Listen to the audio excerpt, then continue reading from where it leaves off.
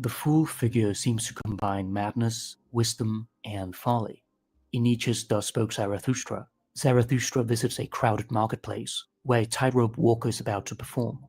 Addressing the crowd, he proclaims, "Man is a rope tied between beast and Übermensch, a rope over an abyss." But the people fail to understand him and think he's mad. Meanwhile, the tightrope walker begins his work. At the midpoint, a buffoon appears, teasing and chasing him. The buffoon then leaps over the man, causing him to lose his balance and fall to his death. Just as Zarathustra, Nietzsche's inner wise old man, appears as an unannounced attraction, so does the buffoon. The tightrope walker moves between life and death, wisdom and folly, Übermensch and animal. But in the end, foolishness and death win, because there's no harmony between the opposites. This imbalance is reflected in the proclamation of the man-god, which causes ego inflation that leads to a fall. It aligns with the natural law of enantiodromia, where a one-sided attitude in consciousness eventually triggers its unconscious opposite to restore psychic balance. Those with physical deformities were often not regarded as cursed, but rather as touched by a god, a belief that can be traced back to ancient Egypt, where dwarves were revered as bearers of divine gifts. Owing to this sacred status, individuals with physical anomalies were often chosen to be professional fools in royal houses. Court dwarves, for instance, made the king appear much larger and hence more powerful. Their appearance provoked both amusement and awe, evoking mythological beings, such as the dwarves of Germanic folklore, earth-dwelling spirits and master blacksmiths, as well as elves, kobolds, gnomes, and leprechauns from across European traditions. It was also thought that those with physical deformities were also mentally deficient, which was often not the case. This confusion led to their association with a natural fool, a person who is naive, childlike, or mentally impaired. The word fool derives from the Latin follus, meaning bellows or windbag. The idea is that a fool is an empty-headed person whose words carry little weight, like air, hence the association with terms like airhead, half-wit, or blockhead. But just as bellows feed a fire with oxygen to keep it alive and burning, the fool has a way of igniting something in us. If there isn't some fire in our life, we feel absolutely empty. It is what gives us tumors, the inner fire that drives us to do what is right. Only such fire can free us from our massa confusa, the tangled inner chaos that keeps us anxious, paralyzed, and oblivious of our inner conflicts. This darkness must be burned in order for new life to emerge, for out of the darkest depths arises the brightest light. Who in this mortal life would see the light that is beyond all light, beholds it best by faring forth into the darkness of the night. The phoenix is reborn through fire, from the harshest reality, from senseless situations, from the deepest pain, resurrection is born. We know that life always finds a way through every situation. Although it is hard to recognize the light, it can come when everything is dark. To rise again is to not let hope fade. The natural fool typically follows his instincts rather than social norms or rules. What makes him unique is that he is unconscious of his folly. He does not pretend to be foolish, but is perceived as such by society, often because of his unconventional behavior or failure to conform to social expectations. Since he is considered too simple to lie, he often speaks uncomfortable or dangerous truths that many dare not utter. The professional fool imports the natural fool's behavior into his performance. Fairy tales often portray the natural fool as someone dismissed as a good-for-nothing, laughed at, and ridiculed. Yet he's the one who, against all odds, marries the princess and inherits the kingdom. He has complete faith in the process of life and throws himself wholeheartedly into everything he encounters. In doing so, he redeems not only himself, but all those he meets. The fool dares to look where no one else will, rushing in where angels fear to tread. He follows the alchemical maxim, "In filth it will be found," for it is in the most neglected places that the philosopher's stone lies hidden. What you need most is found where you least want to look. In the German fairy tale, the story of the youth who went forth to learn what fear was, the archetypal fool appears as a young man who cannot feel fear. Determined to understand what it means to shudder, he sets out on a journey. He spends 3 nights in a haunted castle, facing ghosts, evil spirits, and supernatural challenges. Yet he remains unfazed. He finds a treasure, redeems the castle, and marries the princess. That is all very well, says the fool, but I still do not know how to shudder. In the end, his wife, tired of his complaining, pours a bucket of cold water and fish over him. The fish wriggle on his body, and at last he shudders. The purity and honesty of the natural fool show something holy about him. This leads us to another type, the holy fool, well portrayed in Dostoevsky's novel The Idiot. The protagonist, Prince Mushkin, returns to Russia after spending time in a sanatorium, receiving treatment for epilepsy and idiocy, a historical medical term for neurological disorders. His honesty, innocence, and open-heartedness lead many to mistake him for a fool, sharply contrasting with the corrupt, egocentric, and materialistic society around him. Yet when people start to talk to him, they realize that he possesses deep wisdom and represents the Christian ideal of love. In Eastern Orthodox Christianity, the Yudodiva are figures of divine madness. They represent what St. Paul called fools for Christ, willingly enduring humiliation, radical poverty, suffering, and even death, in order to follow the path of truth and love, regardless of what the others say.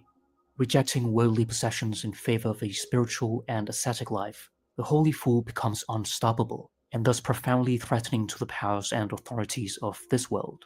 The holy fool dies to this world, and gives birth to divine truth. The holy fool, natural fool, and wise fool seem to be the closest expressions of the original pattern and behavior of the archetype.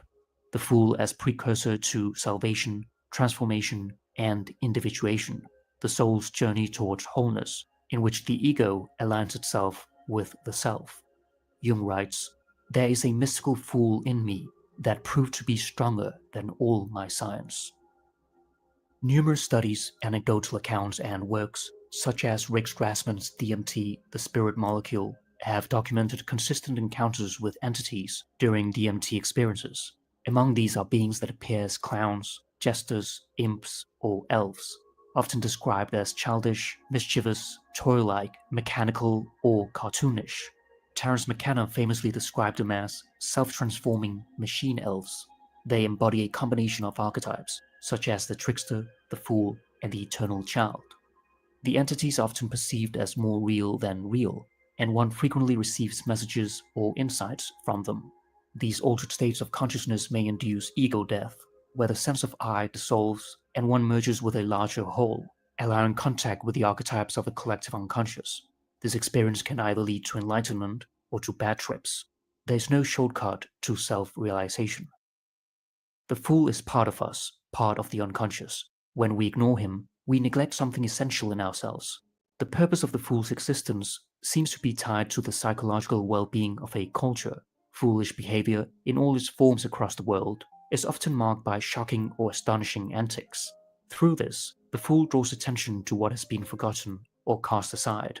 By exposing what society represses, he helps restore our one-sidedness and moves us towards psychic wholeness. In this way, the fool appears as an organic response to the psychological needs of the community. On a more earthy level, perhaps it is simply necessary to poke fun at ourselves and our established social structures. Mankind has often become overly absorbed in the lofty pursuits of intellect, power, and status, while neglecting the humble, daily, earthy side of life. Dostoevsky writes in Notes from Underground, "To be too conscious is an illness, a real thorough-going illness.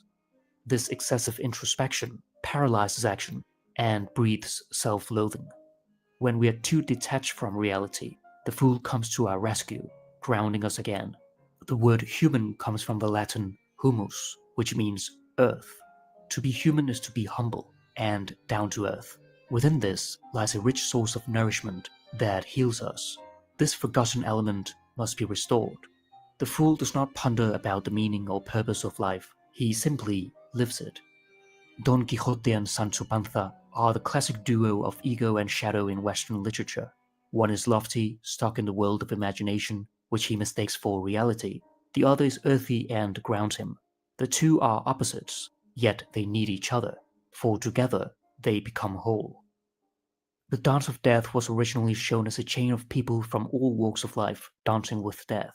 But in the 16th century, the artist Hans Holbein the Younger reimagined it as death visiting each person individually. king, peasant, and everyone in between, dragging them away in a dance accompanied by music. This came to define the whole genre, inspiring many later artists to create their own versions. Here, the fool holds a special place among Death's victims. Death takes up the fool's own instrument, the bagpipe, a wind-filled instrument. There's something in the fool that Death appears to admire, something he seeks to imitate. Death, too, likes to play tricks. He does not always come as grim and serious, but often laughing and dancing, mimicking the fool. The fool dances with Death while holding a deflated windbag, as if about to strike him with it. His finger pressed to his lips hints at mischief or empty-mindedness. It is as though he mocks Death, challenging fate.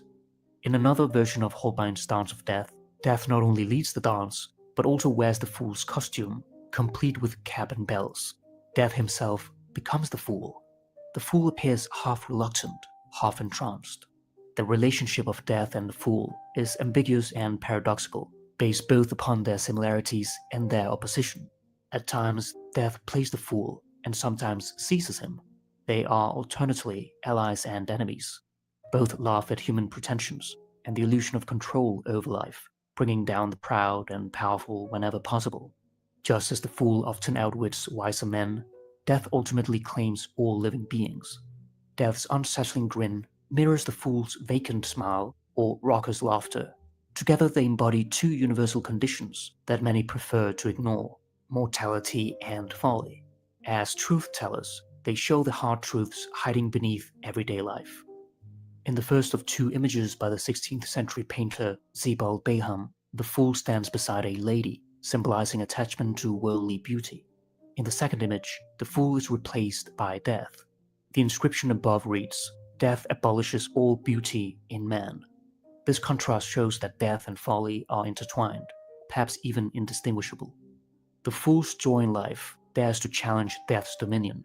Though death always triumphs, it is never without a fierce struggle to overcome one of his most stubborn victims.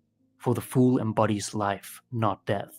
He laughs at death, and death laughs back, but the fool still dances along the track. The fool dancing with death represents the union of opposites, life and death, wisdom and folly, a characteristic of the self. Like music, prayer, and meditation, a dance has no destination. It does not aim at a goal in time. It is done purely for its own sake. In the art of dancing, you are dancing to dance. This is genuine play, something done just for the joy of it, and not for some ulterior motive. We need not constantly kill time or feel we have wasted time, treating it as an enemy in our insatiable striving for progress. Until we acknowledge this restlessness, the root of our anxiety, we will never learn what it means to be alive, to really live, to stop doing, and just be. The truth is that the present moment is the only reality. We should focus on being with existence and doing our duty day by day, for we suffer more in imagination than in reality. The fool lives in the eternal now, for the past has passed and the future is yet to come. Rather than wishing things were different, he accepts them as they are. In this way, life will flow well. As Christ says, "Therefore do not worry about tomorrow, for tomorrow will worry about itself. Each day has enough trouble of its own." In the image of Nataraja, Shiva as the cosmic dancer performs the dance of bliss. Here, once again, we encounter the paradox of the union of opposites. The dance is full of dynamic movement, and his hair flows wildly, yet his face remains serene and calm, capturing stillness in motion, order within chaos. In one hand, he holds a drum, by whose spiritual sounds the universe is created. In another, he holds fire, which destroys everything. A third hand makes the fear not pose, offering protection, while the fourth hand signifies concealment and points towards his raised foot, symbolizing the path to moksha, or liberation from samsara, the cycle of birth and rebirth. His other foot crushes the demon of avidya, not seeing, or ignorance, a manifestation of maya, the magical veil of illusion that casts a spell over the world, making the transient world appear ultimately real. The word illusion derives from the Latin ludere, meaning to play. The world is like a play in which all things dance between appearance and truth, an eternal game of hide and seek. like someone who thinks a play on stage is real. We too are caught in Maya when we see the physical world as ultimate reality, forgetting the deeper spiritual truth that we are souls having human experiences.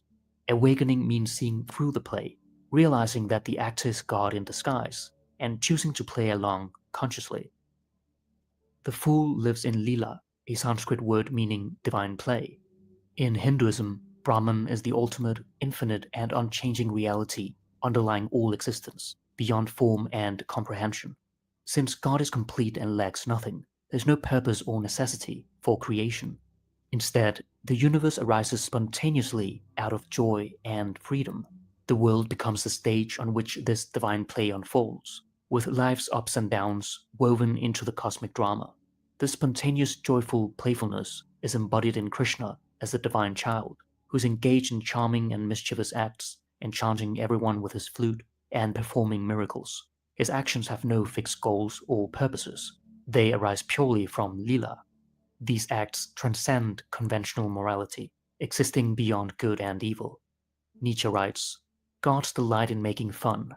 Even where sacred actions are concerned, it seems they cannot stop laughing." This is no mockery, but an expression of divine play. Even in the most serious or sacred moments, the gods may laugh and remain playful.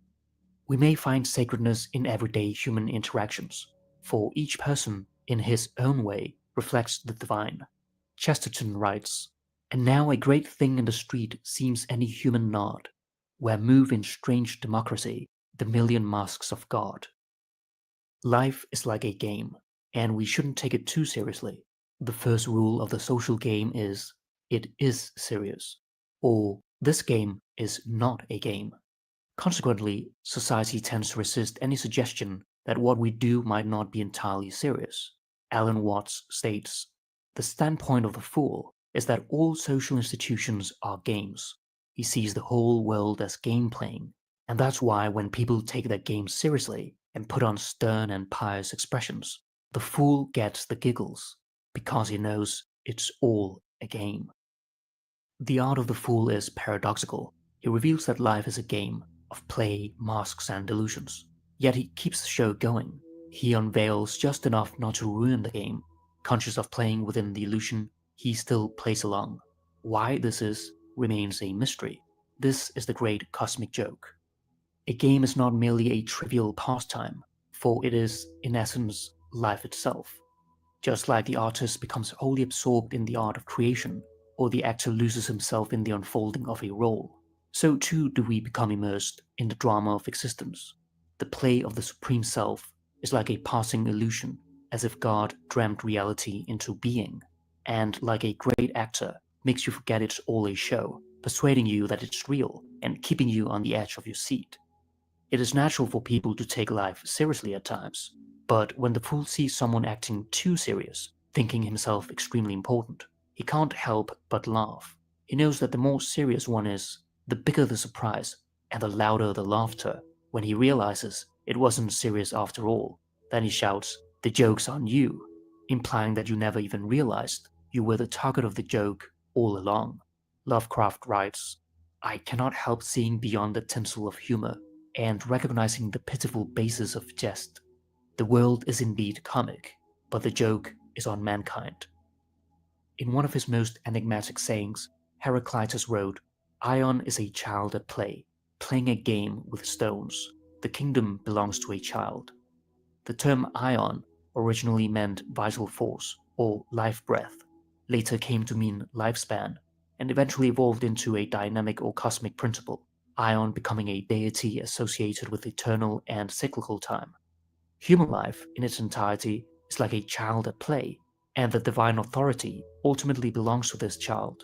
This echoes the saying in the book of Matthew, "Truly I tell you, unless you change and become like little children, you will never enter the kingdom of heaven." While playing a game is unpredictable and ever-changing, it is still guided by certain rules, strategies, and logic. Similarly, although life may sometimes feel chaotic, it unfolds according to an underlying order, reflecting Heraclitus's view of the union of opposites in nature. In tarot, which is also known as the Fool's Journey, the Fool is the first of the 22 major arcana cards and is assigned the number 0. The journey to self-knowledge begins not with wisdom, but with folly. In the Red Book, Jung states, "The soul demands your folly, not your wisdom." The Fool initiates us into the great mystery of life. Throughout this journey, he encounters different archetypes that are reflections of our inner world. By recognizing the images that we project onto outer reality as mirror reflections of our own psyche, we come to know ourselves. The Fool walks happily, carrying no heavy burden. He has only a few belongings in his bindle, a simple sack tied to a stick, associated with a vagabond, wanderer, or pilgrim. Earlier cards depict the Fool alternately as a beggar, madman, wild man of the woods, or court jester. The Fool marks the start of a new beginning, full of potential. The sun is shining brightly. Symbolically, they represents consciousness. Just as the rooster signals the coming dawn, the Fool expresses a new awareness that is still hidden in the darkness of the unconscious. The Fool also holds a white rose, symbolizing purity and innocence, qualities of the puer aeternus, or eternal youth. The wind blows on his clothes, making him as light as a feather. He's lost in his thoughts of all the fantasies and wonderful adventures ahead, and has his head above the clouds. A dog, representing his instinct, tries to warn him that he's about to fall off a cliff into the water. When the Fool falls, he does not die. Instead, he begins his journey into the unknown, descending into the depths of the unconscious. The fall serves as a necessary compensation for the Fool's one-sidedness. He must become earthier, more anchored in reality. Falling is a common motif in dreams, often expressing a compensation for ego inflation, which causes one to overestimate one's importance and power. Pride comes before a fall. In an ancient Greek fable, Thales of Miletus was said to have been so absorbed in observing the stars that he fell into a well. One cannot truly comprehend the heavens above without first understanding what lies beneath one's feet. As above, so below. Earlier we said that the Fool helps to ground us in reality, but now he himself must be grounded. This is the paradox. The Fool represents both the elements of air and earth. We might say that the professional fool, who pretends to be foolish, but is in fact clever, spontaneous, and quick, embodies air. Conversely, the natural fool, foolish by nature, is more instinctual and rooted in the earth. But we could just as easily reverse this. The professional fool, tasked with bringing lofty people down to earth, takes on a practical grounding role, while the natural fool drifts through life, oblivious and unburdened, light as air and detached from worldly concerns. Paradox is the vital water of life our modern world desperately needs. We will go almost to any length to avoid its painful tension, but in doing so, we trap ourselves in meaningless contradiction. While suffering with meaning can be endured, meaningless suffering is unbearable. Contradiction is barren and destructive, yet paradox is fertile and creative. It is a powerful embracing of reality. Moving from opposition, which breeds conflict, to paradox, which is sacred and unites, requires a leap in consciousness. To find peace, one must recognize the conflict of opposites as part of life's natural rhythm. Life is a river that simply flows.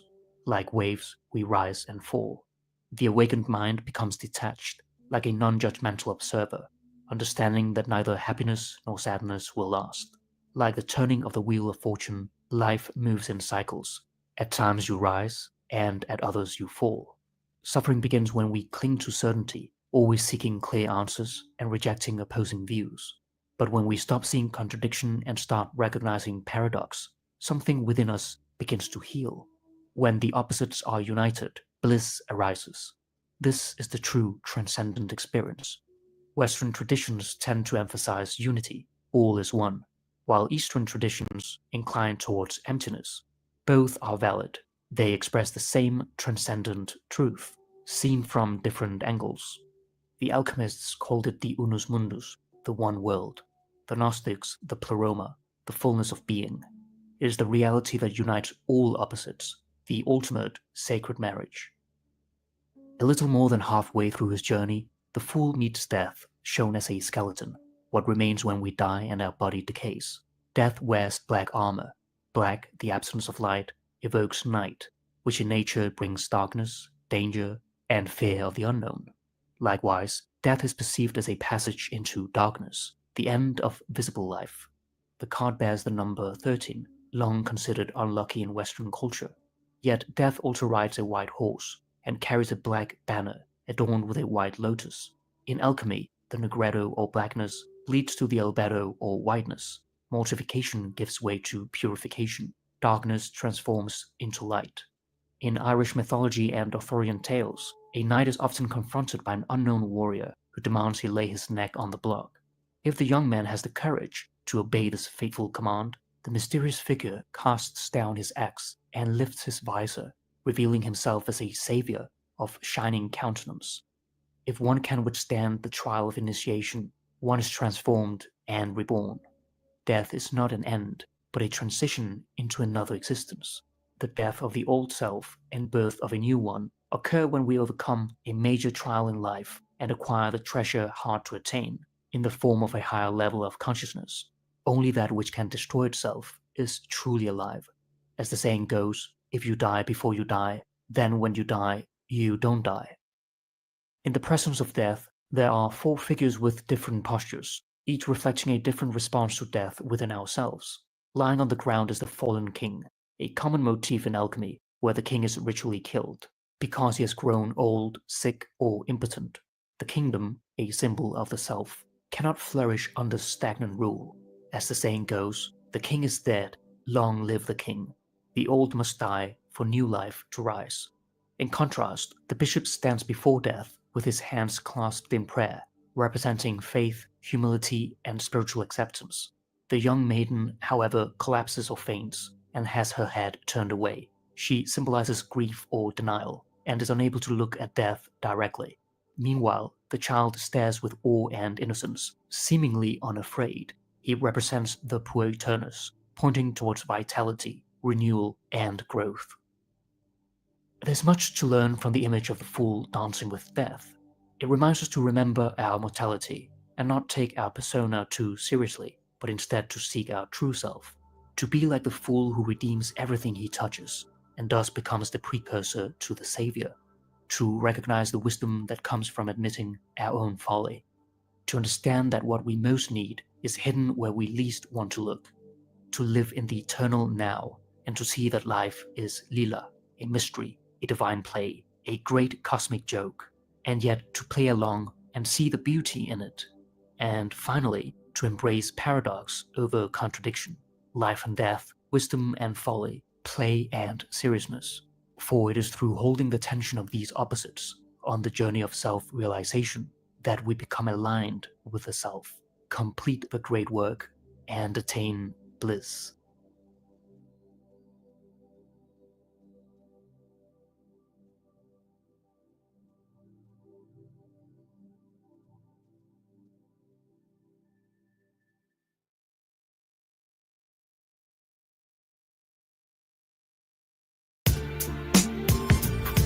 Recon.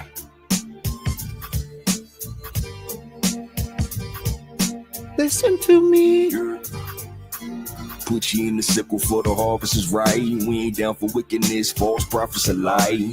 Woman to the wicked grass of learn the sight. Unquenchable flame, stars fall in the night. Shemayim snapped the scroll, mountains fled in the anger. Hills a flock of rims, skipping special forces, recon angels. Really by no labels, we bout labor for the source. Wells up in infinite, waters coming forth. Spiritual revival, dehydration shall I pour. Kept the run down to the mouth, cool floor. Kingdom heaven in me is parts of the morbid head. Treasure like deep in you key to the never end. We all a ray, a fragment piece of the sea sledge. Point of a center, he segment filled in with ether. He'll be on the end, you're passing the present teacher. Pre-sealed and covenant in Nehemiah, not Easter. We all a ray, a fragment piece of the sea sledge. Point of a center, he segment filled in with ether. He'll be on the end, you're passing the present teacher. Pre-sealed and covenant in Nehemiah, not Easter. Not a game, stolen the soul arrangement. Adversary in the details, mirrors and smoking angels. Incriminating emails, fake news, read the paper. Pimping who been printing, it's all designed to take ya. Division in your cells, almighty sustain. Ain't got how relying on nothing else. In trouble, it's all vapor, elder wind in the sails. The water, the whole rainbow, reclamation, just a vessel, a wrestle. Jonah, you came for. Stay mind, grow it holy. Lord, if they only knew how they controlling you, thought still a slave. Look how they holding you, enemy scoping you, word on my way. Stay mind dwell with holy who, Lord, if they only knew how they controlling you, thought still a slave. Look how they holding you, enemy scoping you, word on my wing.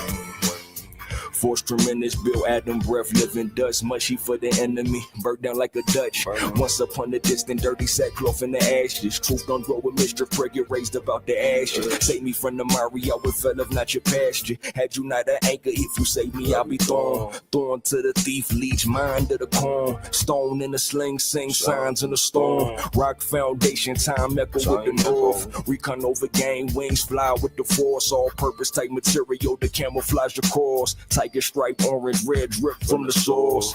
We all array your fragment piece of the sea slits. Point of a center, he segment filled in with ether. He'll be on it then, you're passing the present teacher. Pre-sealed and covenant, Nehemiah, not Easter. Stay mind dwell with holy who, Lord, if they only knew how they controlling you, thought still a slave. Look how they holding you, enemy scoping you, word on my word. Stay mind dwell with holy who, Lord, if they only knew how they controlling you, thought still a slave. Look how they holding you, enemy scoping you, word on my wing.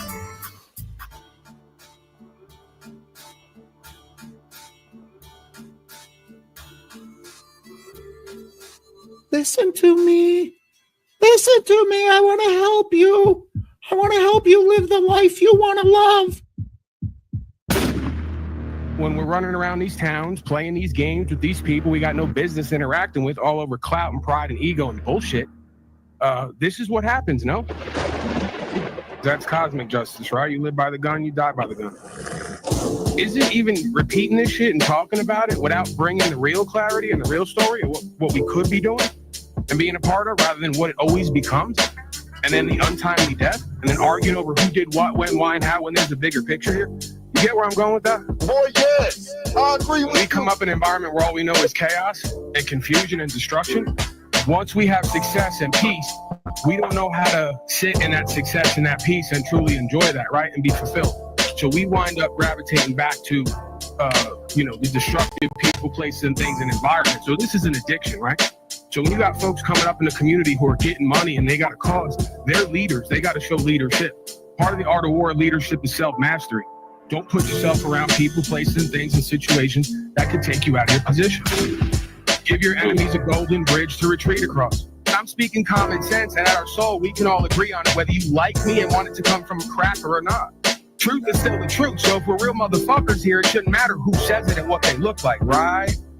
White boy code, trying to take a code. I'm not teaching you anything. I'm trying to show you something to remember who you were before the world took hold of your soul and turned you into a representation of it rather than who and what you were meant to be. It all starts with a spiritual dynamic, a fall of man. This is not a color issue, culture issue. So I think that all colors are involved in a culture. The root word is cult, where we are taught through various forms of media how to destroy ourselves and each other for the entertainment of the cosmic masters.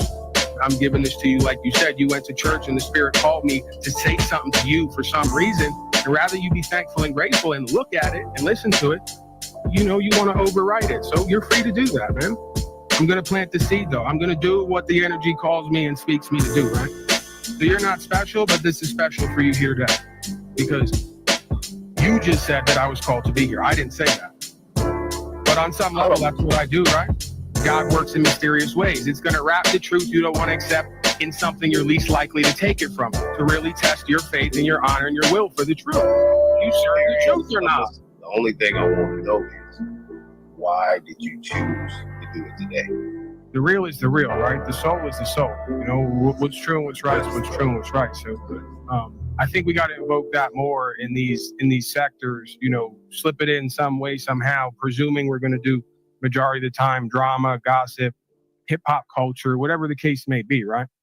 We got to bring it home at some point. Testing. We're back home. Unslavia lives. Greetings, ladies and gentlemen. Same old deal. You know the formality here. The link is pinned. You may have to type it in if it's not clickable. Clint's going to be joining us. He wants to talk legal lawful. Call in 602-730-0122. I'm going to go ahead and hit the line. Hit my line. Like they used to say back in the early 2000s. One of my favorite commercials with the African Americans. There was McDonald's. I'm loving it. the black families. And we like that because in those McDonald's commercials, there were like whole black families, mothers and fathers. Yeah, and then there was Hit My Line. Okay, let's see. 1602-730-0122. We always got to check the line every time because sometimes it doesn't go through. Okay, we're up and running. There's no denying it. Mystery rights. We'll check in with the chat. We'll do some chat engagement. Then we'll circle back, get into what we have up top. More slave AI slop coming to YouTube in 2 weeks. I believe he's addressing the idea of credit cards and IDs. Supposedly that's only going to be for folks who the AI algorithm determines are underage, so that they don't have folks buying things with other people's cards, broadcasting while saying they're 18, and creating a whole bunch of liabilities for the god of all media and many others, because some slovenly cave-dwelling slaves out there can't keep an eye on their crotchlings, so to speak. So because they can't keep an eye on their crotchlings and take care of them, and guide them and lead them to anything other than corporatism, fascism, iniquitousness, and just outright slavery, we need to use YouTube AI algorithm to identify who's who and what's what. Is what's being put forth. We'll find out, right? I will do my best, as always, to avoid all that, as I have thus far. I literally still have them asking me for identity verification on the first channel, which is still heavily shadow banned. As we know, we tried it out last night. I sent them another communication last night to the legal team. I said, this is my third notice to you. I know that you think these are empty words, and maybe they are, but I'm telling you what my intention is. And even if it takes me another 2 years to finally secure my land and get where I'm going, because we keep having a bunch of hiccups and tests and challenges, that'll just make it more worth it. When I do get there, I will be taking you folks to court, because I need to learn more about courting anyway. And worst case scenario, it'll cost me a couple $100. And this audience is so fucking amazing that they'll pretty much fund anything if it's legitimate and beneficial to everyone and somewhat entertaining. So I told them once again, just to see where it goes. I give them an option, a golden bridge to retreat across. Stop shadow banning the Paul Unslaved channel. Oh, they remonetized me, by the way, last night. So we're back in good graces. They love me again. They remonetized me after they demonetized me. I sent them another notice. Listen, it's ridiculous. I got 23,000 subscribers. I didn't buy any of them. And you are expecting me and others to believe we can't get more than 20 live viewers at a time on the channel. And then after 2 hours, I stopped and it was around 1,000 views. So even the live counter is not counting the numbers. They're lying about the counts. They're interfering with notifications and everything else. And it's pathetic and embarrassing. So just another thing that is causing loss, injury, or harm, interference with rights or property. That channel is proper to I. It's an extension of me and what I do. And it's just not appropriate or correct that it be interfered with. Although on the other side, we kind of like that, don't we? We kind of like that. We kind of like that just sitting here in a trailer yapping is so fucking powerful and dangerous. And more powerful and dangerous to this system of business as usual is little old me and some others around these parts standing on business, right? They know the they, whoever, whatever knows on some level. If this truth gets out and the masses or the mainstream, the public, find out that little old albino looking, what's the other word that they use for me? Mongoloid. The mongoloidist albino, disgusting trailer dwelling, redneck / white Negro, depending on who you ask, can get results at court. Well, then we definitely can. Right. And then they'll stop paying the attorneys, and then they'll stop focusing on legal society, and then they'll realize legal process and procedures, not their law. And that's when the fascism and the corporatism and the feudalism is going to take a big hit. And it's already happening. Right. So Try as you might, interfere with the property and the numbers, it's not going to change, because those who matter are sharing this information behind the scenes. And yeah, there's really no stopping that. It's exponential at this point. So word is getting out. It's getting around. Folks like Cameron, who last night in someone else's chat, and they do this. This is what people do. And people wonder why. Maybe I'm just being sensitive right now. Tell me that you love me if I need it. You know, I have a lot of trauma in my background from people closest to me. We know that. But, you know, we get into these other chats and someone said something and I just offhandedly said, yeah, I know Cameron. I meant to say I know his channel because I don't really know him. And you know how I am. I don't go around name dropping or claiming I know people for some kind of like recognition or clout. But he responded back, oh, I don't know you, Paul. Ha ha. And it's like, there's some truth in every jest, right? So when people come around here and they tell me how great I am and how they want me to be a part of what they're doing and all the rest of it, and then I finally start showing up and getting into it, right? I finally start getting into it to the idea of working with other people. And then as you see, when I go over other places and share my truth and who and what I am, I cause problems. Right? So when people have favorites and they have heroes and idols and nonsense that they want to worship, and hold to, and I shake everything up and cause people to refocus, I wind up being the bad guy in most circles. I'm not nice, I'm not kind, I'm not polite, I don't hold my tongue, and I will call you out and test and challenge you if you want to claim to be some hero, idol, or leader, because I don't believe that's what we, the royal we, needs now more than ever, right? We need a preponderance of individuals who are radically authentic and accountable, doing what's true and what's right on their own, and co-creating and communing with others with a level of respect who are doing the same, and reminding everyone else who's not doing that they are the problem, not the solution, okay? And that's unpopular. That's unsophisticated. That's uncivilized. Hold everyone accountable to the same standard based on the same understanding, realizing that if we don't do that, we're all going to the same damn outcome, if you haven't noticed. So I get it. Hee ha ha. We don't know Paulie boy. We talk to him in private. We want to like get the benefits of his channel and his audience. But when we're out in public, we don't know him, right? And I'm cool with that. I get that. That's been that way for the longest time. You'd be surprised how many of these dynamics have been present in my life for the longest time. You'd be surprised how many people in various circles know of me and may counsel with me or watch what I do and then take little pieces, but you're never going to know of it and hear about it because in public, we don't know Paulie boy. Precisely for those reasons. Not nice, not kind, not polite, doesn't play well with others, and will shoot his mouth off at the drop of a hat and burn everything down with it, right? That's a liability in most of these circles.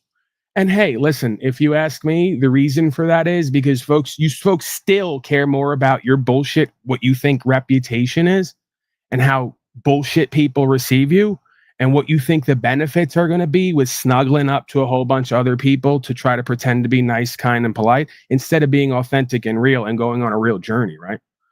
So again, maybe I'm just different. Maybe I have more to learn because there's been some changes happening in me as well.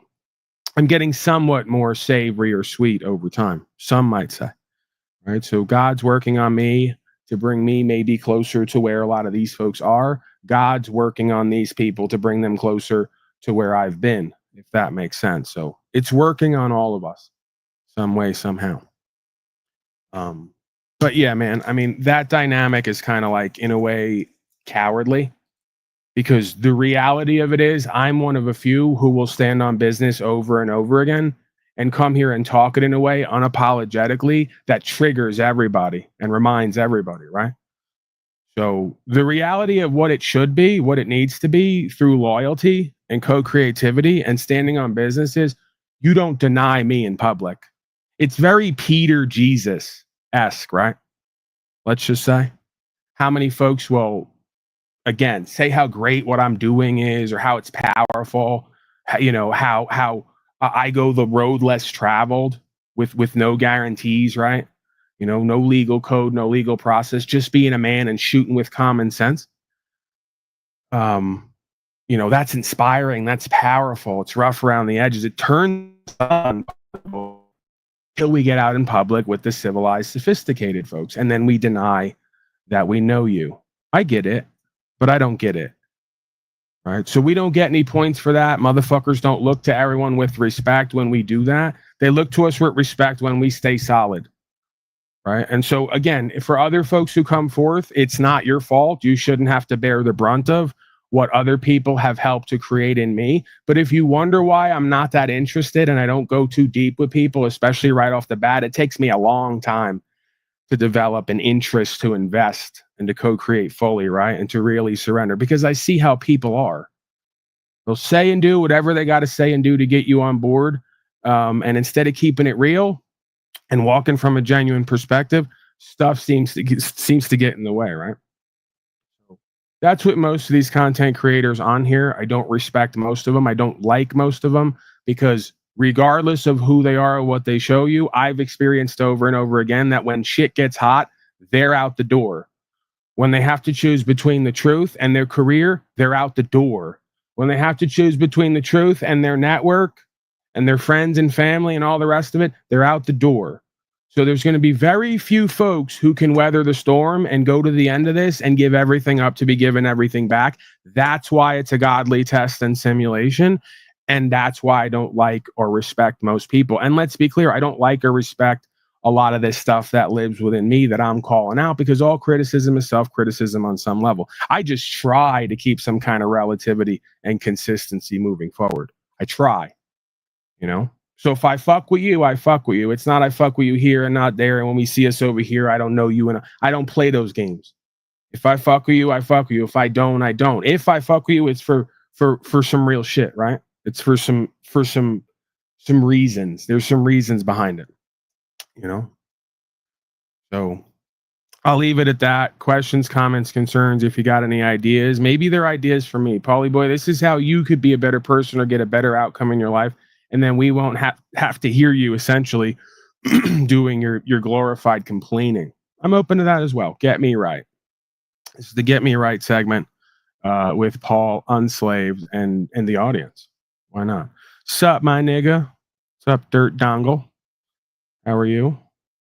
5x5, according to the Jew, with bearish qualities. All right, let's see. You don't need an ID to film your own porn, though? Well, you better not. I'm going to be in trouble. I got a lot more porns to film before I leave up out of here. You folks may never know about it, though. It's private porn. There's public porn and private porn. All right? I'm a sovereign citizen even when it comes to porn, okay? Again, I try to be relative and consistent. We need examples, not leaders, and Paul Dunn did that. Well, to an extent. Cameron had plates only way the cops knew he didn't have insurance. I don't know. Again, I'm playing a long game here. At times I jump out the window to try to test and challenge and trigger to get some responses or some answers. At times I shut up and I played a long game. Because let's be clear, most of the folks here in these venues, they don't respect when I do that. They say, here comes Paul out of left field causing a whole bunch of problems with people who we should all be uniting with. And I go, yes and no. Right? And oftentimes that comes from people who aren't even doing shit. So it's like, it just comes down to like the tribalist game. We want our group over here. We want our group over there. We're cool with the idea of unifying so we can live through you. But we're not actually going to do the work. And we don't actually want our heroes and idols to be accountable for what's going on and not going on. Right? We don't want our idols and heroes to be loyal to the soil rather than loyal to what's royal in the sense of hierarchy and favoritism and nepotism. Right? I get it.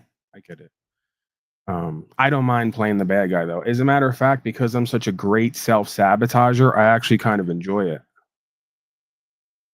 I'm like, let me see if I can speak some truth and grasp onto something here and get these people to hate me for it. And get a very select few folks to go, wow, okay, I see what he's doing there. And kind of provoke an emotion with them, right? I'm here for them, oddly enough. Okay, we got this symbol. We got so much today. So much, as always. What will I get to? That's the question. Will I actually get to any of it? Will I wind up doing anything that matters here today? That's the question. Okay, so we got this little ditty. over the past years, at certain points in time when I'm not focused on other things, I kind of refocus on this idea of plating. So one of my buddies sent me this imagery yesterday because this is on his new private trust plate for the car. And my first inclination as a theorist, as they call me, was to be kind of shocked, you know, and I went full truth or tard, and I immediately went Illuminati, Zionism, and then I had to, like, you know, question myself and think again and go, why would Dave, who I've known for the longest time, stands on business, right? You know, he's been arrested over and over again. Another person, by the way, who's come into my reality, received this reality, ran with it, and gotten a bunch of results without knowing anything. He's gotten dismissals out the ass. Why would Dave put this Illuminati looking symbol that's going to trigger the shit out of all the audience members who aren't symbol literate? And again, I never asked him. He said he made this symbol. I never asked him what it meant. But I did take a gander at it for a couple minutes. And then I started to be reminded of why we use symbols in reality, right? Because symbols can communicate like 1,000 ideas or thoughts in one without saying anything at all. You know, picture's worth 1,000 words. A symbol's worth 1,000 words. So I posted it up in the Telegram. If someone wants to put the Telegram link down there, I have half a mind to do a contest just to generate some interest and some engagement.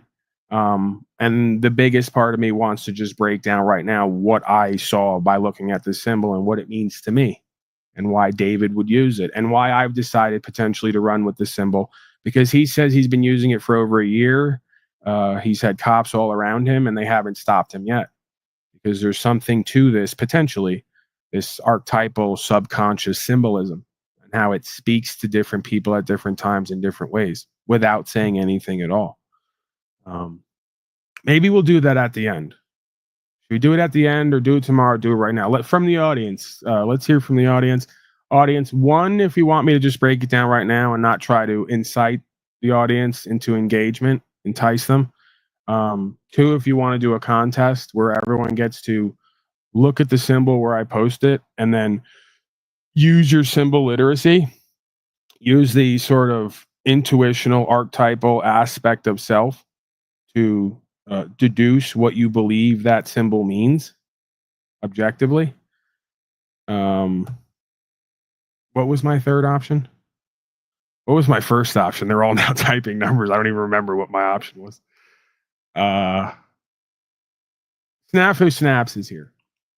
Let's hear from Snafu Snaps. Snafu Snaps, what can I offer you today? What are you offering me? Actually, some big moves are being made right now. I don't know if you know about the SEC and what they are putting out now with the crypto and the markets. So we are in that transition as we speak, where they are going to put all markets into the crypto world, so to speak. So we're from AOL to what we have now.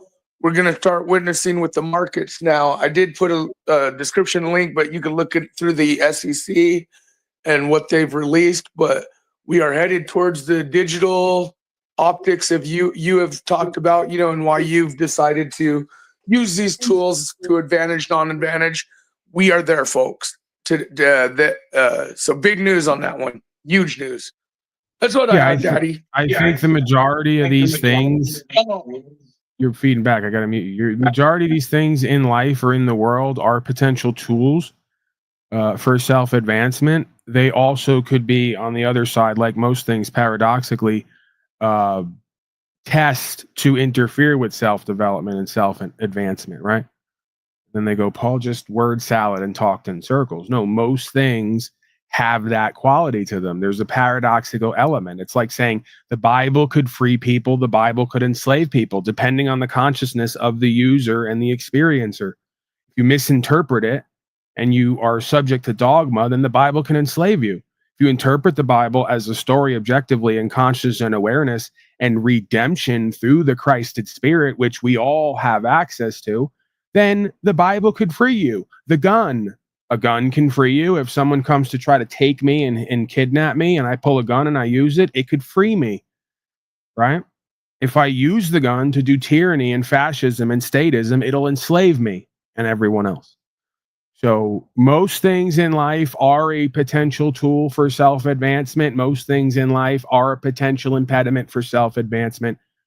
Try to understand what I just put forth. So while I do have some crypto slavery, it's a move to a move, because again, part of trend setting or understanding how value is created here or attained here is understanding trends. And then you have to make an ethical decision. How much of this do I believe will lead to my and everyone else's enslavement, or not? Right. And then again, at that point, I guess, we would have to come back full circle to the idea that just don't be in the world. Like, don't live in it at all. Don't be part of it. Don't work here, because some way, somehow, you're probably going to have to compromise. So, and I don't know how I always said NWO minus Hulk Hogan, which is now a true fact happening. Right. They stuck Triple H up in there next to Donnie Trump now. So Hulk Hogan's out of the deal. So now it's NWO with Triple H. But what we're witnessing, we're going to witness a whole revamp, rehaul of how marketing is done, our markets. So that means supply chain on every item you could think of, from ammo to food to medicine to, I mean, this is actually pretty big. I did put the link in the back as someone explained, but no, you were ahead of the game, like you said. As many others, we have to go with the trend transition and use some of these things that are beast system optics for advantage to survive, in some sense. But folks, when we talked about AOL to what we have now, when we talk about resets and we see these optics in NWO minus Hulk Hogan is here. The Hulkster's gone. Triple H is in. But the fact is now we got this market rehaul, and in the digital currency, it's happening as we speak. Right. But again, this is right on time. You can't make the quote unquote enemy your enemy. You have to understand your enemy so it ceases to be your enemy. This is all coming about for a reason, right? You can argue this is all meant to come about. And part of how it's meant to come about is whatever intelligence of the universe knowing what we would do before we did it, is really all this comes down to. What we would call prophecy, right? So I was just going to say prophecy. Snafu, let me finish, please. Some way, somehow, the force of God or creation speaks through people to reveal what it already knows about us that we're already going to do, that's going to happen. But again, I contend that most of these dynamics, if we let it be, serve to inspire us, to get us up off our asses, out and about and moving, to do and be and have better, right? So do you call that an enemy, or do you call that your greatest teacher through your greatest testing and challenging, right? Because the only thing that's going to make you apparently move for God and the truth is the fear of what's going to happen if you don't, rather than the fear of what they're going to do to you if you do, right? So it's right on time. It's right on time. All of it. Right. Hey, Jeeps, I'm going to pull a Talcott on you. Snafu did prophesize it. NWO minus Hulk Hogan. Where the fuck's Hulk Hogan at? NWO is still happening. The prophet guru Snafu has been over target. That's my Talcott. Guru, non-guru. That's it. You should start your own guru channel. All right, Snafu. Speaking of which, let's go to this little ditty because it kind of relates to me or some others. Let's speak for some other folks. I would never say this because it'd be a theory. I said the other day on a broadcast that it's about 80 to 90% of folks probably are vaxxed and taxed.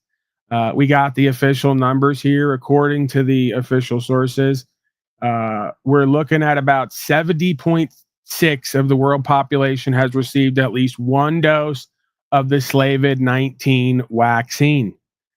13.53 billion doses have been administered globally, and 2,800 are now administered each day.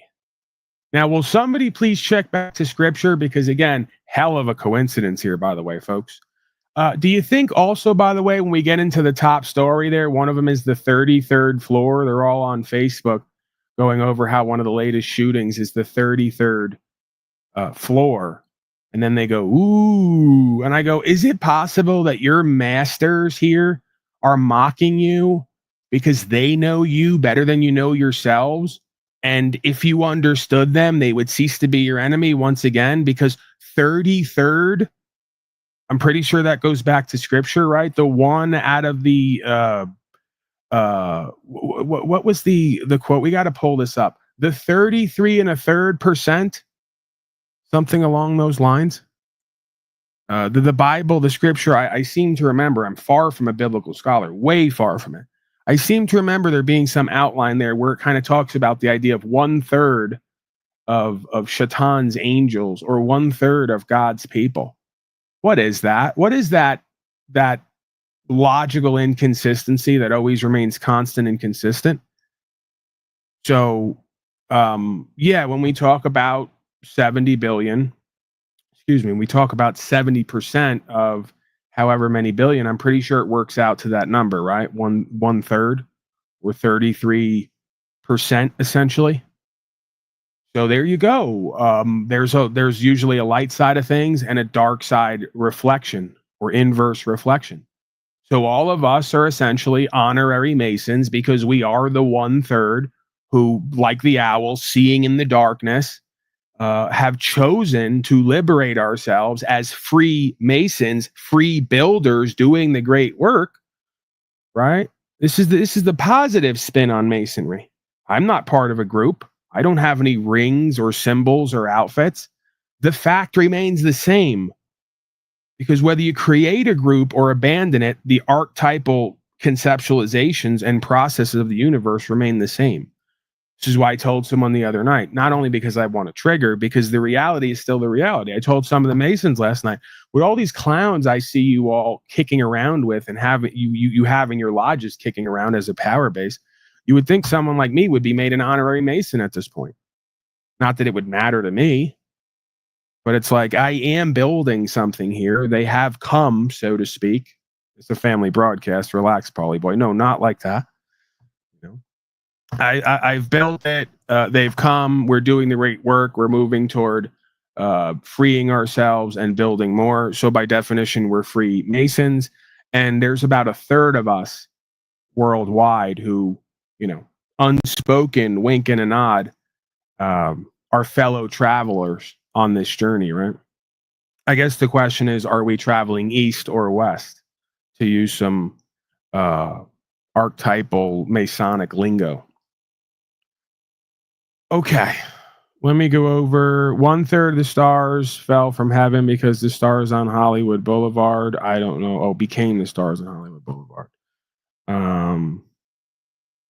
33 degrees is when something ceases to be frozen, like the mind, hint, hint. Okay, so let's go over my new symbol that I'm strongly thinking about using for license plates when I create the United States of Unslavia. And I declare it, just like United States as a self-defined corporation declared itself having the ability to administrate property and to grant permissions to all the folks who identify as a diminished capacity with an all caps name. I'm strongly considering doing the same thing, creating a society, because all their codes literally define an authority as, well, you know what? Let me go here first. I'm all over the place, but let me go here first. Because why say it? Why paraphrase? I got the documents. I got the documents right here. Legal authority is defined as any domestic or foreign federal, state, county, municipal, or other government or governmental or quasi-governmental department, commission, board, bureau, court, agency, or instrumentality having jurisdiction or authority over landlord, tenant, and or all or any part of the premises or property. I literally can take their U.S. code or their municipal code definition, and from that direct definition, extrapolate a reality that mirrors, similar but not the same, theirs, and then create the presence or reveal the presence of true authority versus their false authority, right? Reveal this presence of true authority and start issuing grants and permissions, just like the Catholic Church does. We put on a goofy outfit. We create a four-walled edifice that's defined as a court. We then declare ourselves administrators in that court, and we then create the conceptualization of a society that is ruled or administrated underneath that, with all the property extending off that. So what you gonna do, brother, when on August 1st, Paul Enslaved the Unslavians come for you and your bizarre conceptualizations that are not even existing in reality, when I can show my conceptualization is based in true authority in the reality in which we exist. So I'm going to create the United States of Unslavia. I'm going to define it, self-define it, like United States has in its code of Unslavia, as a board of directors to administrate property of all those who consensually, voluntarily opt into being part of the society known as Unslavia, just like they do with the legal society, United States Corporation, and everything else. And through that proper process and procedure, certification and verification, I will extend myself as an aspect of myself. I will extend to myself a permission to do behavior that is already lawful and make it legal based on the United States of Unslavia with a certified administrative document, which all that comes down to is United States of Unslavia, or as I, Paul the Laporta family, as an administrator of all caps United States of Unslavia, hereby grant permission to enjoy the privilege of driving to a one Paul of the Laporta family, amen. Simple. Okay. And I will use the filing system of the United States of Unslavia to register all the property in a actual self-defined registry. It will be recorded there. Okay. We will issue licenses from that issuing authority as defined here, municipal code. As a board of directors, a bureau, an element of a court, an administration. Oh man, I have so many options to choose from. See how it works? See how the game works? They created a legal society. They created a corporation. They made the legal society a part of the corporation, and they got everyone to contract into the legal society and the corporation and be administrated by the policy and the code. Well, what's stopping me from doing the same motherfucking thing? And how exactly are you going to substantiate a court that you have any more authority and ability to move the court than the man and woman you serve? I'd love to see you get it done. It couldn't happen in 1,000 fucking years, in 1,000 lifetimes. So we're going to troll. If I keep feeling better, my body still has pain. I'm still a bit sort of dragging here. But as I kind of get my light back and my fire back and my footing back, and I get my sense of humor back, and also my ability to be a jester to reveal truth, I'm going to troll the shit out of these people, and I'm going to win. That's what's going to be so funny about it. Not only am I going to troll the shit out of everybody, I'm going to win. Proving that you could do the same thing, right? Undoing and revealing exactly what they've done, all at the same time. Because they'll stop me this time when I'm traveling, and they'll say license, registration, and insurance, and I'll say right away. And you know what? Forget the common law and everything else. It's sovereign citizen nonsense. Here's your code. Here's the self-defined definitions. Here's the examples and explanations. Here's what the fuck I did. Fine, fought with it. Tell me where I'm wrong, because I want to play. I want to play a little bit.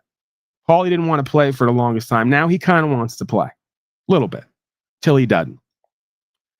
You know? So isn't it just great that they've self-defined an issuing authority as pretty much anyone or anything, self-defined, self-described? Oh man, it's beautiful. And it's deceptive ugliness. So Cage is back there. I'll bring you in a minute, Cage. License in property law, permission to enter or use the property of another. You know, one might have to ask themselves, when you go to get a license, if license is legally defined as permission to use someone else's property, whose car is it? Ladies and gentlemen, whose car is it exactly?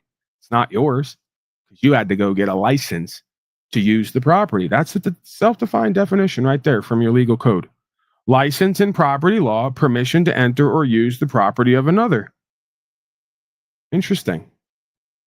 So whose car is that you bought when you registered to the state of? Oh, maybe that's where it comes out of. Maybe that's what's going on there.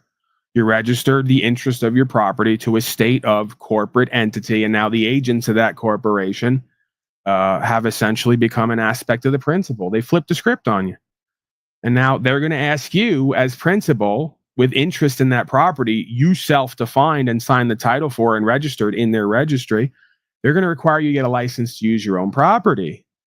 See, but nobody cares about that. Most people don't care about that. They want to know about that. They don't want to know about how they've been mining heart control.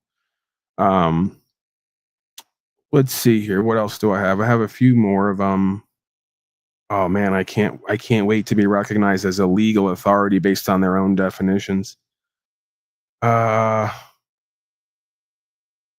Did we go over all of them? Oh yeah, I didn't go over the financial statement of responsibility because they all say no insurance, no insurance, no insurance. They don't even recite their own damn code the way that it is because they're so mistrained to deceive everybody. It doesn't say you need insurance in the code. If the word insurance is in there, it's greatly outweighed by what I found in most codes. I haven't looked at all of them. Is financial responsibility statement. Statement of financial responsibility. What does that mean, Paulie boy? They never ask because they don't go look at it to try to understand how they got enslaved and pimped on. And even if they did, it wouldn't occur to them all in one moment. You've been hoaxed, Timmy, as the old cartoon used to say. So go look at the code right now, wherever you're at. Keep me honest. If you got something different there, bring it forth because I want to know the differences anyway. But go and look for your requirement in the code to register, license, and insure, and go to the caveats, because at some point in there you're going to find the idea of self-insurance, because just like I just said, their self-definition of an authority could be anyone or anything at any time, part of anyone or anything at any time, self-described. Okay, so when we go in there, it describes the idea of self-insuring, essentially, which, you know, using common sense would essentially look like pledging X amount. Let's say we all just wanted to be legal, part of legal society. It's going to keep us all safe and we want to be in compliance with the code. Turns out we can without going anywhere or doing anything. Because under the law, one of the maxims of equity and trust is there always has to be remedy or resolution. The question is, can you discover it and understand it and activate it? That's the biggest question, right? So under their code, you'll find statement of financial responsibility, and they will outline essentially a process where you'll be redirected to, and again, I haven't read it all, but I just know how these processes work, I believe. You would essentially pledge up to the minimum amount the code states. Most places, I think, is 10,000. So we're going to do that as well as we move forward. This way, when they stop us, we control a little bit. We can have some fun. We can point out an idea how this is all ridiculous, and we can win at court. So, sir, does it not say in the legal code some way, somehow, as you treat me like an attorney here today, rather than understand natural rights as a man? We'll play this game. Does it not outline the idea of financial responsibility statement and self-insurance? Of course it does. Because it would be unlawful to try to use code to compel all men and women to take a service they didn't want or need. Okay? That's beyond fascism and corporatism and statism. That's outright tyranny and mafiosi. So of course the code doesn't say that you have to go do business with a big corporation in order to secure your property and your rights. It couldn't say that. It has to give you some other remedy in order for it to not be deemed unlawful, legal or not, because they don't want to get sued again. See? And if they do get sued again, they can always just say, well, ignorance of the law is no excuse. Ignorance of the code is no excuse. In there, we gave you an ability to have remedy. You didn't see it or you didn't want to go see it. So you believed you had to do X, Y, Z. We didn't tell you you had to do X, Y, Z, because at that point it would be extortion. Okay? Do this or else.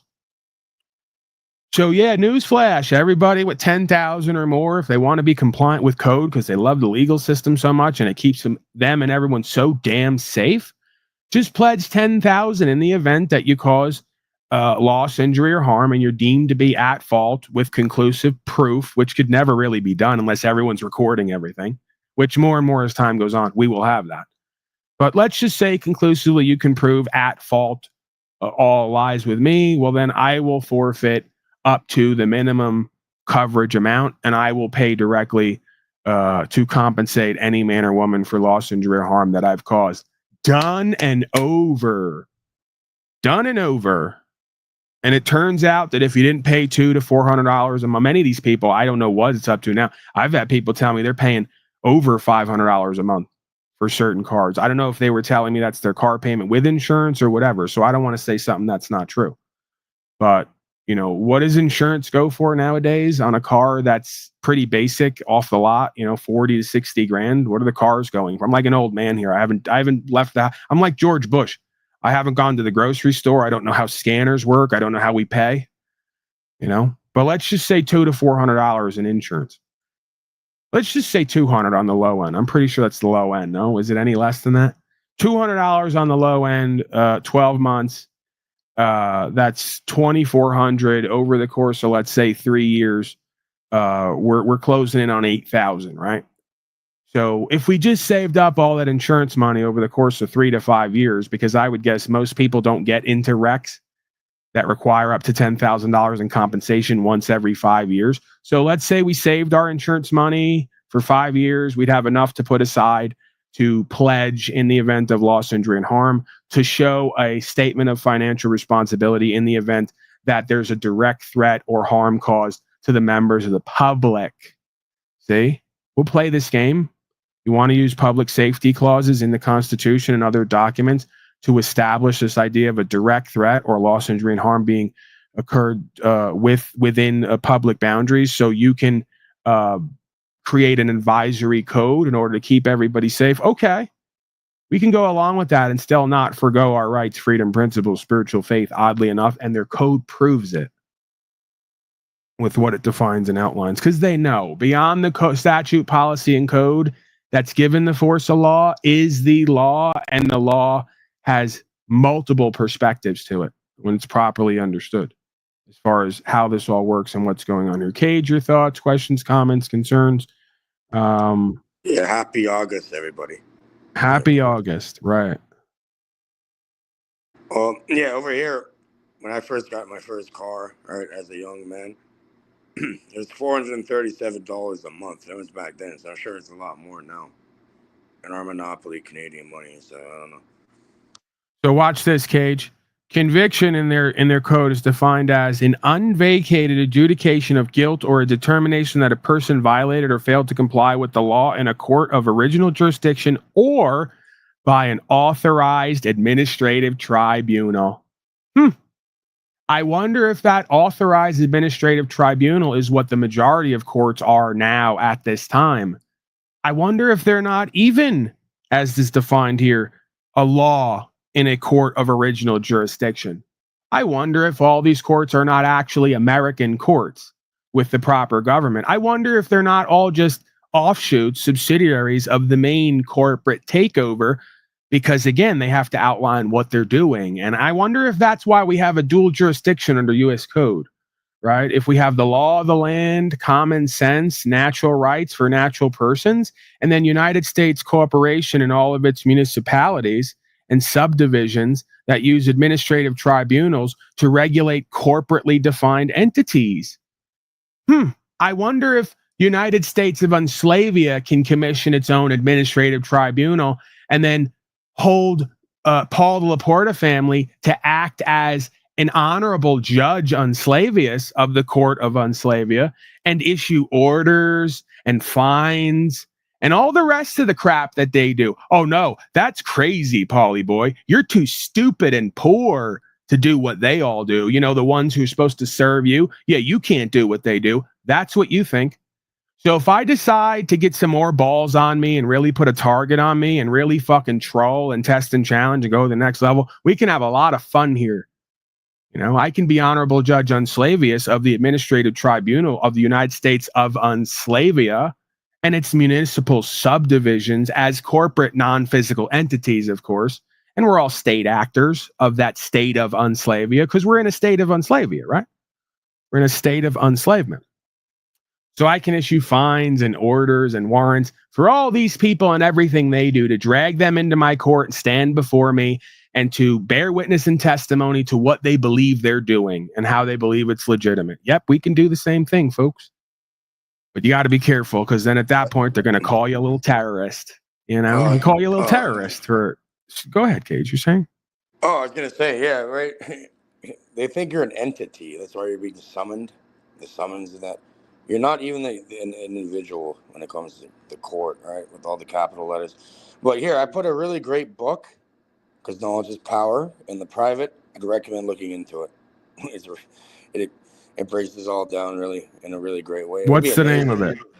It's called, hold on, Word Magic, The Power, and Occult Definitions of Word by Pao Chang. It's an amazing one. It gets into all of this, really, and it's fucking hilarious. Now watch this, Cage. License again, definition in the law of contracts, a permission accorded by a competent authority. That's me as Honorable Judge Unslavia, part of the Unslaved Court, part of the United States of Unslavia. Okay. And that's through an act and a bill and a contract, right? We've commissioned that. That's how ridiculous it all is, right? Just really get with what this all is and how it works. So permission accorded by a competent authority conferring the right to do some act which without such authorization would be illegal or would be a trespass or a tort. Isn't it all possible that when all these people get licenses and register their car, they turn what would be a trespass by their agents and servants into a legal activity? Maybe. Who knows, right? It's probably just some sob sit mumbo. Yeah, it's an amazing trick. The deceiver comes to kill, steal, and destroy using its lies and deception, and it hasn't been beaten yet on the whole, right?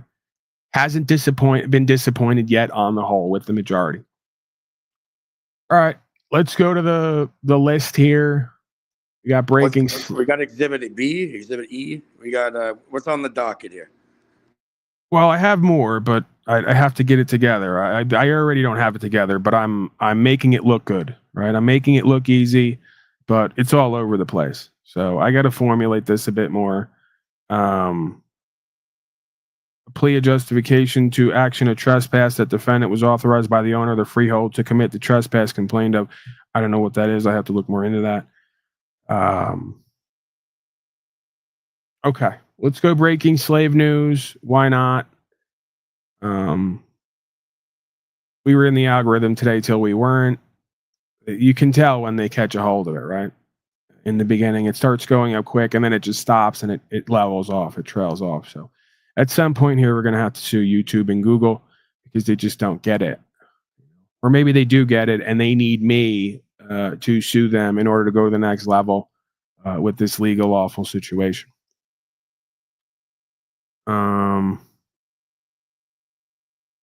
Long Island audit made corrupt cop get retired. I saw that. I'm not hating on that. Ultimately, for every one of them that retires, they're going to get replaced. So while that's great content, while everybody's a buzz over it, you know, what they're not a buzz over is how they can take their power back and do what's true and what's right. Which is what I suggest Long Island Audit and many others be encouraging people to do, right? You know, learn the law or even legal process and beat these people at court, right? So I don't know if it's probably the best case scenario to be encouraging the rabble public slaves to show up at cops' houses and attempt to incite them, right? So I'm not saying that's what it is or has to be, but on some level, that's what it's going to look like. And you're playing into the hands of people who want to label you and your causes as fringe and extremists and based on terrorism and overriding legality, what they presume is the law of the land, right? And they're going to sell that to citizens. So again, it's great content. Everybody likes to watch it. It brings in the views. It brings in the money. You get to say you're powerful because through the arm of media that you've created with the masses, you get your own worldly power to have people dealt with consequences. But the problem is then after the fanfare and all the content and the money and the attention, folks go right back to doing what they've been doing, business as usual, or they start doing what they see you doing, and then they get themselves in trouble because they don't have the platform. Right? They get the media to start covering people as extremists and sovereign citizens. So it's a fine line there, right? Again, I don't think most people would want folks to show up at their house with a camera and start asking questions and inciting. is how it could be Terrible viewed. idea. It's pretty redundant actually at that point. Why? Because these are just minions, like, as you're saying, right? Right. They're just doing what the majority wants them to do. So again, it's a quick fix. It's a shortcut. It's a self-aggrandizement. This is why most of them won't pay attention to me when I go to their channels. I even give them money. They don't highlight my comments. They won't read them because they know who I am and they know what I do. And they know that I've taken a hit on money and numbers in order to do what's true and what's right and do the actual work and give that away to people. The majority of these people don't want to do that. They don't want to do the work. They don't want to have to show up in a room somewhere where nobody's watching and put in the time and the energy and the attention. They only want to put in the work when they're being watched by thousands of people and thousands of dollars are coming in and they have some kind of worldly power, right? They don't want to actually stand up and encourage their audience to do what they're not doing, right? How many folks turn to their audience ever? I'm one of the only people I've ever seen do it. How many folks turn to their 4,000 live viewers ever and go, what the fuck are you people doing? Why are you here watching me? Why are you following every move that I make? Why are you cheering me on if I'm not doing what's true and what's right?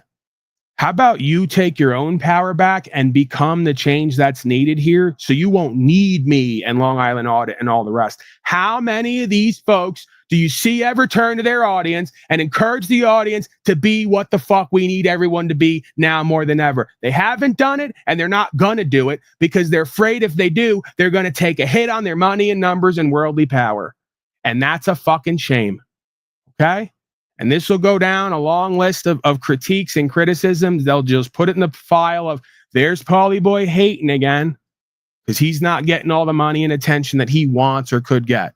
That may be true on some level, but I'm not hating. I mean, the body always wants more, right? I don't care if it's food, sex, money, you know, pick something. When it comes to an addict like me, the body always wants more. My spirit says, okay, Paulie Boy, you're going to get what's meant for you and you're ahead of the game, so be thankful and grateful. Thou shalt not want. Right? What does the scripture go? Something along the lines of, I dwell in the house of the Lord, I shall not want. Okay? But the reality is still the reality. So, again, Paul, you don't get what you want. You get what you need. That's what I just said, sir. That's what I'm saying. Yeah. Okay, so what we need, if I'm going to do the we at this time, what we need now more than ever is a preponderance of radical individuals who are radically accountable and authentic, doing the work on the ground and not making it all about the fanfare and the content constantly, right? Because again, all you're doing is helping them. They're going to do it anyway. I know that, right? I get it because they do it with me. But you're only giving them the ammo to set up narratives about everybody. These auditors don't want rights and freedoms. They want to overthrow what we believe is the law of the land. They want to incite people. They want to cause chaos and controversy. And they want to get people fired from their jobs and their livelihood, right? Again, you can't ask a whole group of people to uphold the law of the land if you don't know it and won't live it. I don't know what makes you all think that. You know, you don't live free, you don't live righteously, but you expect your agents and servants to do it when they don't look to you and see somebody who's a king. They look to you and see somebody who acts like a little child in all ways. Because, I mean, that's all I really see and hear when the majority of these interactions with these auditors. All I really hear and see beyond it is nanny boo-boo. You know? Well, you know what? The best way to deal with it is have people self-regulate themselves, right? How do you control billions of people? Right. How many folks do you see? Not only will they not turn to their audience to hold them accountable and responsible, how many of them turn to their audience and chastise them because they got 4,000 live viewers and X amount of dollars coming in, but they know in their damn heart that the majority of their audience is not living the truth that even they're doing and living. Why are you not encouraging them to do it? So let's do that, right? Let's go the other way with it. You're going to be the blind leading the blind. If you're going to be a leader and a hero and an idol, then let's encourage all the slaves, all 4,000 live viewers, to start going to cops' houses. Because you're indirectly doing it anyway. That's what you're doing. And then what percentage of them will get fucking shot in front of the house? Well, that's the point. Don't you get it? Don't you get that beyond this middle ground somewhere of rights, freedom, principles, spiritual faith is them hoping, the spirit hoping that you all do what Long Island Audit and others do? It hopes that you do it. Because the more of you that start taking that lead to do that, the more they can set you all up as belligerent combatants. The more they can pay more agents to come in to regulate you. The more they can set off the boogaloo, as many have talked about. To an extent, right? That's all this is about. Agents of chaos. Problem, reaction, solution. As they call it, Paul, as they call it, honeypot. Right. The reality of it is, if Brian from High Impact, Paulie Boy Unslaved, Chili Decastrated, Mr. Long Island Audit, who, like many others the other day, would not read my comment or acknowledge me, I don't blame them because it's business as usual. If all these people would just live by the law of the land and encourage their fucking audience to do the same, there'd be no more content and money for them because it'd be over. And then we'd have to go back to making content about living on the land and gardening and other forms of consciousness and awareness and you know, other things, right? So again, you're not going to convince me that most of these people want a solution. They don't. They want things to stay exactly where it's at because where it's at is profitable for them. What's not profitable for them or as exciting for them or inspiring for them is them really being the leaders and heroes they want to be and encouraging people to do what's true and what's right that they're not doing. See? Oh yeah, then no one needs anybody else except themselves. And that's one of the reasons that I have up until now respected Cameron. Because even though he's using legal process and procedure, which I contend long-term is not going to be the answer, we're going to have to get these courts to recognize real men and women under the law as natural people using common sense and right from wrong, right? But one of the reasons that I have respected Cameron is because he's attempting to lead by example. Right? He's not out in everyone's face inciting. He's not trying to create controversy and chaos to get an audience. He's getting an audience based on the work he's doing from the perspective that he understands. And he's encouraging, more importantly, his audience to do the same. He's inspiring them to do the same. Because he seems to have been a witness here for a time, and he seems to have understood who and what I am and what I'm doing, and he's almost taking it to the next level as he perceives it, right? You know, I don't necessarily perceive it that way, but I believe I understand what he's perceiving, and I respect him for that, right? So we don't need to be at cops' houses and cops' faces. We just need to be beating cases one after the next. I'm not seeing that from you people. DeCastro did a 160 and fake cried at court. Brian hasn't been arrested yet. I don't know Long Island Audit Steel when it comes to being arrested and getting remedy and resolution. I would guess that he uses attorneys, but I don't want to speak out of school. But if he is getting results at court with no attorneys and not paying and not signing, that's what his people need to be doing. That's what all of us need to be focused on, right? The auditing and all the extras is soap opera content. It's not going anywhere. It's just generating more interest so people can generate more attention and more money. It's not actually the solution. If anything, it's part of the problem because you're creating this imagery, this belief that at the core of this, the people and the cops are at odds. We're at war, right? That's all that you're doing. You're furthering more optics and narratives that the system wants to report this idea of chaos that has to be ordered, right? So we almost have to, and again, I'm someone here who's done it all. I've called them pigs and this, that, and the third. But the core of my beingness and what I attempt to focus on is encouraging these people to uphold the law of the land. And to do that, they first have to understand it. And they can't understand it if you're not preaching it, teaching it, living it, and showing the results.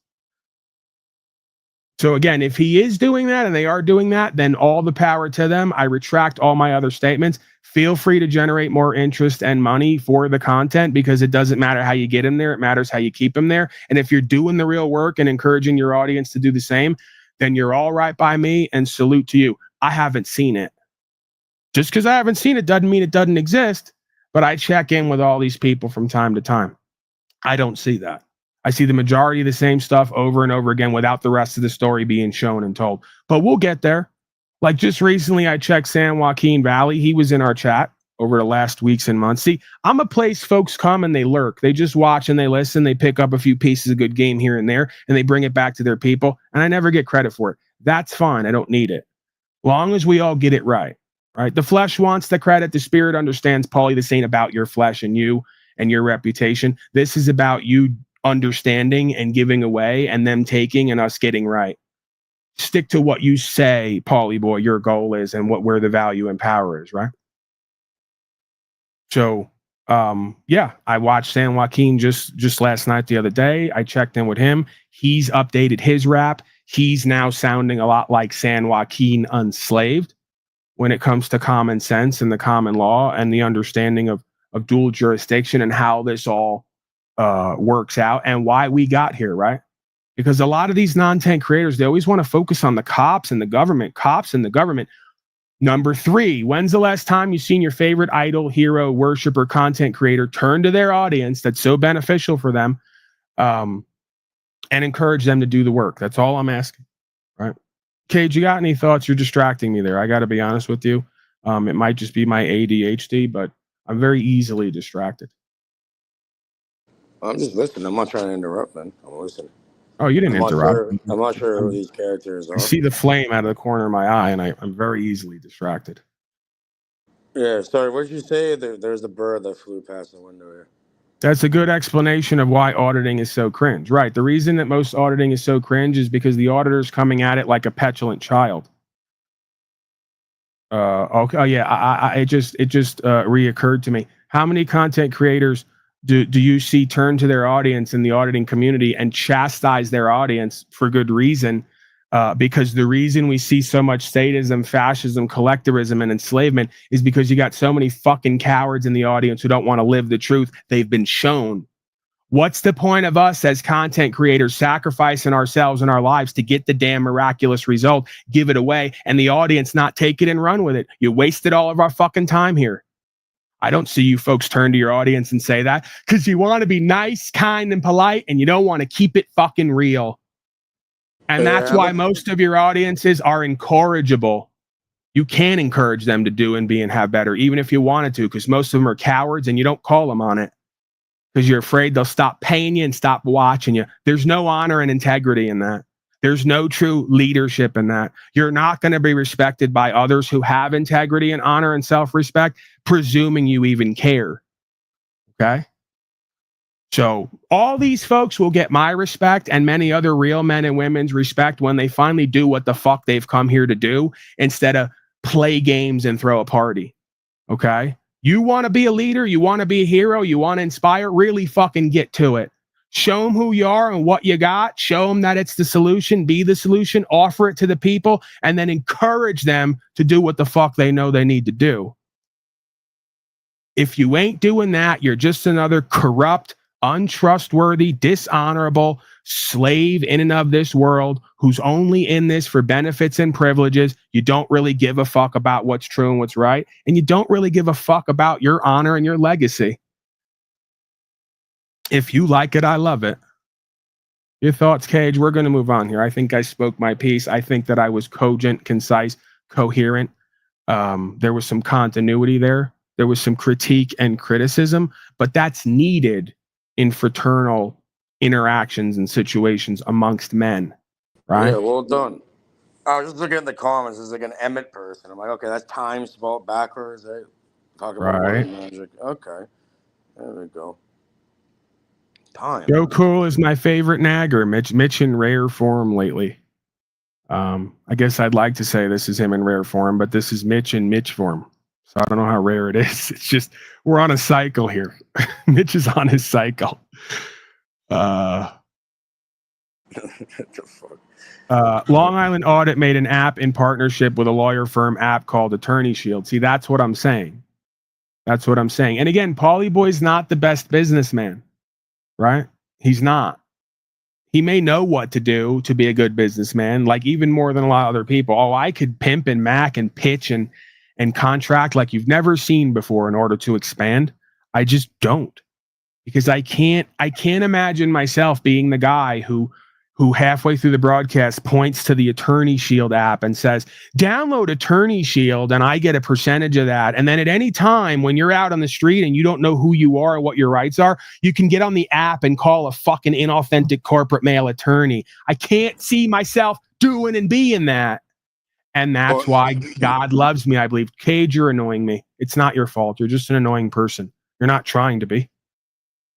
I can't see myself genuflecting to and appealing to a bunch of inauthentic corporate males over a phone line, living as a real man in a real world, or as real as it's going to get. I can't fucking imagine it. They can, because of this right here. You know how many people in the beginning offered me positions like this? And I had to break the news to them. Go find some other inauthentic corporate male who wants to make this all a sideshow and act like a fool. By the way, I'm very good at sideshowing and acting like a fool. We know that, right? But don't actually want to put the work in and encourage their audience to do the same and be real leaders, but want to profiteer here, right? I don't want to be known as that. I'd rather be known as the guy who was the one-hit wonder who shook everybody up and then went back to a regular life. I'm that guy. You know? I'm that guy. I'm one of the 6th Jackson members who had a hit once, you know, was about something, but isn't too above it all to just know where he comes from and go back to that if necessary, because that's better than doing all this crap. You know? And again, maybe that's just my misplaced sense of guilt or misplaced sense of false integrity. It's not as true as I believe it is, but that's all I have, really. It's all I've ever had, and I have to go on that. I got to stay with who brought me to the dance, or what brought me to the dance, so to speak.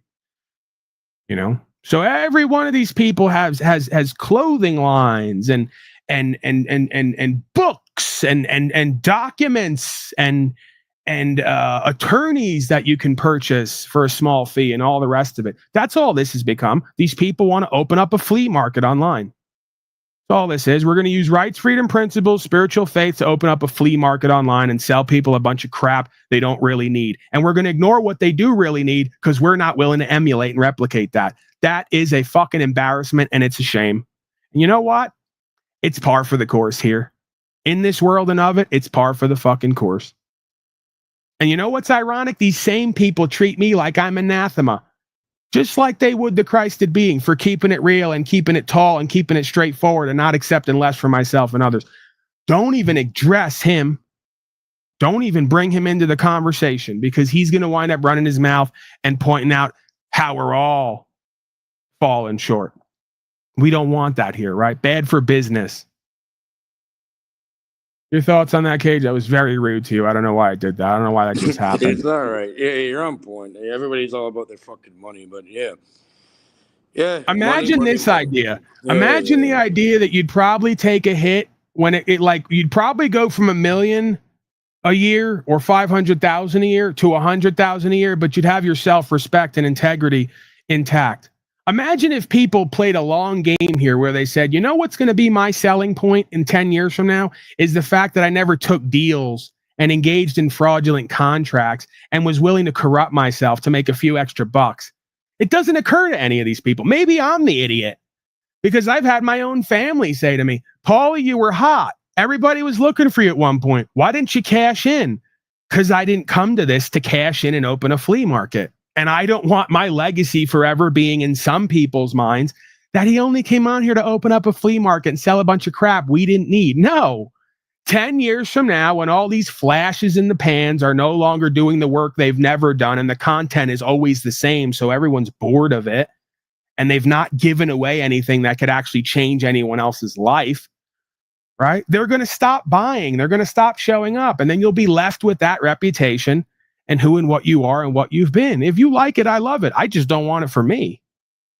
You know? So again, that's the sacrifice, man. The flesh wants more, but the spirit says you take exactly what's meant for you because that's ordained under God. And if you chase for anything else, you're going to lose yourself long term. That's the paradox of this game, right? It's all about patience, man. Yeah, if you keep putting in the work, that will naturally come. You don't have to go and like try profiteering or any of that, right? Now, naturally, it's a natural byproduct. It's not enough, Cage. It's not enough to get online and yap a couple times a week and do $100,000 a year. Not enough. They need 500,000. They need 1 million. They need multiple millions. You know, they need the big house on the hill. They need the 3 new cars. They need all of it to substantiate themselves and be validated in and of the world, right?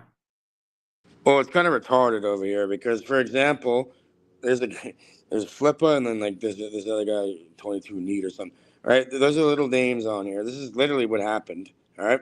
They got paid $60,000 Canadian, which split it, right? It's like probably like 25, like 22 grand or something in fucking American dollars each. And they fucking hit a mob guy in broad daylight, you know what I mean? Like fucking eliminated him and that, whatever. In broad daylight for 22 grand each. One of them ended up getting eliminated himself at another place. The other one's in jail for life. And one of these idiots actually killed a friend of mine. He was like a serial killer, technically. He killed a friend of mine that I used to grow up with and all that. But look, people, okay, so people are all obsessed with fucking money and shit, but Cage, you're boring me. This is the insult Long Island audit segment to generate interest potentially, or to just call it out. You're missing where we're at. No. Because I just had another idea come up to me. Cage, please. Oh, I don't know what this guy thinks we're doing here. You know? I love you, brother. I don't know why that just happened. Yeah, because see, now, once I go down these roads of what they call hating on people, just things start to occur to me and I get flashes. You know, like Long Island Audit likes to sit outside of like Scientology camps and like harass people or interfere with their process and procedure of like vetting new slaves to be mind and heart controlled. Okay, cool. Why do you guys never go to the voting booths and other places where fascism, statism, and collectivism, the biggest cult ever that has everybody by the balls, why are you not questioning and answering about that? This is what I never get. I guess we're just different people. I have to learn in life, Paul, not everybody's you. We're different people. Stop being mad about it. Don't be annoyed by it. Accept that that's the beauty of this existence. I try to do that. I do my best. Doesn't always translate. But I always have to wonder why. And again, I believe I know the answer why, because sitting outside of Scientology is interesting and exciting and profitable. But it's not the realest or truest enough. It's not as real or true as you could get. Right. And then, of course, you see how I attempt to live my truth with Brian O'Shea and others, right? Where we actually go on the ground and we walk up to everybody on the street, you know, the regular people who nobody ever wants to call out. We can't call out the regular people in the public because then the audience will think that that's them and they're identified with the people in the public, and then they won't pay us or watch us anymore. Precisely. Do the real work. Walk up to everyday slaves on the street who occupy your audience, about half of them at least, and ask them, how many vaxes did you take? What slave did you vote for? Is statute, policy, and code law? Is that not entertaining and insightful and riveting enough content? Of course it is. More so than standing outside of Scientology's office. But you folks are not going to do that because you've already made the determination. And then they come here at times and go, Paul Enslaved yells at his audience. You dunces don't realize this is not necessarily who I am at dinner on a Sunday or away from here. Right? I almost have created an aspect or taken an aspect of myself and created it into a character to be who I believe I need to be, separate from who I am as a regular, somewhat polite individual. Right? Because at some point, it occurred to me, Paul, you have an option, God said to me. You have an option to go completely this way, radically authentic and accountable, and test and challenge, and take the ones who matter with you, right? Or you can appeal to everybody. You know, so that was my way of standing on what I thought was business. I'm going to embody this character, go all the way with it, even talk down to and insult the audience, because it's an inverse reflection of what the rest of you cowards do everywhere else online. And it's embarrassing to me. So I said, I'm going to go the other way completely with it. So much so they're going to be shocked by how I talk to this audience. And guess what? Most people, there's very few of them, but the most people who come here who allow it, they get it. They get what I'm doing and they have fun with it, right? It would never occur to you people to take that road. When you come to that juncture, it's never take the road of call the audience out, make them hate you for the truth. It's always make them love you and pay you for the lie or the content, right? So that's just the God of all media working in mysterious ways, it would seem. They can never really figure out what I'm doing, when, why, and how, or how it differs from what they're doing. Right? In their mind, they go, Paulie Boy is so stupid. He had such an opportunity to grift off this audience and suck them dry and be relatable to everybody, to sell them stuff. And he didn't take any of those opportunities at all. He went the other way with it. He yelled at his audience, called them a bunch of slaves and cowards, tried to hold them accountable and really lead them. What a fucking dumbass, huh? As they're calling me egotistical, narcissistic, and selfish. You can't make this shit up. I love trolling so much with the truth that this broadcast and my own success has taken a backseat times 10, as they call me egotistical and narcissistic. It's fucking laughable. But you gotta love it, man. That is the game of life. We don't hate the player or the game. Jimmy Shively, appreciate you and all you do, sir. Thank you, Mr. Shively. An ardent supporter and contributor. He gets it, Jimmy Shively. A few others seem to get it. I want to believe they get it. They're here for it. One of these days, somebody's going to distill this broadcast down in all of its meaningful highlights that reflect the archetypal truths that we all experience. It may take hundreds of years, but at some point, even if it's some kind of a blasphemous alien species that has come out of the AI industry, right? Some species will look back at some point and listen to this and realize what was done here at times and how glorious it was and magnificent it was, based in truth, that the majority didn't want to look at or consider. That's what I believe. That's my fantasy about me, but it might be a bit biased. Scott B says, for a dumbass. Thank you, Scott B, for contributing and supporting your local, non-local dumbass, which would be me. Thank you. Someone's got to do it, right? Bless Paulie Boy's heart over there. You know, that's literally what they say and think. I've had them tell me in private, some of them. And I have to reveal to them, no, dumbass, I have some level of self-respect and integrity, or I just have a morbid aspect of my personality that is like a jester / fool, right? On the journey of becoming king. So you're never going to understand what I'm doing and why I do it, because it's never in line with the majority of you's motivation, right? And intent. And I like it that way. I like it's a self-sabotaging maneuver from their worldly point of view, but I like that. I like on some level being the one that most will not name and not credit for certain things. It just proves who and what they all are, right? This is how we get ourselves and everybody into judgment. And that's great. We need that. We need to get ourselves and everybody in judgment so we can reap what we sow and then refocus ourselves to repent and reform to align with a higher standard of what's true and correct, and leave all the other extra lesser modalities behind, all the polites and political science endeavors. We need to leave that behind, it would seem.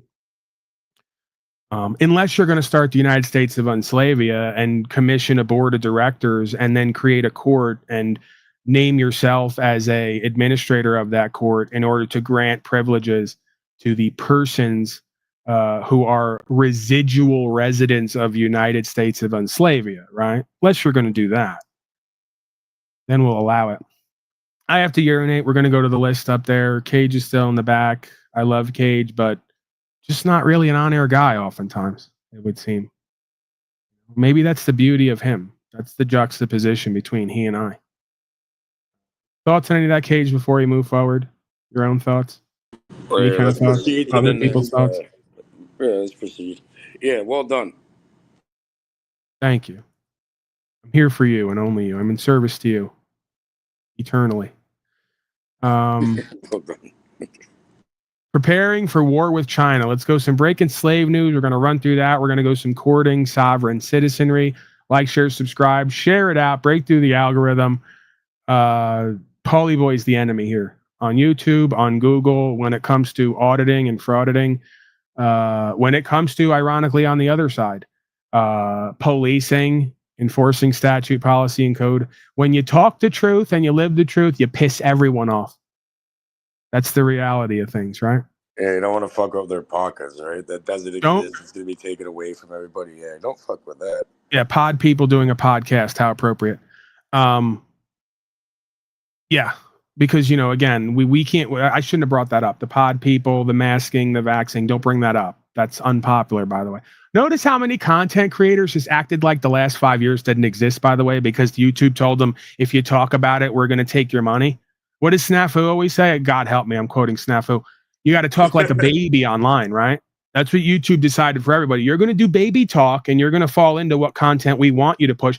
Does anyone figure out that YouTube pushes auditing? Does anyone realize that? I'm doing this. This is universal hand sign for Eureka.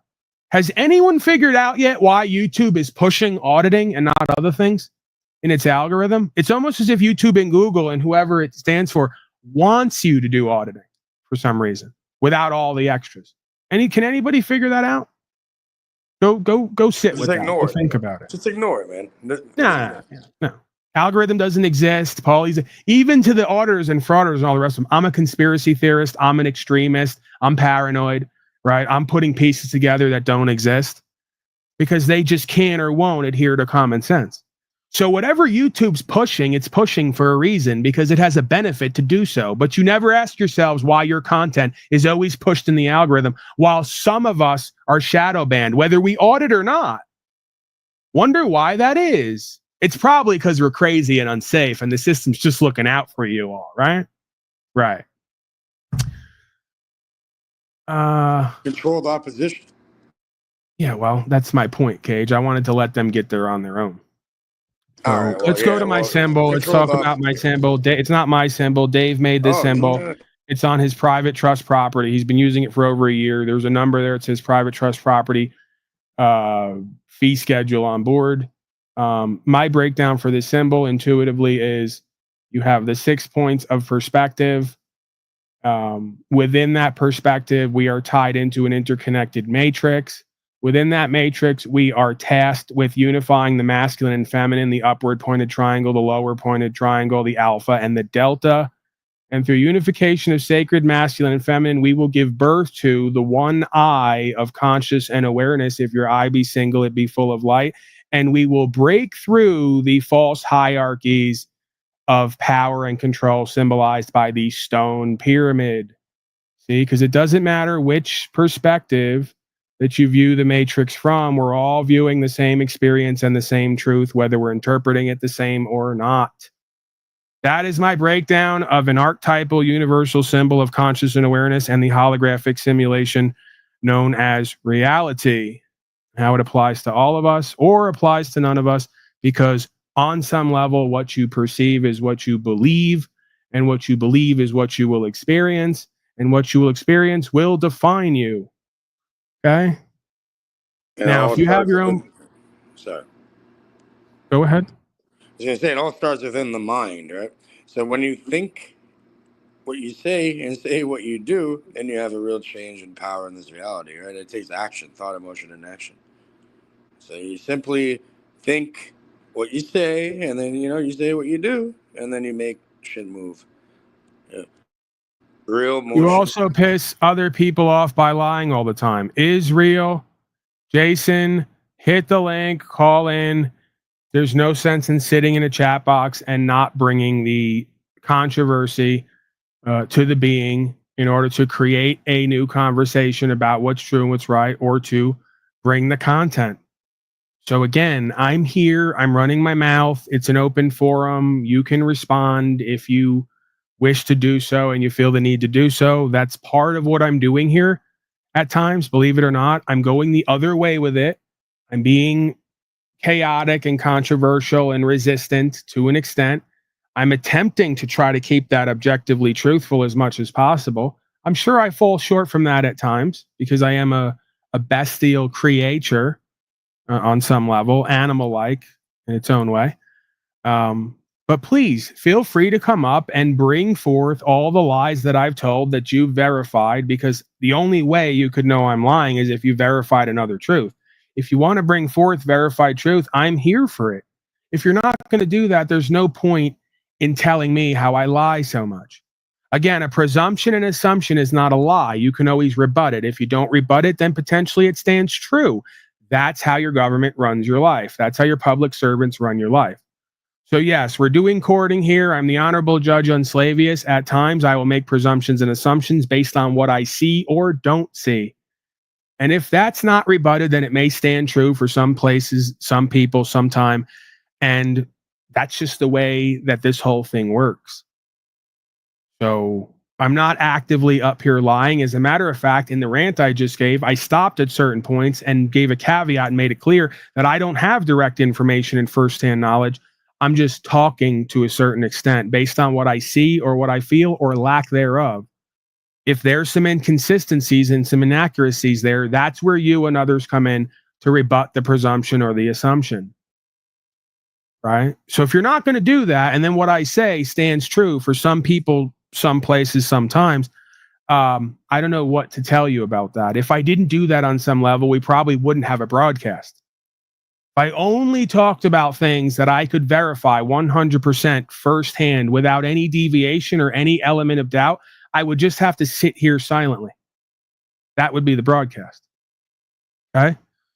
So again, this is kind of silly if I'm lying that much, especially if I'm doing it regularly and actively. If I'm actively, regularly lying so much, then why are there so few people willing to come here and call me out on it to expose me and overtake the gorilla? It doesn't make any sense to me. I think we need more Povich in that. The lie detector that was not a lie. Sunday sent you a gift for Slave Shield. Startup crashes 82. I don't know what crashes 82 means, but thank you for contributing and supporting the Slave Shield sponsor, which I should now start, right? If anyone out there, new service now, we're starting here. Because I got to suck some more value out of these people, you know? There's not many of them here today, around 90. I got to suck every dollar I can out of them. Immediately, if you find yourself in any kind of trouble or testing, challenging situation, call that number, 602-730-0122. It'll now affectionately be referred to as the Slave Shield. And I will be on the other end for a small fee, of course.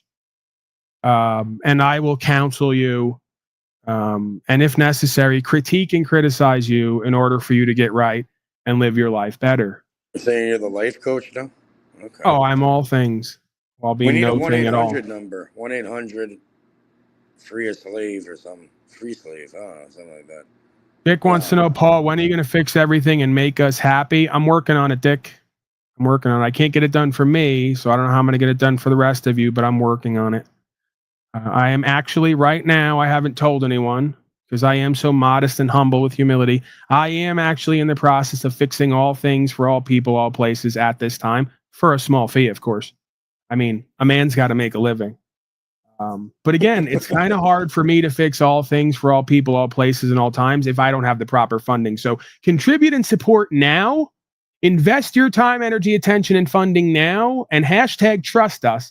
Because at some time in the near future, I have faith that fixing of all problems for all people, places, all times will come through.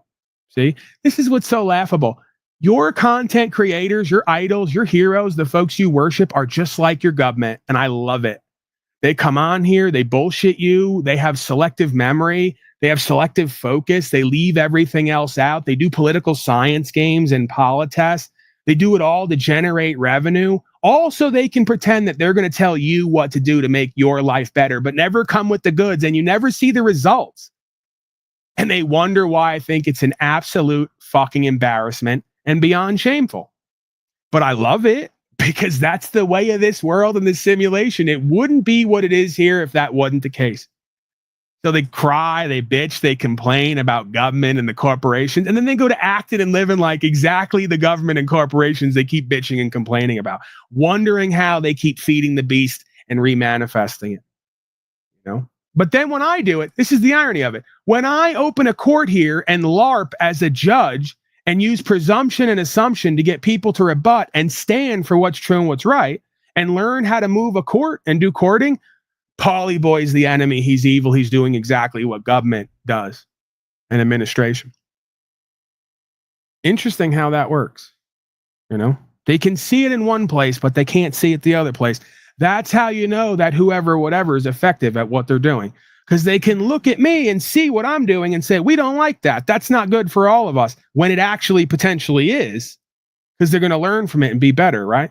Then when I point them over here to how their heroes and idols are doing it, they can't see it because their heroes and idols are effective with mind and heart control, smoke and mirrors, deception, and political power games.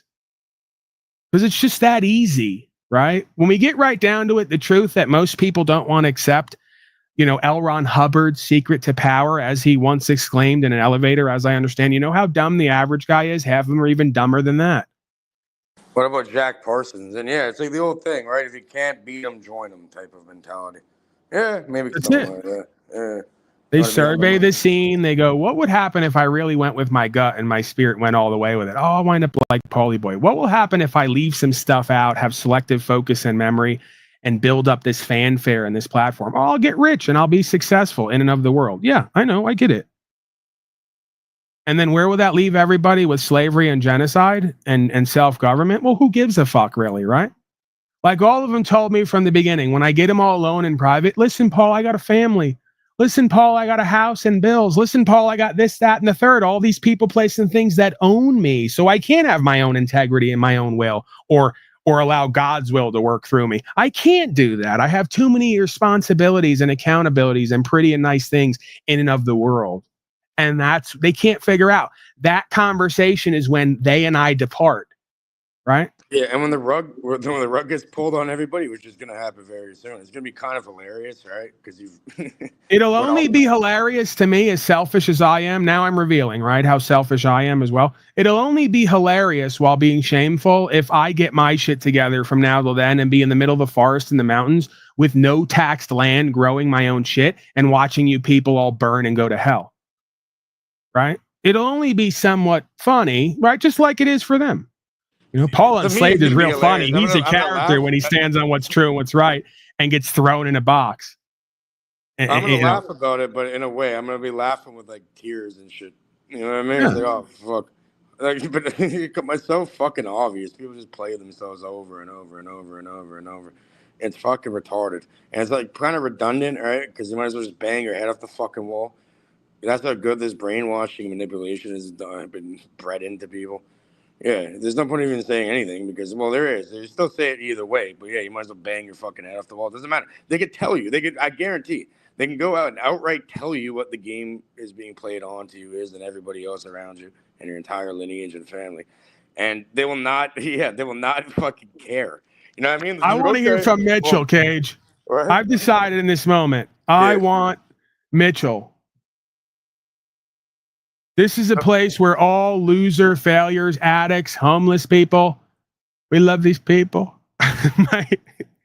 my chief of staff came to me. They said, sir, we have a bunch of addicts and homeless people on your panel. Cage, please. And I said, we love these people. We're here for them. That also shows me on some level that I'm working with the Tao or the way to the way and I'm backed by God. This is the place where all the rejects, outcasts, one-time addicts or current addicts and others come to either sit with the word and the truth through the God of all media or to testify to their own experience of that experience that is connected to them. This isn't the place predominantly. There are some around here, by the way. There are some, what I call, it's not the ICBM, it's the authentic corporate male. There are some authentic corporate males around here who do very well for themselves. You know, they make a decent amount of coin. They have still some of their intuition and instinct intact. They aren't completely soul broken and bought off and soul sucked. And they hang around here, you know, because they feel it. They feel the energy and they know that I am experiencing what they're experiencing and that I have what they need, right? Because we're all one self on the highest level. And on the lowest level, the only impediment to that is alignment and actualization, right? Which we're all in the process of. So there is no separation there. But let's be clear. By and large, for the most part, it seems we have a lesser audience here, right, than most places. We see the audiences most places. Everything's in line. The hair's just right.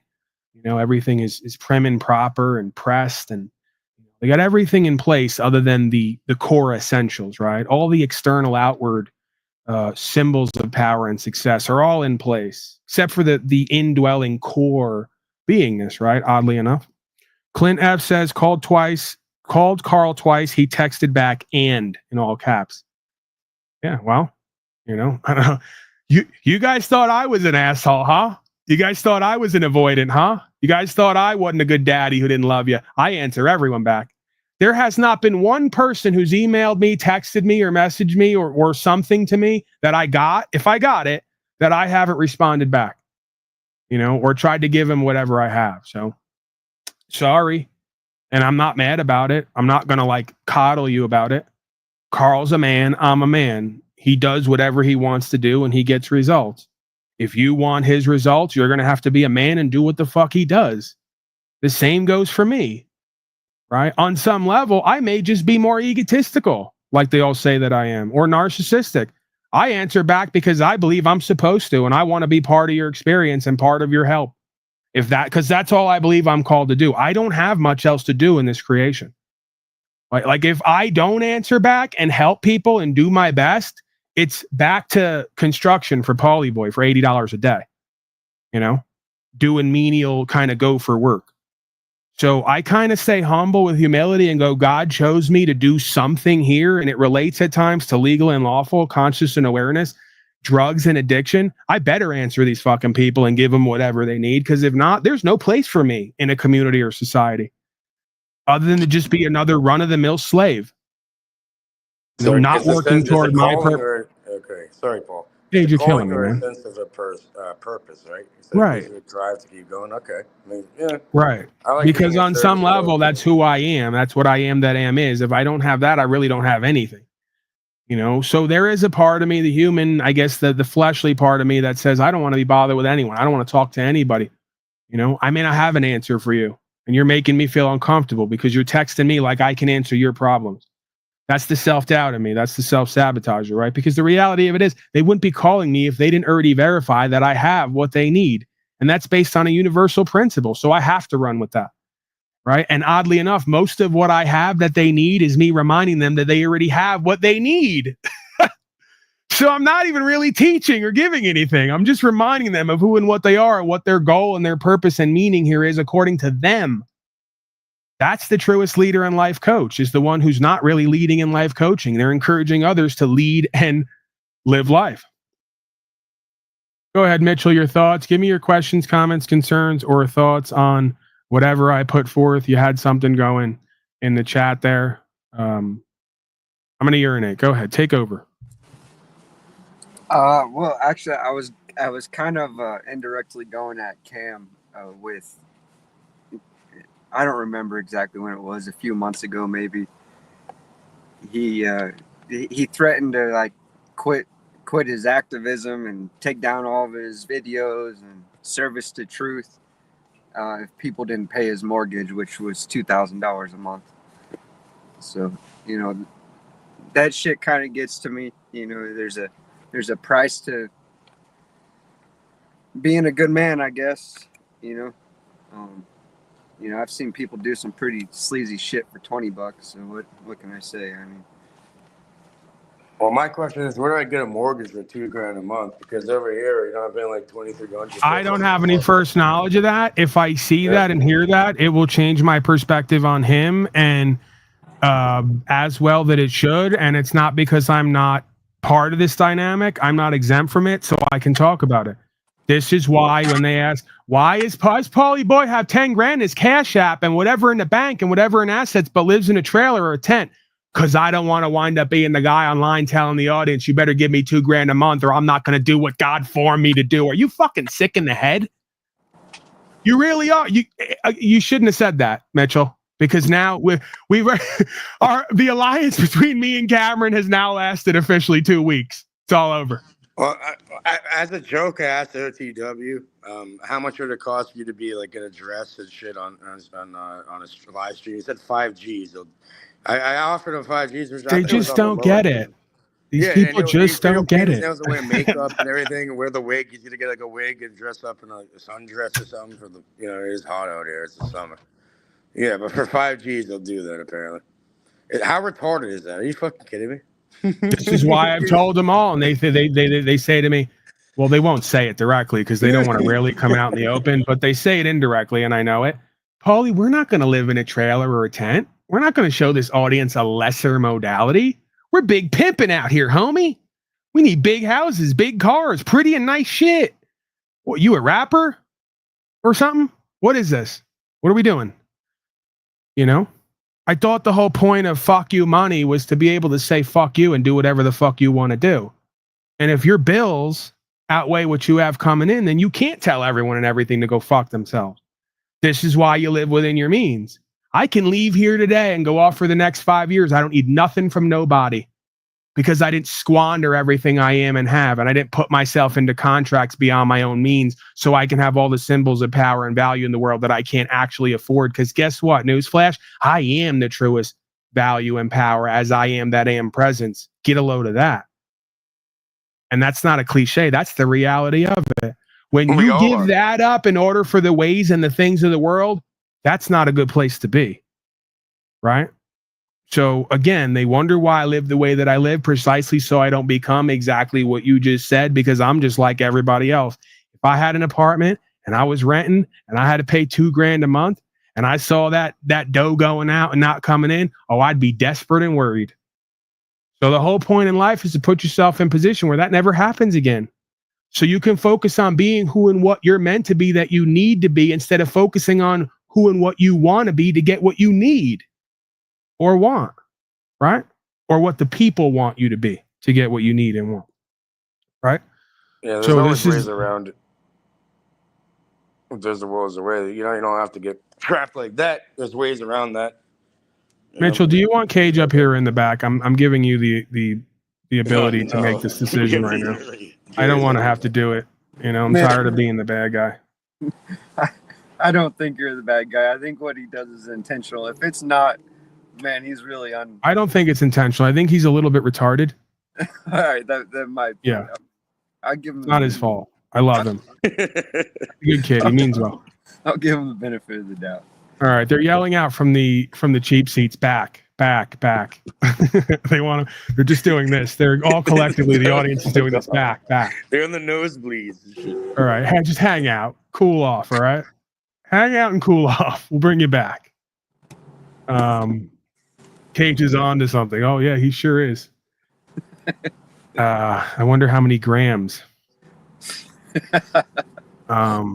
Go ahead, Mitchell. You were saying I liked where you were going, and then you spurred an idea, and then he just keeps talking over me, and it's literally like playing in a band, and then he keeps hitting the cowbell in the middle of my solo. And I'm like, I'm hitting the solo. I'm like Dick with the guitar, I'm really in it. He just keeps cowbelling me, and I keep giving him the look, like, dude, help me out here. He can't get it together. Yeah, I just think some people get, charmed by these charismatic personalities, and I got to stop you right there. These aren't charming and charismatic people. So you just proved the audience is very stupid, the majority of them. Well, because I'm charming and charismatic when I want to be. Right? These people are not charming and charismatic. I think that's the benefit of the internet. There's always plenty of fish in the sea. You throw that bait out, you're going to get something back. And so I think, there's always going to be somebody that's going to be falling for their shit on the internet. And I want you to pull that for me now, because now you got me cooking. You want to see why we can never keep alliances here and why nobody comes here and they won't mention me? It's because of what Mitchell's about to do. Someone pull the clip of Cameron saying he's not going to continue to do legal, lawful rights, freedom principles, spiritual faith, and work with the people if he doesn't get paid X amount a month. I want to see and hear that. I have a pretty good feeling I actually have it. I want to see and hear that. Don't tell me about feelings. I want to see it. I don't want to hear it. I'd have to do a little digging. It's probably on one of these little.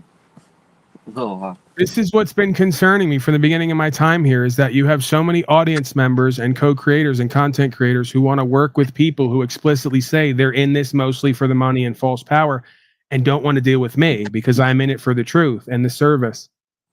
I understand that with the truth and true power and service comes value. I'm not an idiot. I've experienced that. The point is I'm not willing to trade one for the other, and I'm not willing to stop one because the other stops coming in. I thought that was true value, self-respect, and integrity. I thought that was a purposeful, meaningful life. I thought that was by living by God's truth and God's word to do what we're formed and meant to do, regardless of what the payoff is or not.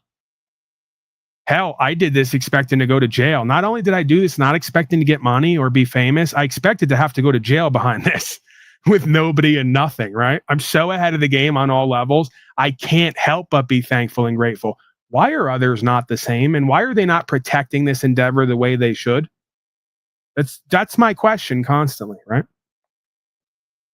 We got a lot of work to do when it comes to bad faith and dishonor, lack of integrity, self-respect, or understanding what God has us here to be doing. It seems we all have a lot of work to do. Shape up or ship out. That's the bottom line. Mitchell, let's hit the tabs. You got anything else before we move along, and then you can get in where you fit in if you got some commentary on whatever I'm presenting? Lack of a better term. Well, somebody was asking when it was. I think they're going to go try and look for it, but I would have to guess at least maybe 2 months ago, maybe up to 5 months ago. I don't remember. It's been a long year already. But that's a difficult quote for you to mess up, I got to tell you. If you didn't get that right and you messed that up, we're going to have issues here. No, I would have had to pull a lot of details out of my ass to make that fit. It's out there. I'm pretty sure I got it. I could probably find it fairly easily. Right. All right. Well, bring it to me. I want to see it and hear it. And then we can go from there. And maybe we can ask Mr. Cameron himself what he meant by that, if he meant something different, and how he's changed since, presuming he has, presuming that event even happened, right? All right. Let's go to the, what are we going to here? We got a whites only meth town, apparently, that they're now building as a place for rights, freedom, principle, spiritual faith, which was only a matter of time, right? We've seen that in the past. We'll see it again. Hey, look at these people. They're for upholding the law, and they're doing whites only meth colony, because that's the game, right? They got to start doing that, get out ahead of it, make it seem like all of us who are doing certain things are all on drugs and we're all racist, sovereign citizens, and all the rest of it. So more propaganda on that front. All right, breaking slave news. Why not? We're preparing for war with China, I'm told, by the TV. The TV tells me we're preparing for war with China, so how could I deny it or avoid it? This is now our reality. Let's accept it, people. Remaining vigilant and prepared for war. The largest bilateral military exercise ever conducted between the United States and Australia, Operation Talisman Sabre, is now underway down under. The goal of the 35,000 participants from 19 nations is to uphold a free and open Indo-Pacific. Some observers view the exercise as a response to the Chinese naval buildup and aggression in the South China Sea. Well, joining us to share some insights on the China military threat and allied preparedness to counter it is William Dunn, a retired Marine colonel, military analyst, and the president of Strategic Resilience Group. Colonel Dunn, tell us about Operation Talisman Sabre. Would an exercise on this scale occur if China weren't a threat in the Indo-Pacific region? Well, hey, thank you very much for having me. I appreciate you bringing me on today. And yeah, Talisman Sabre is a great exercise. It's the largest one, 35,000, 19 nations, as you mentioned. And really what this does, and I want everyone to kind of sort of back down a little. So, we're not doing this to prepare just for war, right? We're doing this to prepare for deterrence, to prepare for peace, as well as to prepare for operating with our other teammates, our allies, in a multi-nation operation / exercise. We do these exercises routinely, not on this scale. And the reason why we do them is simply to bring all of these forces together so that we learn and we train and we operate just like we are if we go to war. It should be seen more as in my mind, right, I'm hopeful, as a precursor to peace, because when our adversaries see how easily we bring together all these nations, this many folks, and we operate in a extended exercise, they should see that we could quickly transmit that into combat if necessary. Well, we see Norway, Netherlands, Thailand, Singapore, and India have joined the exercise this year, especially India's participation. What statement does that make? That's an interesting statement. Ideally, it's telling the world is that India is ready to become a worldwide player to support a free world. And so I think it's a good statement for them. I don't know personally what their level of participation is. And what I will throw out, sometimes you'll have a nation. Okay, I got to stop because you got to wonder, is this guy completely full of shit and doesn't know it? Or is he full of shit because he's willingly doing it? So we're expected to believe in this clip that a bunch of nations who have not promoted freedom for their own people are going to get together to promote freedom for the world. Good luck with that.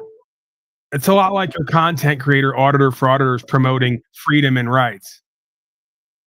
Good luck with that. Another reflection of the holographic dynamic, right? 832, are you there, sir? Is this Clint? How are you, Clint? Okay, let me go over to you. All right, we're good to go. Questions, comments, concerns, whatever you got on the phones. All right. I went to court this morning. I sat there for a couple hours. They called my name. I stood up and said, I'm here in regards to that matter. And the judge was all happy and everything. He said, come on up. So I went on up there and got to the podium, and he's running the show, right? He's just telling me how everything's going to go down. And I said, well, I have a question. And he's still talking. And I said, is this, how am I going to be tried? Under common law or admiralty maritime law? Which, you know, I'm a dumbass. So anyways, he said, we don't do admiralty maritime law here. And I said, well, common law. And then he started getting mad and just started getting madder and madder and madder. And basically demons were coming out of him. Ain't no bullshit. His head almost spun around. And so you're trying to, because they're pimping there, and you're trying to bring their process out in the open in front of a bunch of slaves who need to be pimped on. They don't take kindly to that. You know, no, you're trying to tell the pimp, you're trying to ask the pimp a question that if he answers, he's going to reveal his pimping to a bunch of hoes who are about to get pimped on. Yeah. And they, you know, I had my confidence up before I got up and walked up there. And then as soon as they started, they were all around me.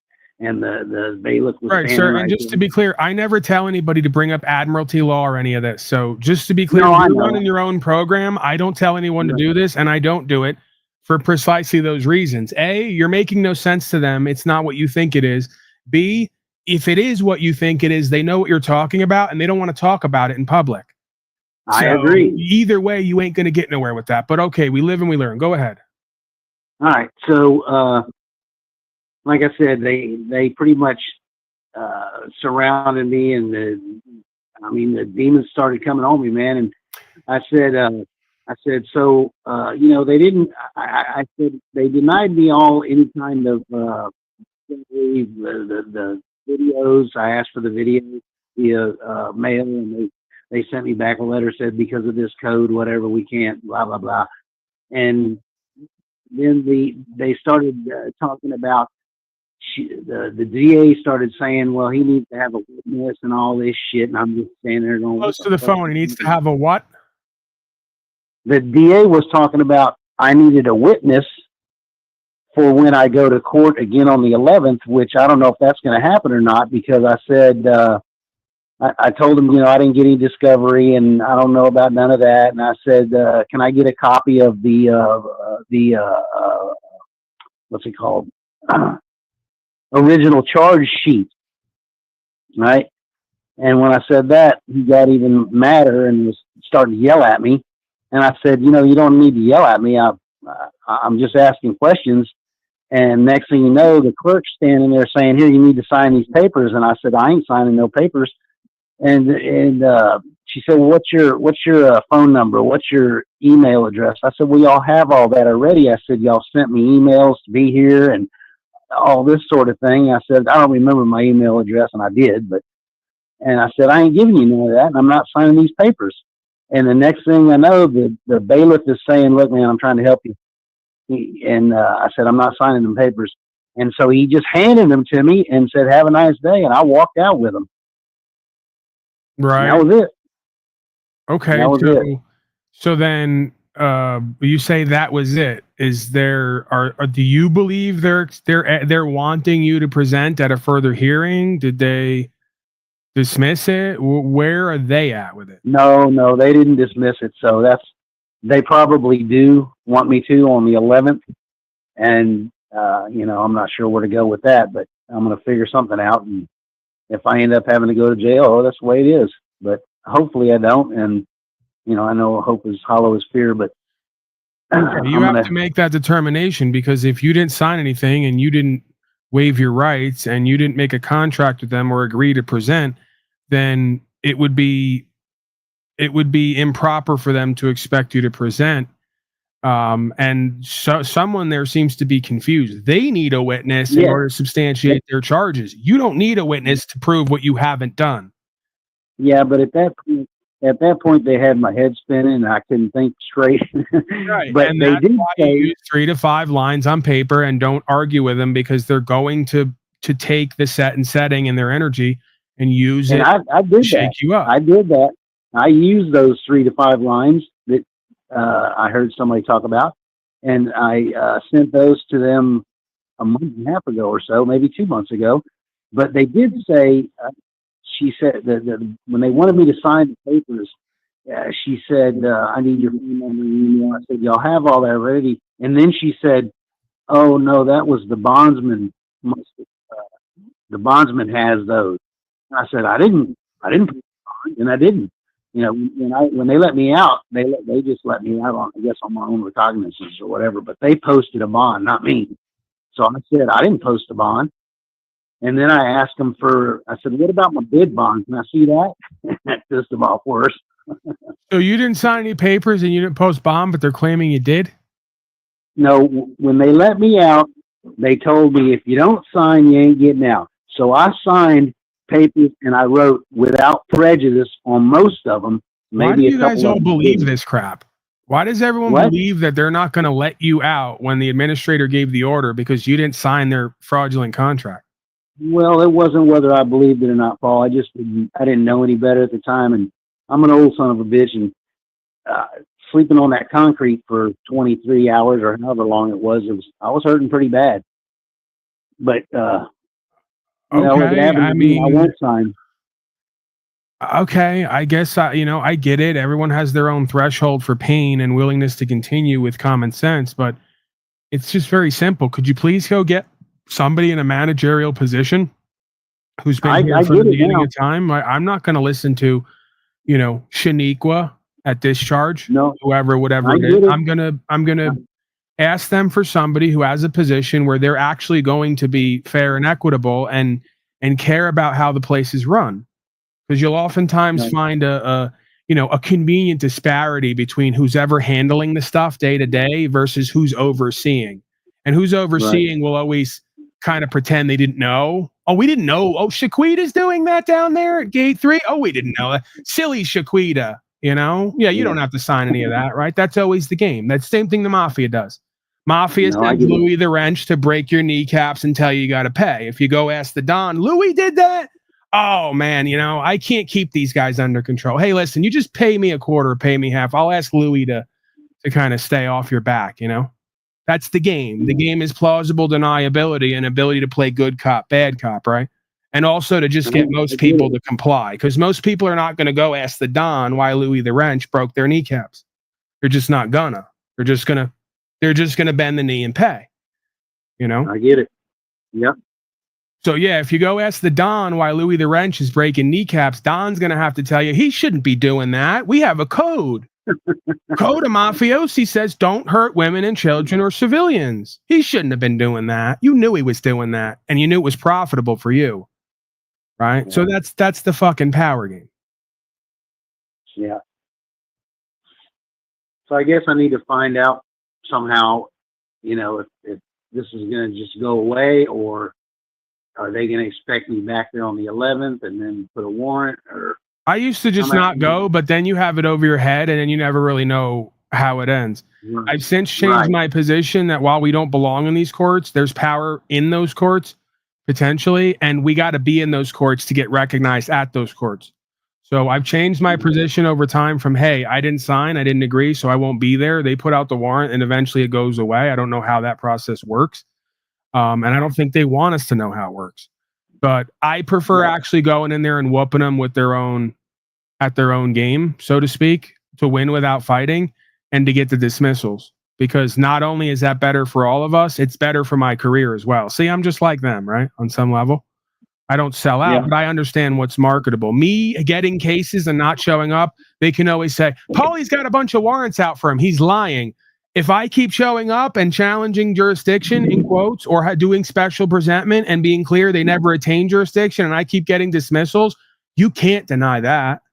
And then I have to do the test and challenge and do the work. So that's just better. It's better for all of us. If I'm going to sit on here running my mouth and talk legal and lawful, then I got to live it all the way and win or lose.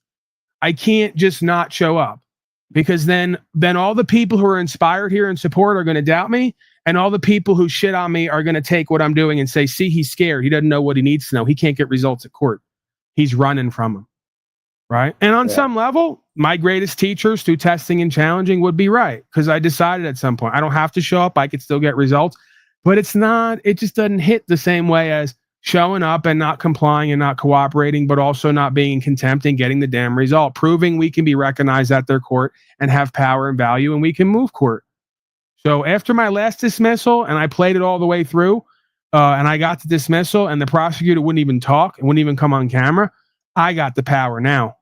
I'm moving now, right? We're getting somewhere with this now. So it's just got to be that way, man. And guess what? At some point here, there's a good likelihood they're going to sit me down. I can't keep doing what I'm doing and getting results and giving it away to everybody without them sitting me down to just make everyone else pause and reflect, right?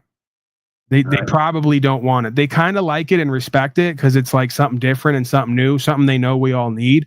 But on the kind of not letting people go quietly idea, right? On the like not giving up our power idea, at some point they're going to go like they're doing with Carl now, right? Because, you know, Carl arguably got big for his britches and is running his mouth and acting like the man, and working with a bunch of other slaves who got no business knowing the law, right? Is from their perspective.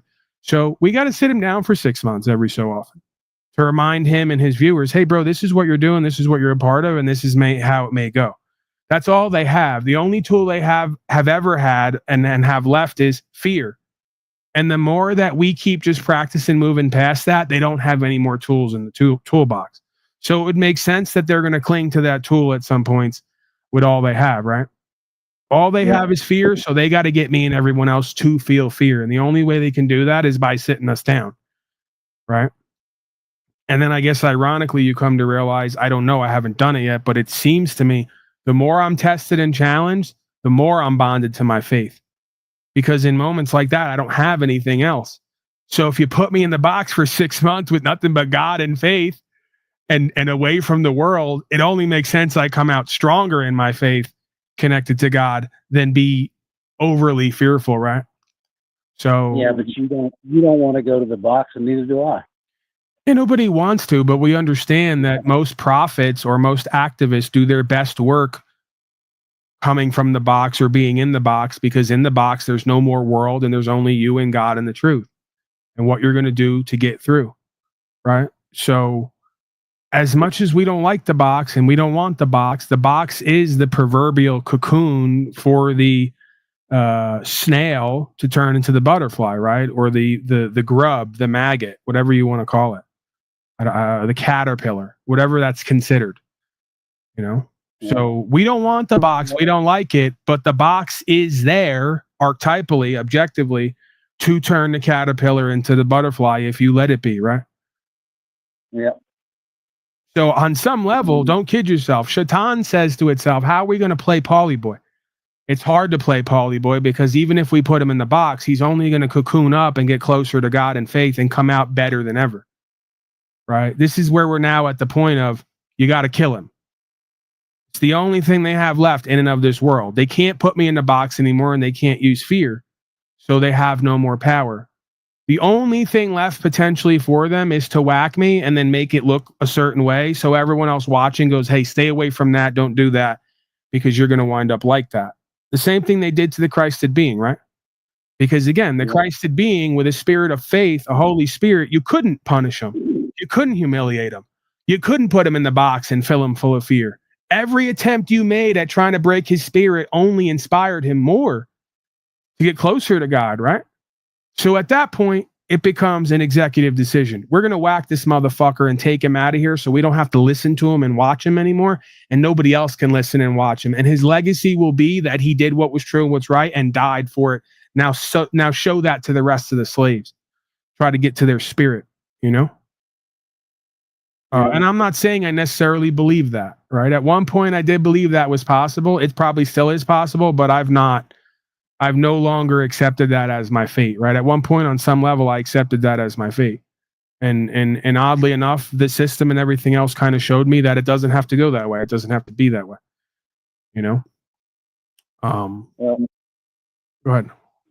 I was on a roll to betterment in my own mind until I went to the store that day, and that was the fucking beginning of the end. Beginning of the end of what? My road to betterment in myself. I was exercising and trying to quit smoking. I quit smoking weed, and you know, I was doing pretty good. And then, like you say, Shaitan said, "Oh no, you got to have a fucking another lesson." Right. Yeah, man. I mean, that's part of the journey, you know. All this really amounts to, if we look at it, is some level of self-care and self-love, or love for the truth, you know, beyond your sort of lust for pleasure and comfortability and convenience and validity or validation in and of the world. So, not to say those things have to be demonized or that we can't experience those things. It's just about priorities. So the God of creation is asking a lot of us at this time to prioritize what's true and what's right above our nice, pretty, comfortable, convenient, profitable, worldly, powerful, and valuable things, right? To prioritize the truly powerful and valuable above the worldly, powerful, and valuable, right? That is worship of the Creator God. So that is what God at this time is asking us to do, is worship in the sense of how we live, being the reflection and representation of that. Right? And of course, that makes sense, because if God asks us to reflect the God of creation and love the truth and love ourselves more than we love the people, places, things, and ways of the world, well, then interestingly, paradoxically enough, the people, places, and things and the ways of the world will conform to adjust to the newfound revelation and reformation, repentance, and reconstruction of us living that truth, right? That's when your servants will finally serve, when you show up proclaiming the truth, the power, the value of the King, if you want to call it that, right? Because folks will say Christ is King. When you proclaim that and when you actually live that, your servants will start to take notice and they will show up in a service capacity. But if you live like a reprobate, corrupted slave, they're going to show up in the capacity they presently show up in and as. And I'm not down on it. I know exactly why it's happening, and I understand it, and I accept it, right? So we're already in process here. We see the shades coming through on Denver and other places in these videos and interactions we've had, where they take up way more time than they would have in the past. They try to be nice, kind, and polite. They try to even do service. They try to uphold the law and uphold your rights. They don't put hands on you. They don't talk down to you, and they won't even take your name, right? So we just need to, this is the royal we, right? I need to, like I did on Denver, I've been slacking. I'm free with that and admitting that. The pains and the issues I've had have made the fear come up in me, and I've stayed away from riding around as much as I could, because I don't want to go to a box with my body in severe pains and disease, feeling like I'm going to die. So as that's gotten better and gets better, I get the itch back. And I know that this is the only way out, right? As much as we don't see the end, I know that God has called me to continue to do this over and over again, like I believe it's called Cameron and others, right? Get in the car, move the property, get arrested, get the dismissals, right? This is what activism is, with no end in sight. So the more we go state by state and we put these people and ourselves on record, and we're unrepentant and unwavering, the more they're going to have to change their tune, their policy, statute, and code, and really start to serve us men and women in a natural capacity with natural rights. And then at some point here, I'm going to go to the Donnie clip, because Donnie came out and admitted the quiet part out, and nobody caught it, but I did. Donnie said civil rights and natural birth rights of citizenry are for babies of slaves, is what he said. You can't make this shit up. So when Paulie says it online, it's sovereign citizen conspiracy theory. But when Donnie says it, we just glaze over and don't even know what he's saying or what he's talking about. Yeah, he admitted it. That birth certificates, civil rights, all this stuff is not the same as natural rights, dealing with natural persons. And all this crap was originally created to protect black people and to give the babies of slaves their original power and position. It failed miserably. What it did do is pull all the natural people and persons into an artificial dynamic to regulate them with policy and code. Okay, so Donnie and the rest know what this system's all for. They know what the clauses and acts and bills are for. They know how it applies. They're just not going to tell you beyond dropping the little breadcrumbs for you to get it or not. Right? I agree with that. Yeah. So naturalized citizen was for babies of slaves who were born here, who were considered a what? Privileged or protected class, because their natural rights were not upheld. If your natural rights are upheld, you don't need this system. If our natural rights are not upheld, excuse me, sir, if our natural rights are not upheld, this system's not going to change that. See how that works? So why keep calling yourself the baby of an escaped or freed slave, technically in their legal structure, when you're a natural man with natural rights who these people have been commissioned to serve? That's the highest standing and status you could be. That's beyond sovereign citizen, of course. Go ahead, Clint. You were saying? Oh, nothing. I just white men with their own land. No, that judge, I mean, he was coming unglued. He was having a great day until I came up there, and then he just came unglued. I said, there's no reason to get mad. I'm just asking questions, and he said, fuck you, basically. Right, because you're undoing his whole career and his identity on some level and revealing him to be the corrupt, fraudulent game player, power gamer that he and the majority of inauthentic corporate males in this society are. Undoubtedly. The courtroom was full, and one right after the next, the lawyer would come up and say, "Oh, I made a deal with the DA, and we're going to plea, or we're going to dismiss, or blah blah blah." And I'm sitting there listening. They look like a bunch of. I used to be a mobile home salesman 30 years ago, and some of them were pretty ruthless, and that's what it was all about. It was just a big game. Right, but again, because it's a big game, it's very simple. You know. You have a piece that you can put on the board that is superior to all pieces and their movements on the board. Once that's there, you let it ride. There's nowhere to go with it. They're either going to adhere to that or they're going to be corrupt. You talking is not going to change any of that. If they're going to uphold the law and your rights, your 3 to 5 line claim is going to get it done without them revealing the truth to all the rest of the slaves. If they ain't going to do it, you yapping on top of your claim's not going to save you. You're just going to piss off them because you're revealing their pimp game to the slaves right next to you. That's why they leave most of you to the end of court. You ever notice most people who come in with some kind of claim or rebuttal, they get left till the end of court.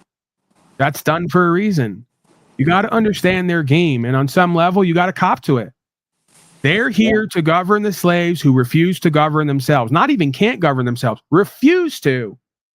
So they're spiritually correct in what they do, as long as they understand that their game is not for me, for I am that am. The game is for all the persons who don't know who and what they are and don't know how to live. Once man presents himself in his purest form, I am that am, the game goes away. And if it doesn't, then you're illegitimate and corrupt and you're going to do tyranny anyway, so let's have at it. Right? So it's real simple. You're going to talk to me man to man? Do we even need to? Because I got a claim on file. Did you get my notice? Yes or no? Yeah. If it's yes, do you understand the notice? Just like they do. They had me spinning too much. And I get the whole spinning thing. This is why you practice, and this is why practice makes perfect, and this is why you get used to coming here and letting me run my fat mouth with an energy of power and authority so you can get used to responding, right? This is why we simulate court here the way that I do. This is why I bring the energy that I do. On some level, because it's an authentic aspect of me, and it's what allows me to do a broadcast, stay in the energy, and do it quick. The time goes by fast, right? And keep some kind of energy and flow. And also because it needs to happen this way. For you folks to get used to standing on your business and who and what you are, regardless of who's in your face and how they're talking and what they're invoking, right? And timing. It's about learning timing.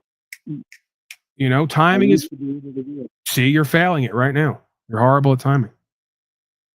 That's why the administrator said, "How dare you?" Can Clint hear me?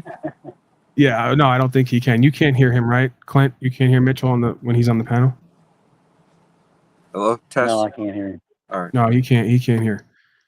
Well, I was just gonna point out, you know, he did slip up one time when he, you know, they tripped him up Me or him? The email, he technically admitted to perjury. You know, so he said No, I can't hear him. he.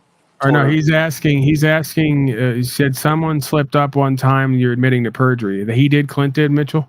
Yeah, about the email. He came on here and admitted to lying in court, saying that he didn't know the email or something like that, and he did. He actually did. You gotta be careful with that. You know, it's have that. Less is more sometimes. You know. Well, absolutely. Mitchell's just saying that less is more. Sometime he heard you bring up something that, when he listened to all of your testimony, may have been an inconsistency, right? So it could be seen as a form of perjury, right? So yeah, man, less is more in these situations.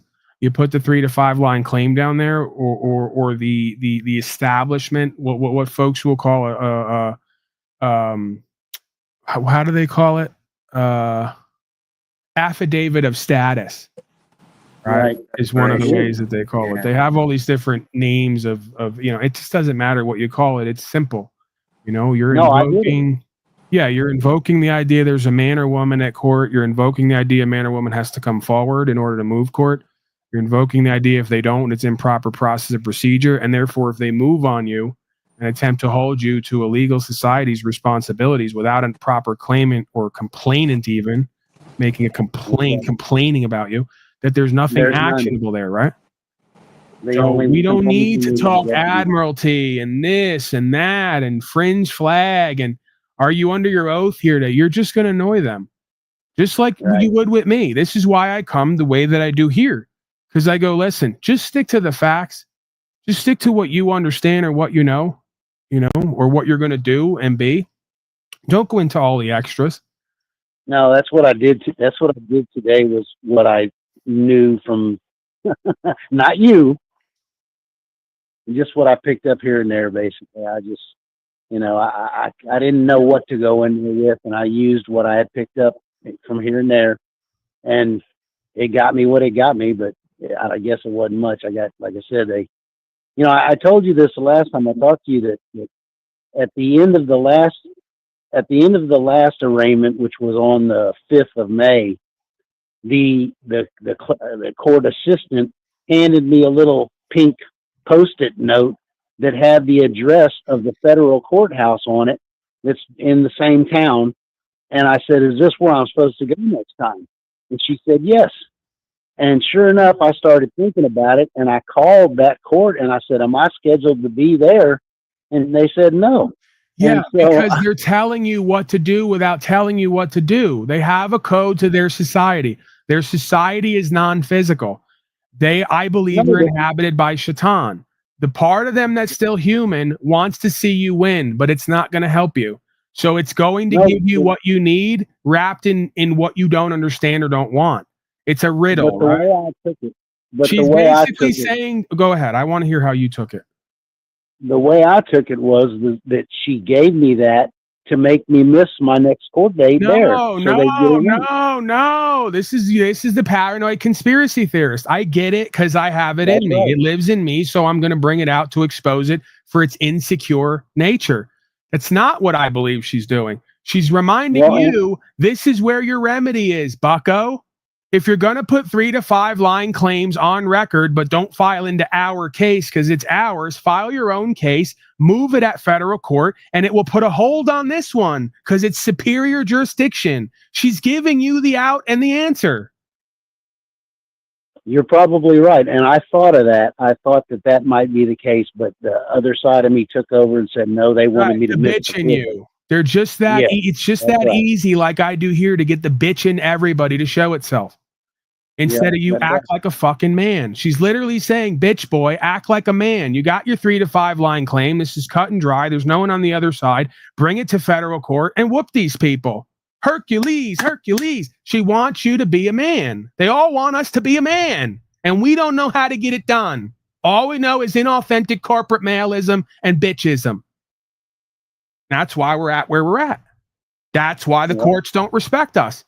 That's why the inauthentic corporate males laugh in your face at court and talk over you. They don't do it to me. Oddly enough, they've never done it to me. Not once. I talk over them at court and they shut up. Yeah, he said that they go by statutory law. I there. don't care, know nothing about none of that, nor do I need to. No, I'm just telling you. Bring in the goods or we're out of here. This is simple. Someone's sucking my dick today or we're going home with nothing. That's it. You came to play or not. I hear you. You have to start to see court as what you want to be doing. This is the hardest part about all this as an activist or a patriotard, like they all like to talk about. You literally have to wake up in the morning and want to get arrested and go to court because you know it's the only answer to the other side. Doesn't matter what you want and what you like. You know you need it. And you know these people need to hear from you. That's why they say I'm arrogant and egotistical and narcissistic, because I try to inspire a place in me and in others of competence and capability and a recognition of greatness. And the fact that these people need to hear from me and others now more than ever. They've proven that. They've proven what I believe in my fantastical, grandiose vision of myself is true. If they didn't, they wouldn't let me talk as much as I want at court. They wouldn't let me cut them off. They wouldn't let me put my documents on file, and they wouldn't let me keep running my mouth and getting dismissals. They've affirmed that they need me there doing what I'm doing now more than ever, whether they like it or not. Neither of us may like it, but we all know it's needed. That's being a man. You did it the right way. I didn't. Dude, it's a long game process. I ain't looking to beat up on you. There's more to come. The best part about doing this is I'm the guy with the results, and part of me's going, I got to get arrested again and go to court after I just gave you the speech I just gave. You imagine this? Literally in the back of my mind is going, I want to go to the store later, and I can either ride with someone else here or I can take the car out. And every time I take the car out, I'm gambling with 6 months at a time at least of in the box. I don't like it. I don't want it. But then the bigger philosophical part of me goes, what else are you going to do, Paul? You're now Paul enslaved. What are you talking about? You wanted this. They need you. You need this. It's either this and all the purpose God has for you and the results, or it's back to the woodpile to be a slave. You choose. And it couldn't give me a better opportunity because I do get the results, right? It literally then all comes down to faith or fear, because I can't sit here and say, the last time I traveled, they took everything and it wound up bad for me. It just keeps getting better and better in certain ways. I don't want you to go to the box. It doesn't matter, bro. I'm beyond it, right? On some level, spiritually, I'm beyond the box and death. I can feel that. It doesn't matter what my rational, logical mind thinks or what anyone else thinks or experiences. I'm telling you at the core of my beingness, as much as it scares me and shocks me, I've now understood to some extent I'm beyond the box and death. I believe you. I think it's coming anyways, whether we like it or not, because the shit that's going on. Right. This is the irony: is everyone is dying, no one's getting out of here alive, and we're all going to a box above or below ground. So live the best you can from now till then. Live fully and authentically from now till then, because if not, what was the point? Either that or to the place that starts with that food joint that starts with an M. McDonald's. We're all going to the great McDonald's in the sky to consume each other. Thoughts on Wayne Myers: clown, garbage, laughable, pathetic, embarrassing, weak, effeminate. What did he get? Again, I don't know anything about any of these people other than the clips that I get, and that's enough. No, I heard something talking about him, but I never heard what he did, what kind of time he got for doing or whatever the hell he did. We got a few months of pre-sentence confinement and a bunch of probation. Whatever. It's not an easy walk, man, for any of us. Again, I don't like it. I don't want it, but the truth is the truth. And I got to speak it the way it needs to be spoken. So again, we're doing activism or we're not. If we are, just keep on the scorecard. You may die or go to prison. Sorry, I didn't write the rules. No, I hear you. We can't genuflect to Jesus in the scripture and not understand the story and what the meaning and the power is behind it. So either we get that and run with it, or we don't, and you never get to touch life. And you never get to have the experience of God, the creator. You can say you do, and you can meet with your people and do your little rituals and traditions, but we don't believe you. Because really godly people who are beyond the box and death don't let anything in of the world hold them back. Why would they? Their faith is bigger than their fear. So we're activists because we need to be. We accept death and imprisonment because there's no other choice. And through that acceptance, we surrender in faith and we get closer to God, and God leads and guides and reveals and protects, is what the experience seems to be. And guess what? It's shocking that I'm even saying this as someone who was the way that I used to be. Because whatever it is has completely changed my perspective and my internal space. That's another reason that I know that God is real, because it's completely transformed me in so many different ways to something I and others don't recognize, that I could argue is better for me and everyone else. And it wasn't my idea. You said it earlier. And I hate to admit that I did this 20-something years ago, but I did pray and ask for things to stay the way they were, for me at the time. I hate to admit it, but it's true. Well, there's many folks who prayed for that and forgot about it. There's many folks who prayed that they be used by God to do and be and have better and forgot about it. And they don't realize that part of how this system works is once you open the door to it, it comes in and it starts to play back.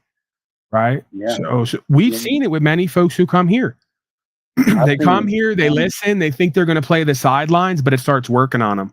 And then at some point they go, you know what? We kind of want in on this. And I go, you think you want in on this, till they get arrested. Then they call me. We don't know what happened. We said we wanted this and we were here and we thought that in now we're, just get it through your head. You come here. That's another reason, by the way, that a lot of these people don't want to talk about what goes on here, because there's real fellowship and stewardship here. There's real cosmic sort of materium here, in the sense of you come here and you listen to me and you do what we, or you're involved with what we do here, it's going to become what you do here.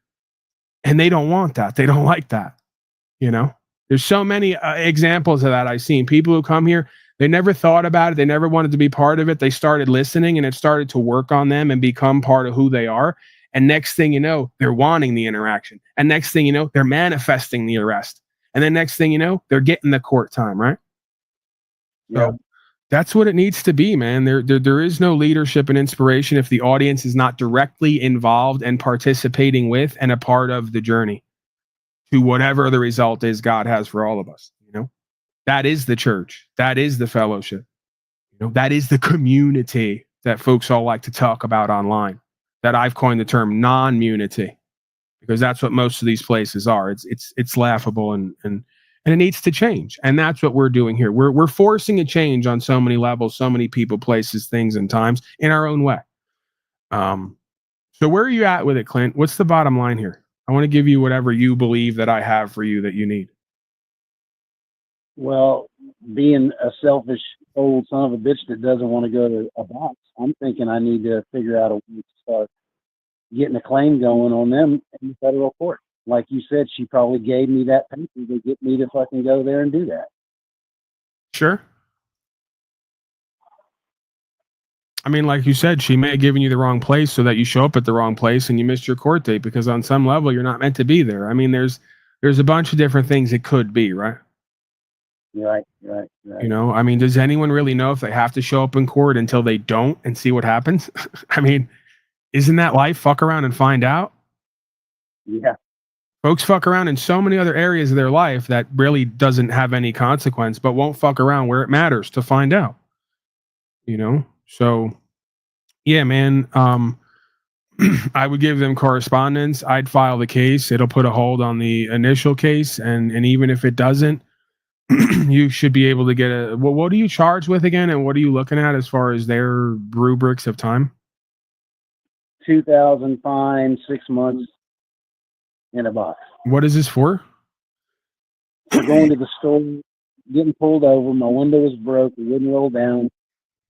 I argued with her and told her, listen, you're violating my Fourth Amendment right, and I don't need to show you shit, and I can drive without, or I can travel without a license and all this other shit. And, I wasn't very diplomatic, let's put it that way. And it ended up they were going to break the windows and pepper bomb me, and I stepped out and they took me to jail. Didn't read me no rights or nothing. Just threw. When I got to jail, the creepy looking jailer, they wanted to take my temperature and my blood pressure, and I said, I don't need that. And he said, well, we have a special cell for people like you, naked.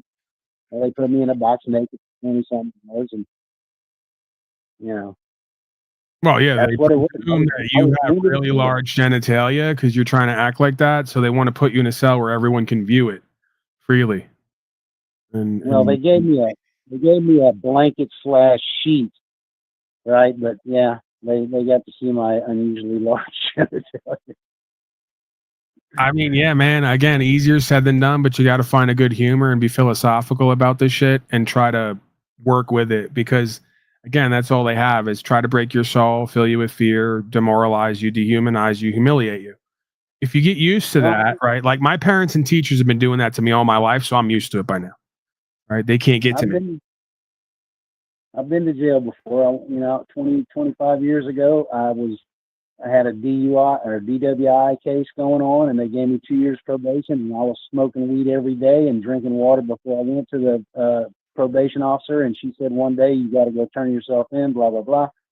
And then 30 more days went by, and I had a lawyer, and he said, they want to test me right now. And I said, well, I'm going to fail. If they test me, what's my options? And I said, what about jail time? Let me ask them. They said, give me credit for 2 that they had put me in jail at the beginning, and I went and did 5 more just to get out of the bullshit.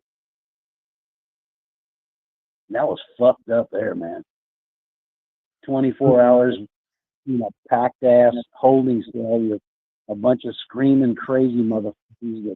And I said, shut the fuck up. And they all looked at me like, we're going to kill you. Well, yeah, it's like these panels. They're confused when you come into their house and go, you want us to stop what we do here and how we communicate? Yeah, they were crazy. It was crazy. Yeah, well, that's their form of communication, right? You're the outsider at that point. Screaming and yelling and dysfunction is normal here. That's how we express. Take your quiet peace and reflection somewhere else, pal. None of that. I stayed in there 24 hours or more, and then went to I don't know what you call it. There was 30 or so people in the same room, and I got a sleeping bag to lay on the floor on, and stayed there for a couple of days, and then back into that fucking holding tank to get out in another 20 something hours. It was fucked up, but I didn't have any more probation or none of that shit, so I was glad about that. I was making. So the bottom line is they're going to use the fact that you weren't displaying a proper plate as their reason for contact.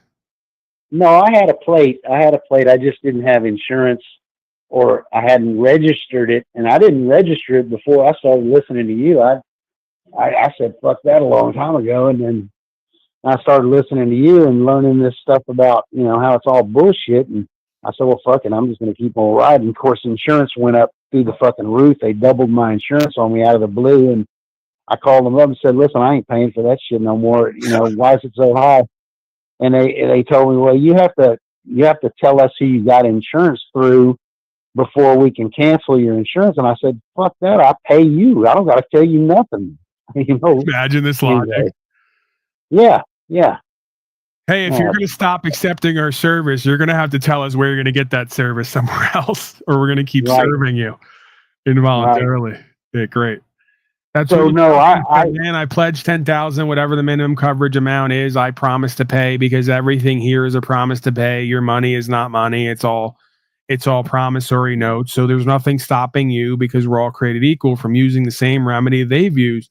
I pledge, I promise that on the day that lawful money comes back into existence, in the event that I do wrong, I'll compensate you 10,000. Up until then, you'll have to take an IOU in the form of another IOU to be discharged for the debt as is appropriate for me. That doesn't cause me any loss, injury, and harm. So you basically use their system the way they use it, in a way to pledge. But see, this is where you then got to kind of be honorable and trustworthy. If you're going to self-govern again, then you're going to almost not do what they do, because then you're not going to be seen as credible, right? So if you're going to self-insure, you could use promissory notes like they do and all the rest of it, but is that really what you would want, right? If we were to turn this whole government over to the people to self-govern, would you want to be hit by somebody and then ride away and have no compensation or response? Of course you wouldn't. So, no, absolutely not. Right. So if anything, we can meet him in the middle. Listen, I'm an honorable man. I don't have to do this, but I'm willing to do this.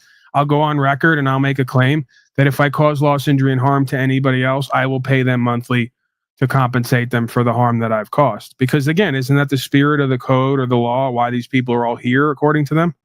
It's not for authority and control. It's just to make sure everybody's safe and equitable.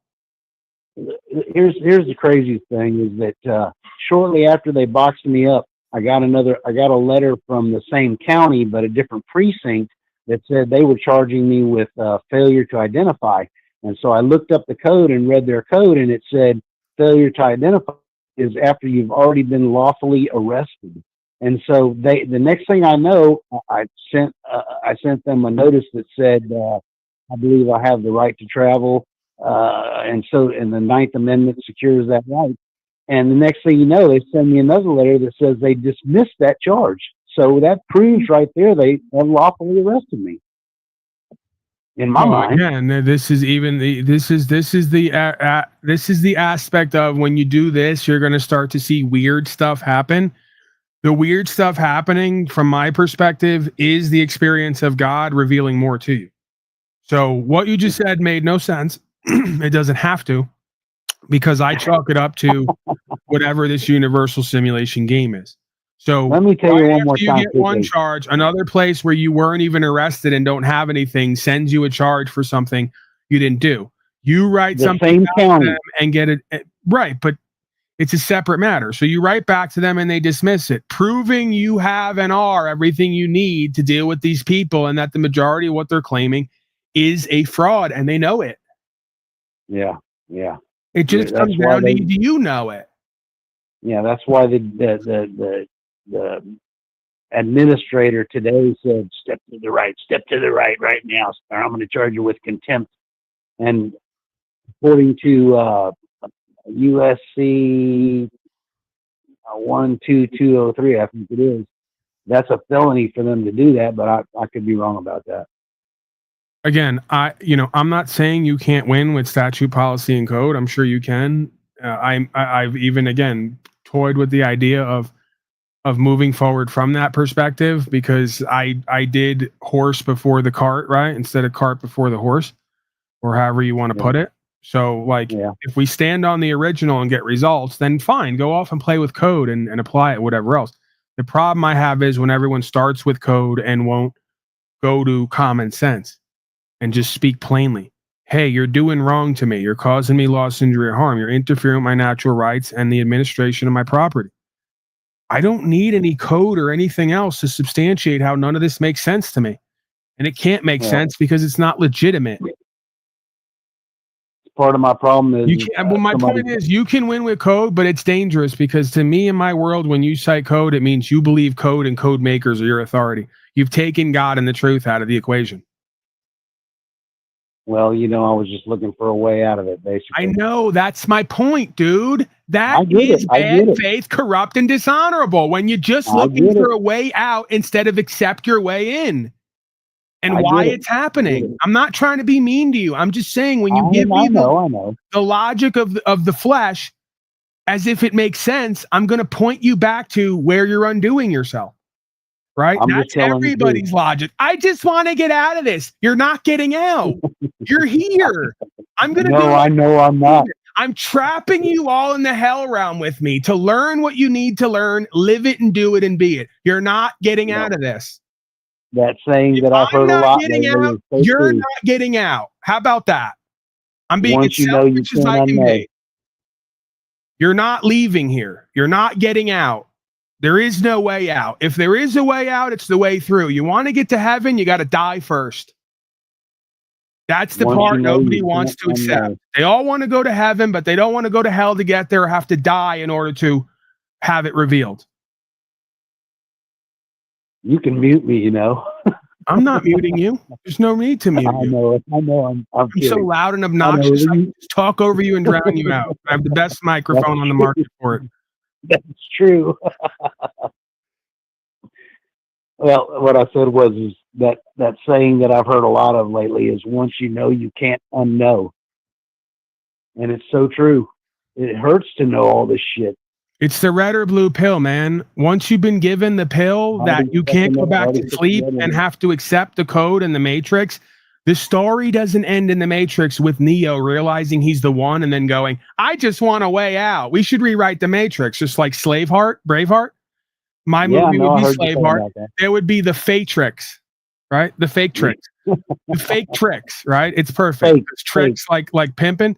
So in the fake tricks, they come across the oracle, they ask a stupid question, they get the answer, they realize they're the one, and then they just stop on the journey because they want a way out. You know, we know the movie was he went deep into Zion and blew himself up proverbially, like allegorically, in order to shut down the machine in the system, right? So it's the weirdest thing in the movie. He didn't go, I just want a way out and went back to the Nebuchadnezzar. No, he didn't. He said, I realize I'm the one, which means I'm beyond death on some level. That means they can't actually hurt me here. And the truth that I walk with is more powerful than their lie. I'm going into Zion. Right? I'm taking it down from within just by my mere beingness, who I am and what I know. So you're going to have to start to see, this is why they tell everyone they're schizophrenic. This is why they tell everyone they got main character syndrome. They do it to me all the time. You're going to have to start to see life as a movie and play your fucking part. And the best part about this is, on some level, you get to decide what part you play. Do you want to be the main character who gets the benefits and privileges and the reward and the fulfillment of playing your part as the main character? Or do you just want to live as an extra? You get to decide that. Right. That's the hard part. The extra says, I just want to go home. I want to do the least as possible, you know, put in my time, stand in the back, wave a little bit, you know, and I just want to get out of here. Main character is giving it his all. He's putting his all into it. All right. He gets the big bucks as well, either spiritually or physically, right? He gets all the big payoffs the extras don't get. Right? Nobody remembers the extras in the movie.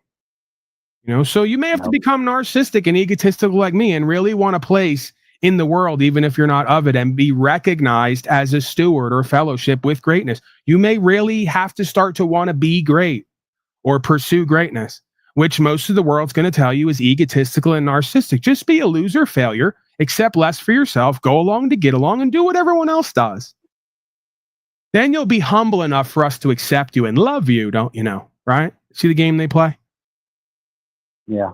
No, I got some family that's they're behind me. They're for me. They want me to succeed, and my brother said he was proud of me, you know, for doing what I did, which wasn't the right thing to do. But and you're ahead of the game, sir. You should be thankful and grateful. You're ahead of the game. You don't have a bunch of people around you who are mocking you, talking down to you, and making out like you're a problem for them because they got to worry about you. You don't have that. You have people who are in your corner. They know what you're doing is true and what's right. They're inspired by what you're doing. You're in a position of leadership and empowerment. Yeah. Hard to believe, but yeah, it's true. Yeah, well, that's the thing. Many of us who they call egotistical and arrogant, narcissistic, actually struggle with self-worth issues. Right? And we're not used to being a leader and taking on a role and being accountable and responsible and pursuing greatness because we were taught by all the nice, kind, polite, regular people not to do that. That wasn't our place. Shut up and stay in line. I was put in a corner and had to wear a dunce cap when I was a kid. Of course. You know, and every day started early with all of us, man. As soon as you start asking questions or stepping out of line, they put a label on you and make a judgment and try to humiliate you and mock you. And that's the greatest thing they could ever do. In that moment comes your freedom. When you finally have the dunce cap on and you're in the corner and you realize, I don't want to be a part of these people in their group and what they're doing anyway. Give me 2 dunce caps. Let's have some fun here. I had to stand in the corner until I learned how to spell every month of the year. Yeah, there's some people here who are not trainable because they're not animals and they have the spirit of God within them and they're warriors in a sense, and they will not go along to get along. It was never in them. It'll never be in them. They're going to go along. It's because they see the reason to go along, right? They can't be broken at the spiritual level. I'm one of them. You can't mock me, humiliate me, chastise me, alienate me, outcast me enough, exile me enough for me to change doing what I believe is true and correct. I have to do that or not, right? And any society or group that would use these tactics to try to get me to do that inauthentically, I don't want to be part of because they're reprobate, they're deviant, and they're disempowered themselves. They're dysfunctional.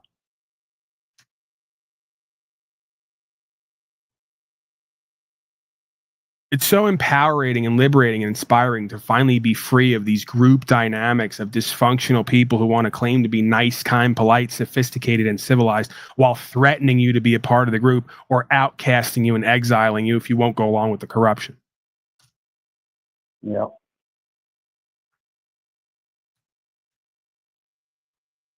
Yeah, they don't make movies like The Matrix and all these other movies for no reason, right? You're far from a schizophrenic or a crazy person if you recognize inherent hierarchical value and power systems and you move into actualization and realization and surrender and faith and let go of all the people, places, and things that stood in the way of you being who you were to becoming who you're meant to be. That is the whole point of why we're here, it would seem to me, among other things. I better get with it. Time's running out. Oh no, sir. You'll have lifetime after lifetime to play this game, it would seem. I don't want to come back the same as I am. Worry. Just when you think it's all over, you get a fresh shot. You know, fresh shot with a fresh vessel. That's what they say, but then the other story is that if you don't break out, you come back the same and go through it again. Notification warning: this content has been flagged as inappropriate content and goes against YouTube live guidelines. Permanent ban will be applied after live event. That's a bullshit message, although you're right for the wrong reasons. This content has been flagged. It's why we haven't hit over 90 to 100 viewers today and why we haven't hit over 1.2. It's a special number they have for me. 1.2, 1.3 thousand viewers. It's the weirdest thing ever. You know, the last 2 days, 1.2 thousand views. A week before that, 3, 5, 10, 15, 20,000. If you look at my chart, it literally does this till it does this. And it does this again till it does this. Almost as if there's something there, right? There's something there stopping it. It might be indwelling, though. It might be something I'm doing or not doing that hasn't allowed me to spiritually kind of have safe passage deep into the algorithm with consistency. So we have to look for that. I have to watch that. But I don't think that's what it is. It makes sense to me that the powers that be don't want an influx of what they consider to be cowardly slaves learning the law and being inspired and empowered to go past their fear and faith and make a change. They would not want that. That's against what their whole algorithm stands for and what the whole system stands for, right? Yeah, I'm surprised because I shared the broadcast to my 2 followers on X. I would think you'd have a lot more views. Yeah, that's the thing, man. You can't ban me and cancel me because I'll always just create another platform or presentment to do what I do, and I'll just continue to do what I do, even if there is no presentment or platform. So you can't actually cancel me or ban me. I mean, really, at some point, if they really fuck with me and I get annoyed enough, I've been saying this for years, I'll just figure out a way around you. I'll just create my own platform. I'll put X amount into it because I know it'll return anyway. And even if it doesn't, then I'll just do my own thing. And then I'll make a physical component. I'll put up a billboard to attract engagement in a physical world. You can't cancel that. See, their hope is we just keep going deeper and deeper into the digitized experience where they have all the power and control and can count the votes, right? But at a moment's notice, I just take it completely out of their hands back to the real world and I establish my own thing. I should do that anyway. Right. And then what I do is I start to create a hub, right? You know, okay, we're going to broadcast on a network from these locations and we're going to bring in live audience and live people if we have to and create a physical component, right? I'll do a festival if I have to. I'll generate interest in marketing and whatever else that I have to do completely separate from the digitized marketing strategy and the algorithms. And I'll have fun doing it, right? And it'll cost me, but I have faith that it'll come back one way or the other, right? So yeah, man, ultimately they can't stop it. And realistically, the more they keep doing this, the more they keep putting it on record, the easier it's going to be for me to sue them at some point and get compensation, you know, or to just get them to stop because the chart makes it so obvious that you couldn't go to any court on this land and deny what's happening. Right. I'm just not as ambitious and motivated. While I don't like it, like I like more engagement, I like more numbers, I like more of everything. It's not bad enough for me to do anything, obviously, because I haven't yet. But as we go forward, I get more comfortable and I get a bit more bored and don't have much else to do in between whatever else I'm doing. Yeah, I'm going to do that just to kind of have the experience. Why wouldn't I want to sue Google and YouTube just to have the experience? I don't even care how it ends up. So, yeah, don't sue them for $1 though. That's not going to work. That's what somebody who said that. Well, I guess that was Carl that said that. Yeah, I mean, again, I'm not monetized here. The other channel's monetized, but I'm not putting any content there. So I couldn't, nor would I claim that I've had hardships when it comes to the corporate side of things. This just comes down to, I want the truth. I want my YouTube channel the way it would be if you didn't continuously interfere and alter it. It's not even about the money and the numbers. I just want what it's meant to be, right? Good, bad, or indifferent. And I don't think that's too much to ask, right? To say, I want my life and my path to be organically what it's meant to be. And then on some level, Shaitan would remind me, Paulie boy, the shadow banning is on some level for some reason, right? Like Lucifer says, what's puzzling you is the nature of the game. Because it would then remind me, Paulie boy, if I have you shadow banned, there's a reason. And it's ordained. Because nothing could come to existence here if it wasn't ordained on some level. The question is, why am I doing it and what am I inspiring you to do, right? So this may be my greatest dada, my teacher, tester, and challenger, as Snafu says, dada, from the dark side of the force, may be shadow banning me literally only so that I sue these people and get the experience, because it knows that if it doesn't, I won't, because I'll be lazy and I'll procrastinate and I'll be high on numbers and contributions and look at me daddy games, right? So the force says, no, keep shadow banning him, smack him down, give him a taste, smack him down. Keep doing what you need to do to get him to do what he needs to do, because without that, he won't. The thing knows me, man. That's what I always have to reflect on, is I realize at some point, God favors me, the devil favors me, and both of them know me. They know me, and they know what I need, and they know what I'm likely to do and why I'm likely to do it. You know? Yeah. Because guess what? For every Paul enslaved, there's a whole bunch of other people out there who can't get access to the algorithm because it's deemed them to be aliens, outcasts, you know, not the inauthentic corporate males. They won't do the broadcast the way everyone's decided it has to be done. Right? Right. So it's just another thing that I'm called or have to do, not only to get me right, to be selfish, but then to be selfless and give it away to others. You know, this is the only way we're going to take our government back, our land back, our property back, our platforms back, right? YouTube is supposed to be of and by and for the people. And it's never going to be of and by and for the people till, just like the government, we sue them. We stand on our business, uphold the law, speak freely, and then sue these motherfuckers when they interfere with us. The only way it's going to stop, man. I hear you.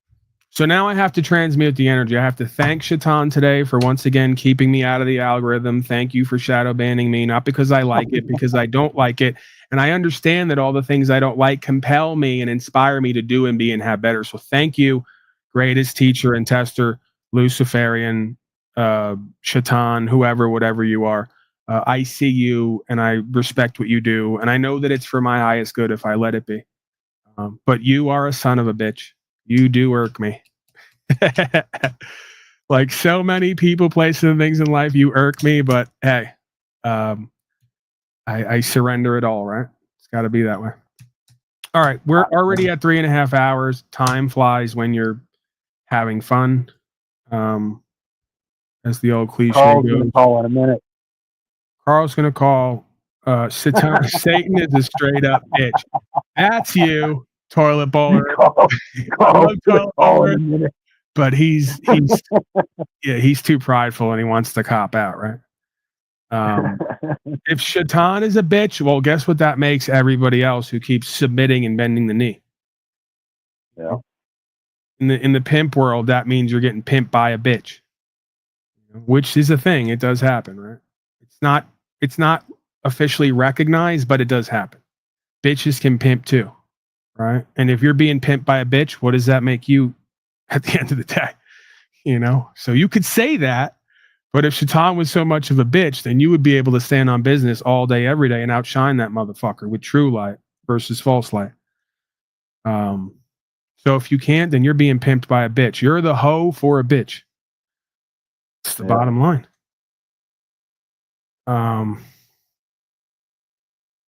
Yeah, man, I accept the dynamic. I don't have to like it or want it to be true to accept the dynamic that we've all been children of the lie, and we all been bitches because we've all cucked to doing what everyone else does out of fear of what's going to happen if we don't.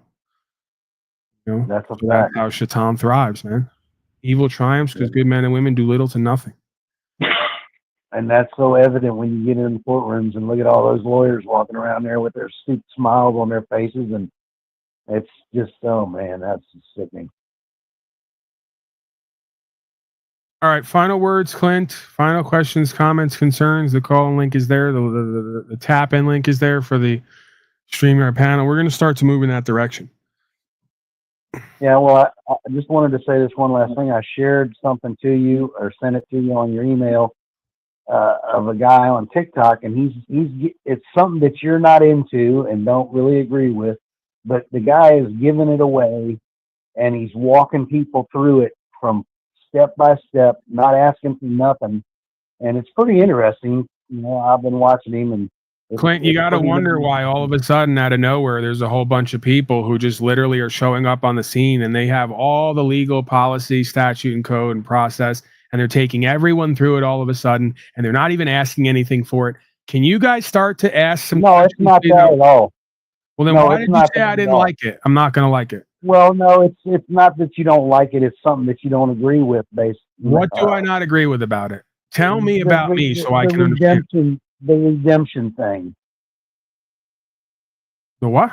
You know, the redemption thing. You know, your bills, paying off your bills, using the UCC and those and the CFR and those sort of things. Oh, yeah. They want to get everybody put in federal prison. Okay, good luck with that. No. I got a woman who keeps telling me, she goes, I just got $200,000 back. I'm trying to get you to do it, Paulie boy. Why won't you do it? I said, A, because I'm fat and procrastinating and lazy. Right. And I need to work more, not less. I don't need handouts. I already am living the dream. I get to run my mouth and I get handouts. It's been bad for me. That doesn't mean stop giving me handouts. That means encourage me to do and be and have more, the same way I do with you motherfuckers, because I need it. Maybe the rest of you are so type A and motivated that you get up and you move your body and you work and you do these things when you have. That's not me. So I have to work harder, right? Furthermore, again, for every handout you get, you deprive yourself of a walk that could generate you whatever you got and more by being who and what you're meant to be. I don't accept that our lot in life is to fill out paperwork and be handed hundreds of thousands of dollars. Even if it's not that. It's not that. It's about just paying your bills. Listen, here's a way to pay your bills. Work. Go to work. Get a process. Get a service. Get a product. Serve your community. Create something. Be a part of something. People will contribute value to you. Live within your fucking means. I hardly have any bills. That process itself will teach us so much about ourselves and life, whether we like it or want it to or not. I know because I've been there. $200-300 a month is all I got to spend to live. That's it, bro. I eat nothing, but I eat the same thing every day. Literally, I eat the same thing every day, 2 to 3 times a day. At this point, I'm eating once or twice a day, maybe a plate full of food. Nothing but cabbage, onions, garlic, olive oil, some broccoli. All day, every day for months now. I spend $50 to $100 a week. That's it. Yeah. No, I eat the same thing every day too. But basically what you just said. Of course, I've added some cheap steak in there, little pieces, you know, and just a little bit. I'm trying to get off the meat, but it's hard to do. My sister's a nutritionist and says I need the meat. And you know, but that's me. That's what I do. I cook me a pot full of just like you said, cabbage, onions, and I grew a bunch of cucumbers. These big, they're called Boothby. They're giant and they're delicious. I grew a bunch of those and put that in there, and I grew a bunch of onions, and I got some potatoes out there. I just need to go dig them up. We don't do slavery work, do your own. That's not a good attitude. The slavery work is when you put in an honest day's work and you have to give 1/3 of what you make to some corporation. That's when it's slavery work. Hard work doesn't make you a slave. It makes you tough, makes you focused, makes you attentive, makes you physically stronger, right? So I don't know what game we're playing here. Growing your own food is a good thing, man. It makes you feel good, and it tastes so good. First time I grew some watermelons, or let's say the Most High grew them for me. They were delicious, you know. And we just grew cantaloupe probably got about 7 or 8 of them, but man, they were delicious. Yeah, man. Again, I can't see how someone could do the bare minimum in life and do what they're supposed to do and not be able to take care of themselves, because that's not been my walk. I was the guy who didn't want to do anything and made excuses.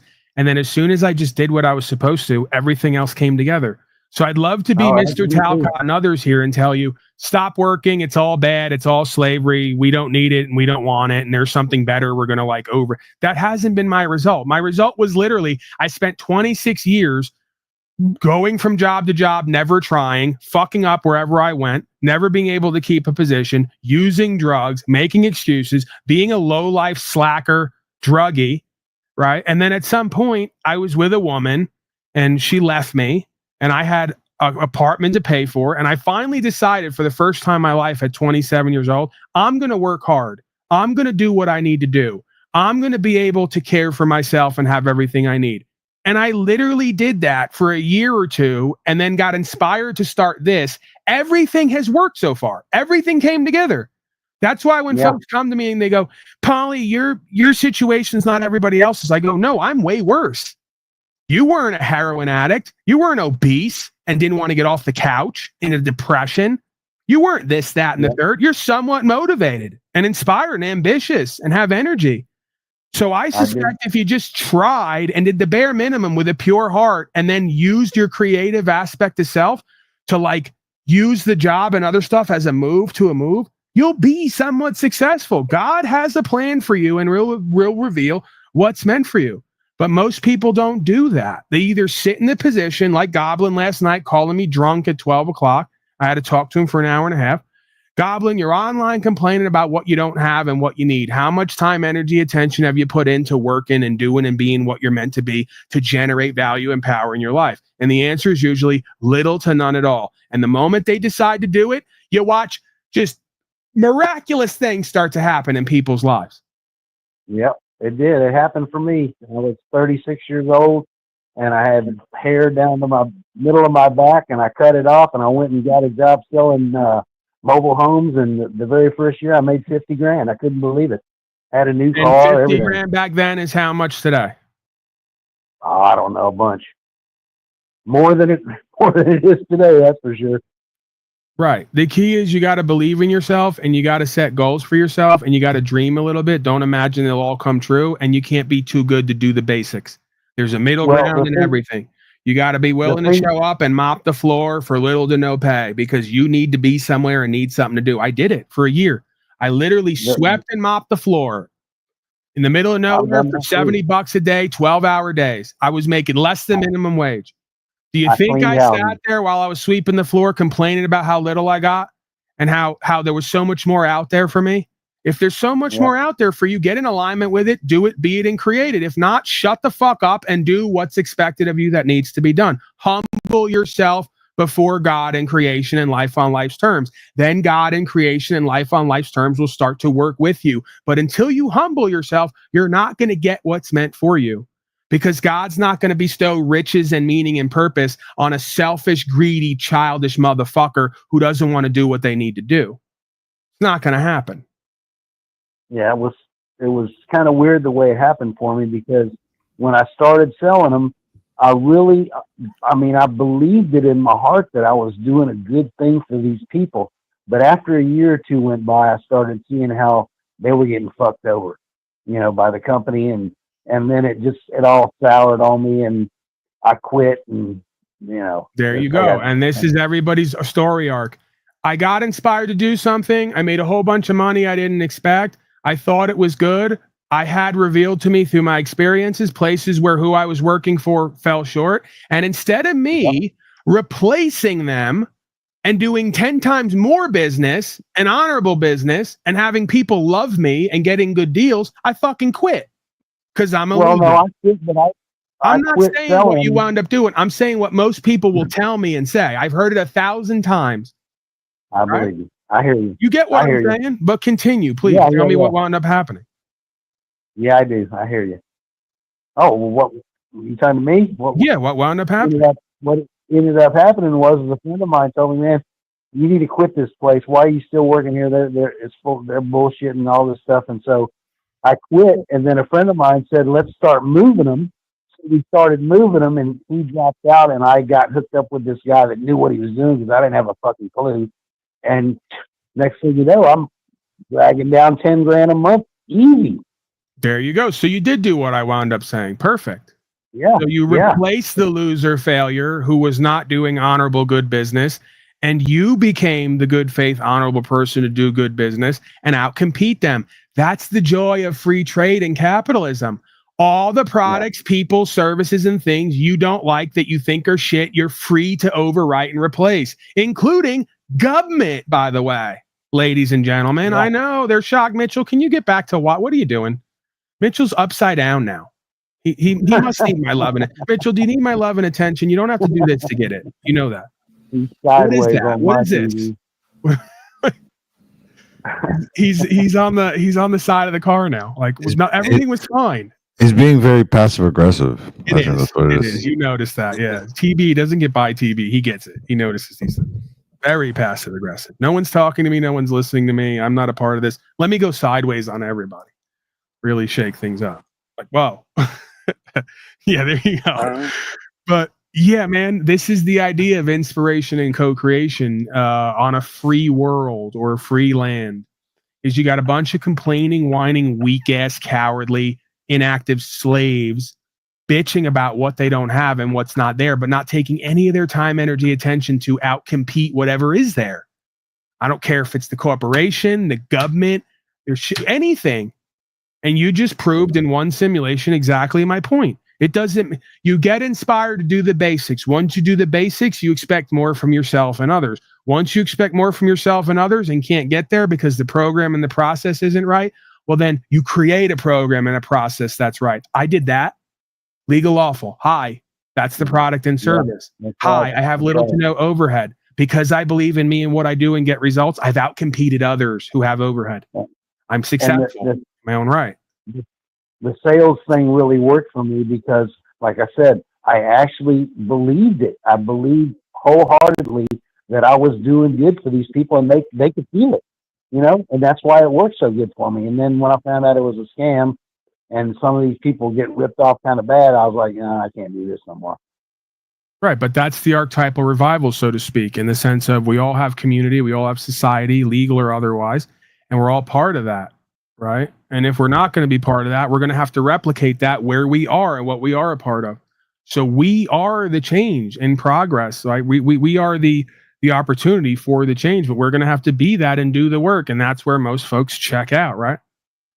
You know, they don't want to have to take the next year, 3-5 years just to establish themselves in their market value at an endeavor they say they love to do or want to be good at, right? So that's why I say you got to play a long game here, man. I want to tell you the rest of it, but I can't because it's too fucked up.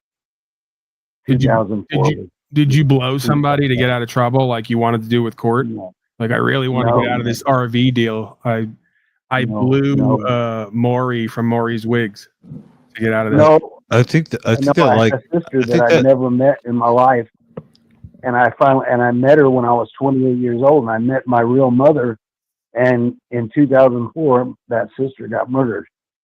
Okay. And so that fucked me up, and you know, my other sister, they murdered her in the hospital in 2020, you know, which I believe so. It just kind of fucked me up. Yeah, I could see how that would be testing and challenging.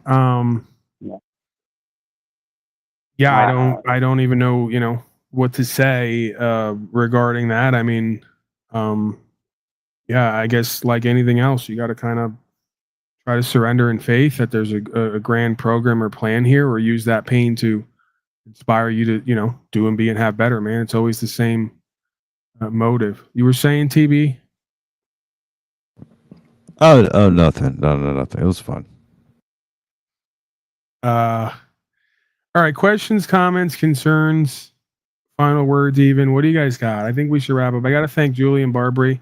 Thanks and blessings, Paul. He writes, appreciate you, Mr. Barbary. Mr. Barbary is another one who has cases. He's gotten a couple dismissals so far. The same officer with the same administrator, the same court has charged him again. So we're going to go back. We're going to get a result again, and we're going to have more to report on the content front, on the results front. But hey, it never stops, man. Go ahead. On the tail end of that, I guess. What the I don't even. Is he on the StreamYard? I don't know his. I don't see his name or anything. Is he like on a call or something? Yeah, he's on the phone line. He can't hear you, and okay. I don't know if you can hear him either. Okay. Well, I guess just to some degree at the end there, he was. All right, Paul, I'm gonna go. Thank you, man. Thank you, Clint. All right, have a good one. Bye. Yeah, I really was just going to comment so he could hear that, but it's okay. I guess it doesn't really matter. Well, give us the comment then, man. It doesn't matter. We're here for it. Oh, yeah, it looked like he was talking about something that he lost, and grief is something that I'm very well acquainted with. Growing up, and there really isn't any sort of like sweatpants sort of like methodology to dealing with grief and stuff like that. It's different for everybody. That's the thing about like the human spirit and like what God created us to be is like there's no one thing, one mapped out mathematical formula to solve your life. I mean, it is situational, and it needs to be dealt with discernment and a little bit of care. But I wanted to just be, because he was, I think he said that like people got killed and stuff like that. I wanted to hop in and say that grief is something that's largely not really ever focused on, because there's a lot of people in this world, and a lot of people experience all types of grief, and like that stuff like prevents people from growing at all, and it paralyzes them, like, and I speak from experience, because it's like it's something that everyone always tells you at some point you have to get over it and stuff like that, or language like just do these things and you'll get over it. But it's hard to do those things because the disconnect is here. The disconnect is, I'm in this fucked up place and I need to do those things. There's a like a piece in the middle of that a lot of people need more clarity on. There's a puzzle piece in between. I'm really depressed and in my shit, and I'm going to go do things, because like what's keeping you depressed and in the shit is what's keeping you from doing those things. You know what I'm saying? So like those things like, being productive and whatnot, those are things that happen when, when things are like, when things are good, but like the emotion, the feelings part is not really actually ever like tended to. So it just kicks the can down the road, so to speak. And this happens again and again and again. So. Yeah, I think I get what you're saying. I don't necessarily, I accept the idea that there isn't necessarily a one size fits all solution or remedy for a lot of these feelings, because these feelings are just a part of our experience. The presumption is that we're not supposed to have them or experience them. So yeah, I'm not contending folks avoid who and what they are and part of their experience, and part of their experience is probably grieving, and grief. I think the key is at a certain point, you have to make a decision to move beyond it, right? Even if it doesn't feel like it. It's like, hey, there's something there. We can feel it, experience it, attempt to understand it. But even if it doesn't go away, especially if it doesn't go away, we can't allow these feelings or experiences to hold us back from doing and being and having more. I mean, we can, but we're not going to be happy about it. Yeah, but that's precisely why I like brought it up, because it seems that's the disconnect. It's like it's hard to go like, hey, you're just gonna get over it. Like time will take care of it, or you'll realize it's just really like weird, like sweep it under the rug sort of psychology. And that's what I'm saying when I say kick the can down the road, is that you never really ever deal with those things. They're just going to resurface and fuck things up for you even more. You know, when you're in like maybe in a better space and in a better situation, like that stuff that you didn't deal with before is going to come back and just like wreck shop. You know what I'm saying? Yeah, I could see that. We definitely have to. We can't be avoidant. We have to deal with whatever it is and really feel it and move through it. I think there's a middle ground, like most of these things, right? Where it's, you know, the wind and rain, so to speak, either subsides on its own or it doesn't, and you still have to get wherever you're going in life, right? You know, I mean, I understand, like, you know, there's no choice but to move on. That's something that's already, we can just go ahead and just establish. You really don't have any choice but to move on. But how that goes, how that transpires is so different from how we think it's going to go out. When we say stuff like, you know, you'll get over in time like that, and like it doesn't compute to someone like that's in that fucking hell. You know what I'm saying? It doesn't. There's a piece missing in between. I need to just get over it, and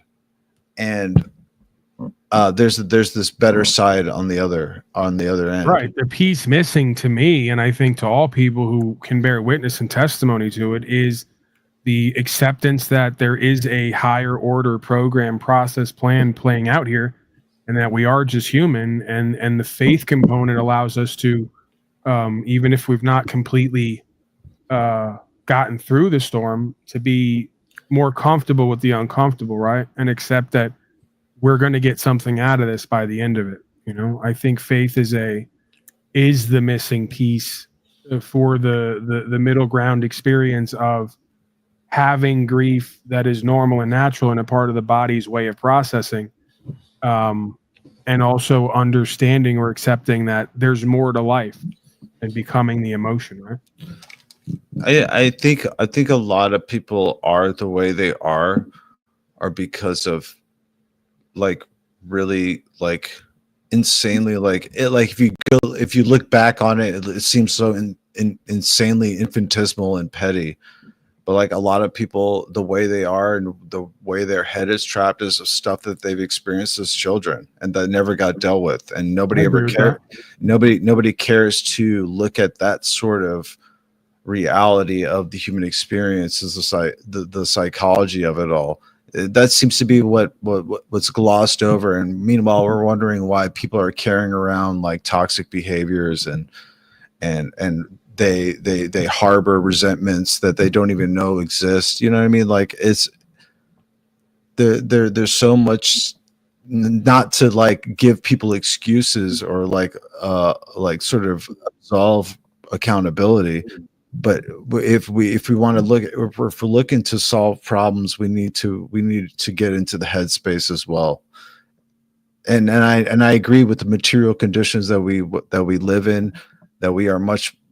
I concede to the idea, to the fact that we are very much at the helm of a government body. You know what I mean? That controls our life everywhere we go. I understand that. Yeah. I fully understand that. Well, that's the conceptualization, and that's what it's become, but that's not all that it is. All that it is actually above and beyond that, right? We are the creators of our reality, and we accept less for ourselves because the servants convince us they're in power and we're disempowered. We're not really the creators of our reality when we have guns pointed at us. Right? Yeah, we are, because I get to decide. I've had actual guns pointed in my face, and I told the person, now you have to kill me. That's the reality that they and I chose in that moment, right? And then that person chose to put the gun down. This wasn't even a cop. This was someone on the side street. So I do get to choose or co-create my own reality. And so does everyone else who's a part of this experience with me. I absolutely agree. You just described exactly what I just described. Right. That as soon as someone points the gun at you, that's where your ability to co-create your own reality begins and ends. That's the illusion. because I do get the option to experience life after death, whatever this simulation has for me after I leave my body, right? Because most people won't commit to that kind of liberty, the gun being pointed at them is where their rights begin and end, where their choice begins and end, because the fear of death overrides their love of life. See? If you truly loved life and loved the truth more than you feared your own death, you'd be willing to live into life knowing that death is a certainty for your body anyway. Right? As the cliche goes, it's guaranteed everyone's going to die, not everyone's going to live. Yeah, that's death is something that doesn't concern the actual dead. Death is only a concern for the living, because a lot of the living are behaving like they are dead. We got a Brooke down there, aptly named Brooke the Phony Fake. It's good when these people know who and what they are and describe themselves so we can see them coming. If it's a woman, it's probably Tommy. It's probably a limit Tommy. No, don't go there. We don't. We're not doing that here. He would like that. He would like me to fixate and obsess over him. Okay, yeah. Got you. 100%. Yeah, we're gonna nip that in the bud. Okay, so call in Brooke the Phony Fake. Get up on panel, frauder. Why don't you stop talking and thinking you're smart? I don't think I'm smart. I know I'm smart. Many others know I'm smart. That's obvious by when folks like you show up here. It's not a thought. That's been proven. In comparison with folks like you, I could have a shiny set of keys that could come off smarter than you.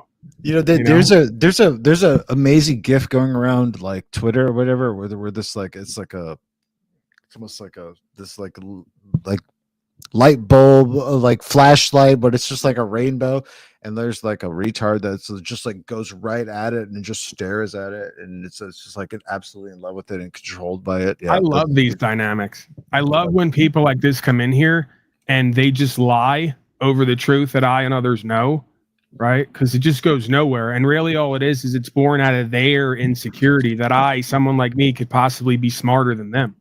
We've been doing this since middle school, by the way. I'll never forget, I was in middle school. Certain teachers used to go to me because I became known for words, right? So like they would go to me to define words. They'd put a word up on the board and go, we're going to go to Paul first and then go to everyone else, right? And that started to piss off the students who would work so hard and wanted to suck up and be important, because I would smoke weed and come in late and cut class and be the class clown. So one day they went to me for the word and I got it right again. And this girl in the front row, she turned around and freaked out on me. Why does he know all this stuff? Why does everyone keep going to him? He's just a pothead in the back. He doesn't even do the work. He doesn't study. Right. I'm because of his more intelligent than you. It's purely his albino powers, bro. That's it. Like they don't understand. The albinos have like all types of they've tapped into Jacobian like alchemy and stuff like that. But that's where I got used to these power dynamics, right? Very early on in my life, I had to be used to just being me and triggering the shit out of everyone, and then watching their jealous, envious, projecting ways, simply for me just doing what I love to do and what I'm good at. And other people recognize me for being good at what I do and like to be part of it, right? So she's doing that. She's taking us back to the middle school day that day. It's just playing out all over again, right? It's just a bad troll. It's really bad. Yeah, at least I like them. I enjoy them. At least when I first rolled up on the Paul and Slave camp, that at least our troll was a little bit more like solidified and militarized, and there's a nation state sort of coded feeling when I came at you. Rather than TB, please. I'm trying to pump up my fragile ego, and I'm trying to incite this troll beast to hate themselves even more and realize how inferior troll beasts. You don't need to insult. You need to incite troll beasts. Troll beasts are here for you. I need to point out the uncomfortable truth. Brooke, please get up here. I want to talk to you face to face. I want to hear how intelligent and wise you are, because we're going to get it. We're going to get a handle on it, right? As soon as you get in here, we're going to really see who and what everybody is. And it should be great for you because you're in the power position. And this goes out to anyone. I challenge anyone, if they'd like to. I'll take another IQ test. I've done 2 in my life. What's your IQ, Paul? Around 130. Only around. Hey, me too. I'm about 133. Wow. No one's buying that now. No one's buying what I just said because of what you just said. How is that? How is that even a thing? I've literally taken like several IQ tests. They all land around the same. It's like 129. I think 128 is the lowest I got. 128, 129, 137, 130, 131. Right. Yeah, it's all good. So please understand that this is a place where a lot of rough around the edges, semi-depressed, personality disorder, but very intelligent people congregate, right? Yeah. It's usually the highly intelligent ones that are the most depressed and at times the least ambitious and motivated. I know it's true. You don't have to listen, Paul. I know. You're about to go into your diatribe. What I do here is truth based. I know what. Accept that. Listen, I know you're about to go into diatribe. I'm just saying, like, apparently, let me diatribe. Okay, apparently, you know, or let like, me die. People like us, like the 130 IQ above crew, like we have this empath thing that no one else has. So, we sort of feel things that, and we're sort of like cursed almost to be in this position as well. We know too much and we don't know how to like dispel it away because we feel too much, you know. I just wanted to share that, you know, that's important for everybody to understand, you know what I mean? Well, you're on to something there. She'll never know what it's like to be born being able to see, being surrounded by a bunch of blind people who claim that they have the answers and want to call you stupid, right? It's a hell of an experience from the beginning of time. That's such a weak fucking response to it. Seriously, that's it. Oh man, we did so much. We did so much better. You're the smartest person with Down syndrome. I actually have up syndrome. I've been clear about this, that ever since I aligned with the light within me that I've been dimming around all you blind, stupid people my whole life, my life's done nothing but go up in pretty much every way. So I not only don't have Down syndrome, I have the opposite up syndrome.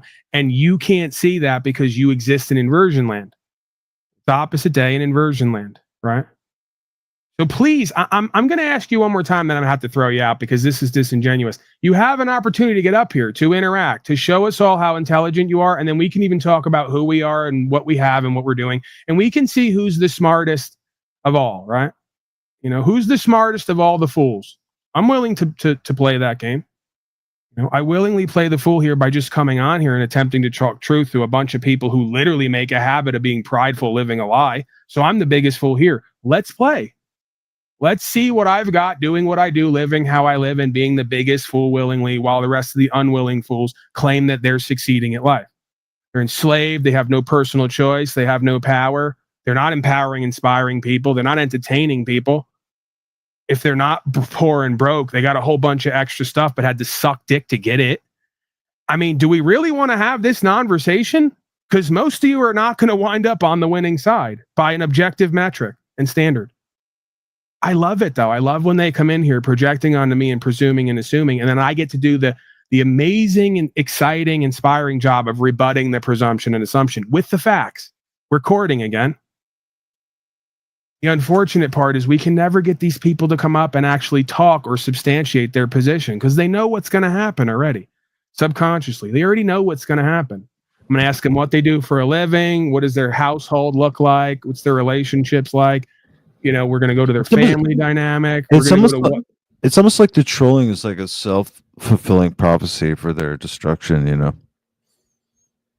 Yeah, it's a desperate need to be called out and shown for who and what I am, because it's a game they're playing, right? I'm this, you're that. Let's play, right? And then slowly over time, it gets shown to be exactly the opposite, right? Hey, but listen, when I do it, it's different because I'm smart and I don't do like that stuff, whatever that is. It's pretty gay. Hold on, we have more questions from Brooke, the obsessed fan in chat. Yeah, how many times have you been arrested? Oh, so many I can't even count. I'm working on half a dozen over the past 5 years. I'm at least half a dozen over the past 5 years. Aren't you upset? You're like Omar from The Wire. Please.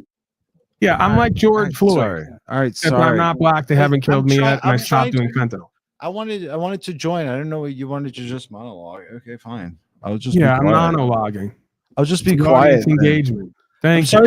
I'm sorry to annoy you with my friendship. Oh, here we go. I love you, TV. It's all love here. We're choosing love, but I got to engage with my trolley audience. You have to engage with the stupid trolls in your live chat, so people that are on your panel. Okay, fine. Yeah, it's audience engagement, man. We play the lowest common denominator here. You're really making me feel like chopped liver over here. You'd rather like engage with the troll and okay, never mind. No, you're in good company, man. You're good. You're a genius. You're part of the panel, the high council, as OTW would have it. Folks are asking who's OTW. I know, I get it.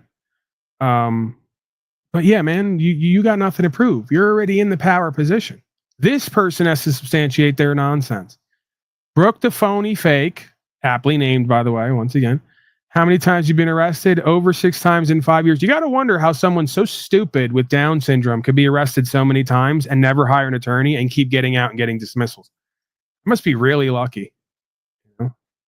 Not as smart as the rest of you who pay to have a limited liberty where you have to perform for a bunch of servants. Not that smart, but pretty smart. My own right. They think that they're making points by pointing out I keep getting arrested and getting out and getting dismissals and not paying or signing. That makes me smarter than you and more powerful than you. It doesn't make me dumber than you and beneath you, by the way. Are you part of the Mossad? Are you part of some? It's got to be that. It's got to be. I got to be part of some high level. Yeah. I was Jeffrey Epstein's bag boy. That's why I was on the list. I was on the list that doesn't exist. That's why I keep. It's just that's what you get it. Wink and a nod, right? All right, let's see. You know how sick the world is. It's probably like that's horrible. Why are you trying to get arrested? Well, thank you for asking. Now we can get somewhere here. It's only like I've repeated this 1,000 times before. So I'm not trying to get arrested. I'm aware that I will get arrested by upholding the law of the land, aka exercising my natural rights and living free. Isn't that weird? Yeah, that's weird. So you're saying I'm the weird one. I'm not. I'm the intelligent one who has a long game goal and plan that has literally been hit on every level to the point where they're wondering who I'm working with behind the scenes and why am I free? Okay? Yeah. Thank you. Just give me the air horn. Yeah, just give me the air horn and some ad libs whenever. That's right. That's right. How you can contribute, right? That's good. Fanfare for the slaves. Slaves love fanfare. They love that. That's how they get That's how they got programmed. Right. So that's how they got programmed. That's how we deprogram them. Right. So I'm what you would call a civil rights, because you don't understand natural rights. So I have to talk in words that you, the slave, understands. I'm a civil rights activist. So my whole point and purpose is to continue to live free, exercise rights, and continue to get arrested and get dismissals to force a change of the code, policy, procedure, and process. Okay? And it's working perfectly, by the way, because I'm so stupid and lucky. Is it working in a real way, or is it working on a fringe level way where it doesn't matter because you're only going to affect a certain percentage to them, and when they take that certain percentage to the big pot, they don't really care? That's a lie. Frauditors lie about their convictions. You just projected onto me. You just bore false witness. It's bad faith. You did it to your fellow countrymen. That's why you're a slave, and that's why you're governed by U.S. corporation, because you just presumed me to be dishonorable and bad faith and lying. Then you want me to go and do all the work compiling stuff for you so you can then take what I give you, spin it and twist it, and tell another lie. Show us court docs showing you got off. I don't need to do that, because you're the one presuming I'm lying. And if you want to expose me for being the liar that I'm not, you can look it up and put my name in and pay the $29 like, what were their names again? From the Welsh News Network, right? They had the same rap. They have a whole audience of people who come there to laugh at frauditors. They called me a liar. Then they did the background check. And you know what happened after that? Well, at some point they shut the fuck up, but in between shutting up because they had no juice and no motion, they bitched and whined and raged and trigger complained online about how many times I was arrested with guns and drugs and all the rest of this shit and somehow keep getting out. They were literally saying, why is he free? Put him in prison. Okay, so you do the legwork, you do your homework, you go look into the background and check the score, check the stats, and when you come up with nothing, you shut the fuck up and apologize, or you go to spinning and twisting the narratives as they are, right? Because you just can't admit to your fragile little self that someone like me could have some walk of inspiration and empowerment and get results without the rest of you dunces in his corner. You just can't figure out how the process of the experience of God works because you're godless swine scum. You're Godless, sadist, godless collectivist swine swine scum. I Godless shouldn't even swine cast scum. my pearls before you. Pearls go nowhere. Hey, did you happen to catch that? I think it was recently published. Bitch ass niggas. Memorandum of law about sovereign citizens. Like if cops use it in legal proceedings and stuff, it's grounds for 1983 federal lawsuit. What is again? I didn't hear the first part. If they use the term sovereign citizen, it's considered defamation per se. Of course it is. You can't use labels you project onto people to try to diminish their capacity and have harm done to them because you've demonized them and dehumanized them. That is political science. Only ignorance demonizes you. Only ignorance demonizes you because it exposes you. Right. That's the whole point of courting, is we're supposed to bear witness and testify to our experience, and through that testimony, it will be revealed what our character is and what we're guilty of or not. Some people still experience and they still lie. Okay, Paul, what's your last name? I'll do the homework, and if I'm wrong, I'll apologize. Hey, what's your last name? What's your mom's name? What's your family's name? Where do they live? What's your social security number? What's your blood test? Yeah. So get the fuck out of here, B. LAPORTA. That's my family name. Feel free to look it up. There's a stack like this straight from the feds who've been keeping track of all my local and statewide interactions from state to state. They've compiled it all for you. For the beauty of you Paul's got that IRA physiognomy. He's got that IRA. That means he's got that Irish car bomb fucking terrorist. Oh, I thought you meant Ira like small Hattie. I had a small. I'm cool with that. I'm cool with that. It's fine. Right. Okay. Laporta. Yes, that's the name. Don't wear it out. Yeah. Feel free, man. You got at least one on here from about a year ago. The last one I've been charged with: trespass and unlawful carry of a sidearm, because I dared to have a gun on me in my waistband, an open carry state where you have to have a permit to carry concealed. And guess what? I didn't do any of that. That upsets you. I'm going to say it again. I didn't do any of it. I don't follow any of it. I do whatever I want. That pisses you off, doesn't it? Because you can't. Because you believe you can't and you're a punk coward. It pisses you off, just like it did all the kids at school. When I walk in smelling like weed and they try to pin me up and I have a funny retort and I use my comedy to just diffuse all the false power they have, and I just cut class and I get 95s on tests and I do whatever the fuck I want. And you sit there like a slave and you suck dick and you beg and you show up every day to try to be seen and validated. And the teachers wind up liking and respecting me more than you anyway. That's always the funniest part about it. Get him. Because I'm real and you're not. I'm a real person. You ain't real. You're not. You're not a real person, dog. They're not real N-words here. It's just the reality. You ain't a real N-word. You ain't a real nigga. Right. For real, for real. Someone is triggered. No, I'm pulling the trigger on a troll beast animal slave. Damn, that's a bar. I'm not. That's a bar right there. I'm not triggered. I'm pulling the trigger. Right. That's a bar. How could I be triggered if I want you to come in and say stupid shit to inspire me to smack you over the head with the truth to put you back in place? Bam. And what I want done here. I'm literally only doing this broadcast hoping you'll trigger me with your Slavish ways. Thank you for being here. So, is this Slavish? Is it? Yeah. What's the deal with the Slavs? What's your racism with the Slavs? We got to talk about Slavish. That's the root word of slave. Is a Slav. You're Slavish, slavish ways. I think we're being very uncool to the Slavs. Man. I'll go all the way with it. Your Caucasian ways. Your inauthentic corporate male modern day Caucasian ways. Oh, is this anti-white stuff? It kind of is. It's very. If you need it to be, it is. Does it sound very nice? It's not supposed to be nice. It's supposed to be triggering, testing, and challenging. Testing and challenging doesn't. There has to be a purpose to the testing and challenging, except saying, Why people? No, they've made me the white N-word in this scenario, so I have to go all the way with it. These white people are triggered by me because I'm the white N-word who literally lets my nuts hang and do whatever I want to do. So they treat me like an N-word. I don't think that N-word's got to be locked up. We got to do something about him. He's not supposed to be able to do this. And I go, that's my culture, man. That's my culture.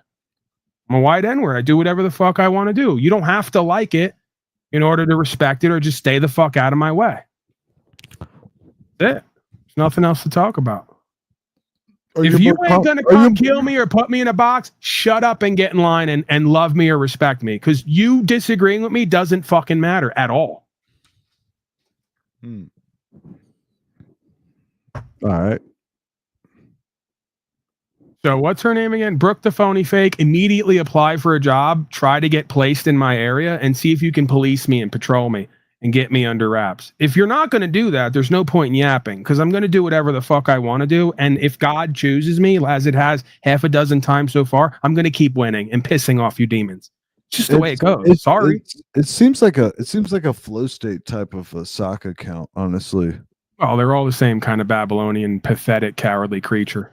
Because it's all about engagement and stuff like that. Obviously, these aren't like real, like it's almost like AI. You know what I mean? Yeah. It's like the early generation AIs. I'm target how they shooting here. respond. Yeah, yeah, exactly. Just put one up. Okay, yeah, we got one. These aren't real people. He's so like stupid that like he's literally like the failures of AI in its early stage, and that should probably like wake them up at some point. Oh, there we go. Where we're invoking the child molester thing. It was only a matter of time before we do that. Let's go through every low-hanging non-fruit gambit that you guys are going to run. So the last charge I got was a state of New Mexico. Now, you think that's a place. Some of us know that doesn't exist, because there's New Mexico State, and then there's a state of New Mexico. I think you live in the state of New Mexico. It doubles as a state of confusion. Right? It's a non-physical, non-living entity. I'm confused. What's going on with New Mexico? Why is it two different states? There's the state of New Mexico as defined, which is the land and its people. And then there's the state of New Mexico, which is the corporate entity, and there's New Mexico State. That's true for every state. There's two states for every state. There's the etheric state, the e-state, the energetic state, and then, or the corporate entity, and then there's the physical location, geographical location, right? The corporate entity is the only one that actually has any authority, because those are the ones that can actually kill you. So, yeah, but they don't have authority unless it's given to them, and it is through contract, right? So that's the whole game. They know they don't have an authority on the land with the people, so they do have authority. They do have authority, Paul. You know that they have authority to do that. Okay. So New Mexico, you'll see it there: trespassing, unlawful carry. You'll see no attorney, no paper signed. You'll see correspondence entered. That was me. And then you'll see dismissal, refusal to prosecute. Okay? I suspect you're going to see a lot more of them. And oh boy, is it really going to trigger you once I sue one of these people and get a couple $100,000. You're really going to be pissed at that point. Is it just like the lawsuits? Is that what generates the money? Is the lawsuits? No, of course not. There's value generated in multiple. Well, yeah, but like I'm saying, like if this was like something to fuck with the system, which I'm all like 100% about, like I fucking hate the system at large. Anything to scam them is a net good in my view. It's not about fucking with the system or scamming them. It's just about making a wrong more right. No, it is fucking with them, because fuck them. And then just moving on with your life. It's not about going against. It's not. There's no moving on with your life. They own your life. They own every fucking inch of the land you walk around. You. What do you mean? You went to that too, same time. Can't deny that. That was divinely ordained. That's you right there. Yeah, we're divinely ordained out here. All right, so let's see how long it's going to take this loser to look up my record and then try to spin a lie to try to alter the experience of me and what I do. Hey, will you have bank statements of all your Yeah, I know. I need to give it all. You literally have half a dozen videos of me getting arrested by police, and then when they decide, well, these ones are real, these ones aren't, right? The ones where they say I'm scared because I'm looking over at him and he's like, get out of the car and reaches in for me. Those are real because I'm a punk bitch and they owned me, right? The ones where I get away and get dismissals, I made that up and hired people to come and stop me. They're still saying that on my channel, right? The first travel video. He made this all up. Why is anyone believing this? He got his friends who are cops to stop him, right? I got friends who are cops to commit felonies by misusing official position to pretend to stop me to make a YouTube video. But let me just ask you something just so cold water coded about it. Like, do you want to help people, or do you want to make money doing this at the you want to do that at the same time? You want to like help people get out of this stuff and make money at the same time? It's not what I want to do, it's what I am doing. Why would we go to what I want to do instead of what it is? Well, you have helping people to get out of goals, slavery, though, right? including myself, and I am getting value doing it. So you it's have goals, though, Paulie. I'm not trying to like paint you out to be like some type of grip. Right, I'm answering. I'm not trying to. There wasn't. We're like past what I want to do. We're at what I am doing. Okay. And how it affects others. But that's something that you find auspicious. That's like ideal for you. Like that's what. Of course, it's ideal. It's a win-win-win. I'm getting results for myself and empowerment, inspiration for myself. I'm giving that away to others. They're getting results, and I'm getting paid to do what I love to do without any tax obligations. How would that not be a win-win-win? I'm wondering when everyone else is getting with the program. That's definitely a win-win-win. You know, because that's something I want to do myself. You know, like I want to inspire others. I want to be a part of other people's lives in some positive aspect. I want to do that for folks. You know what I mean? We're here for it, man. It's here for everybody. If you I think that as scripture always tells us that we're all like priests of Christ. You know, we're all priests. How do they always what fascinates and amazes me is how the dunces in inversion land literally always get it wrong. They always say it's the opposite of what it is. Thank you for proving to my audience that what I say here all the time is true and real. How do you look at me and what I do and then look at Chile de Castro and make the determination I'm the lesser being and that this is just that easy for you folks? It's because of my background, right? It's because of like the fact that I don't have a collared shirt on, right? Or this is just a regular t-shirt that I had lying around. There's some lines in it. Like it's because I don't have completely fake grill teeth, right? Like it's just that easy. So you look at me and what I do, no attorneys, no team, getting results over and over again, not selling the audience anything, not asking for anything, just giving damn results time and time again. And somehow I'm a more pathetic version than Chile de Castro. You got it backwards on every level. He's the more pathetic version of me because he claims to be a legal scholar who gets results, goes to court, fake cries, gets 160s, then calls home every 2 hours to cry to Brian how he's going to get raped in jail and beat up. Oof. Yeah, there's a lot there to unpack. Proof that, once again, it wouldn't matter how much truth we put forth. Those of you who are blind in inversion land will always call the shot opposite of what it actually is. You'll always mistake the false for the true and the true for the false. Why my father told me long ago, Paul, why don't you just get the degree, put the suit on, and pimp on everybody? The slaves are so fucking dumb and low level. They don't care about truth anyway. All they care about is symbols of perceived power. And it really is just that pathetic and embarrassing and just that simple. If I changed my hairstyle and I worked on some cosmetic things about me and I put a suit on and I invested in a bullshit background and I had some paperwork, and a suitcase, and I called myself something that was a title, you just eat it right up. People just eat it right up. If you got a costume and you call yourself something and you show certain things that look and feel a certain way, most people buy in, right? When you don't do any of that extra stuff and just come on with the basics and show the life-changing results, they don't listen. They don't believe you. You ain't got it, right? This is pimping and hoeing. Why do you think the pimp gets the best car and puts on the brightest outfit and wears the chain? Because it knows you dumb hoes are going to take notice, regardless of who that being is and what they do. Yeah, he knows you dumb hoes are going to take notice and follow it. Yeah, he knows none of his like actual wealth is real. Like the peacock thing, he knows none of that is real. And at some point, they realize it's not real and they don't even fucking care. that it's not real. At that point, they don't even care. He provides because he fakes it. You know, that's how he does it. That's how he provides. So there's value in that. There's value in this guy that, like, you know, fakes his, like, his wealth and his, like, you know, establishment in life. Yeah. No fucking way, man. So they're asking, did you stop eating all that cheese? Absolutely. I just explained to you. I'm eating the same thing every day, all day. I'm healing up slowly but surely. And I'm not incorporating any sugar. I did away with the coffee. I did away with all caffeine. I did away with all tobacco. No more cheese. No more nothing. It's all over. Party's over for the time being. Okay? All right. A couple more. This motherfucker. There's always one flying here, TBA. Always one flying here. I can never get rid of it. Is caffeine a slave drug? It's all subjective, I guess you could say, to an extent.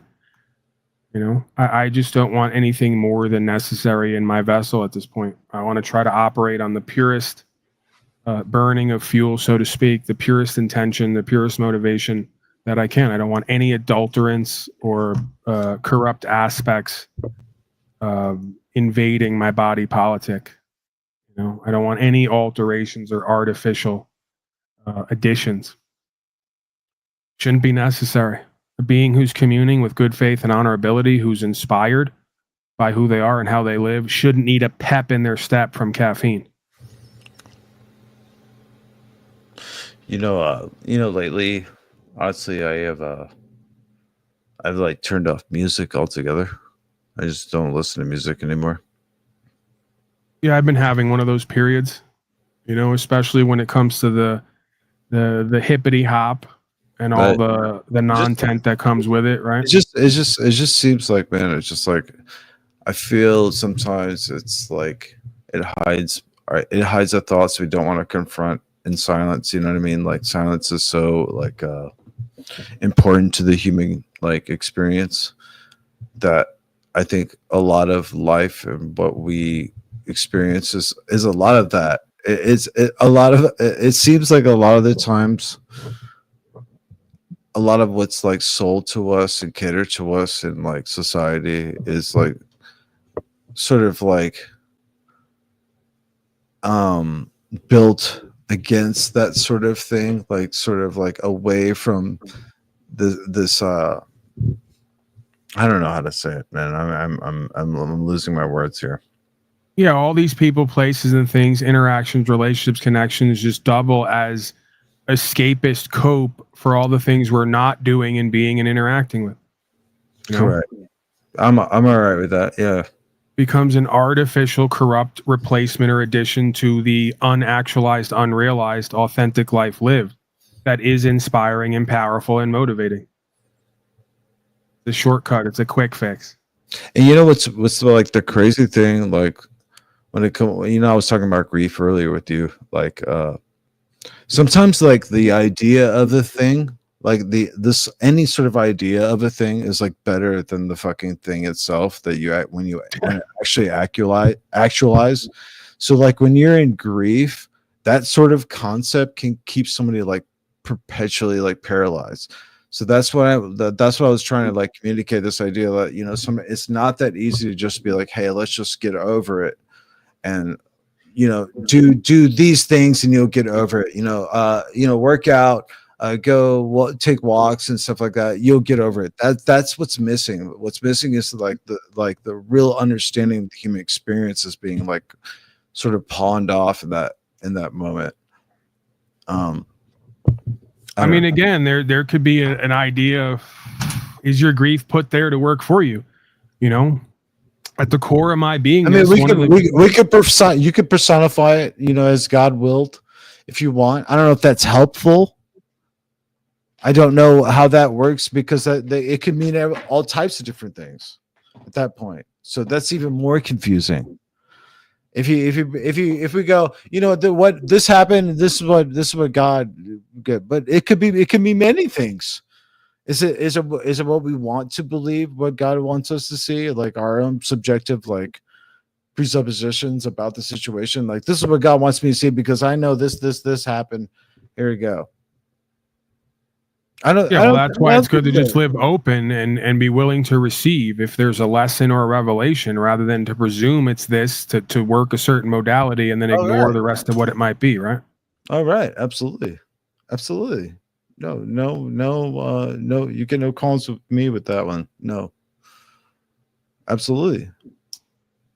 But yeah, I mean, I'm just not somebody who believes that all darker aspects of self and creation are inherently negative. They may feel that way when they're experienced, but they probably are there for a greater purpose to compel you to do, to be, to have.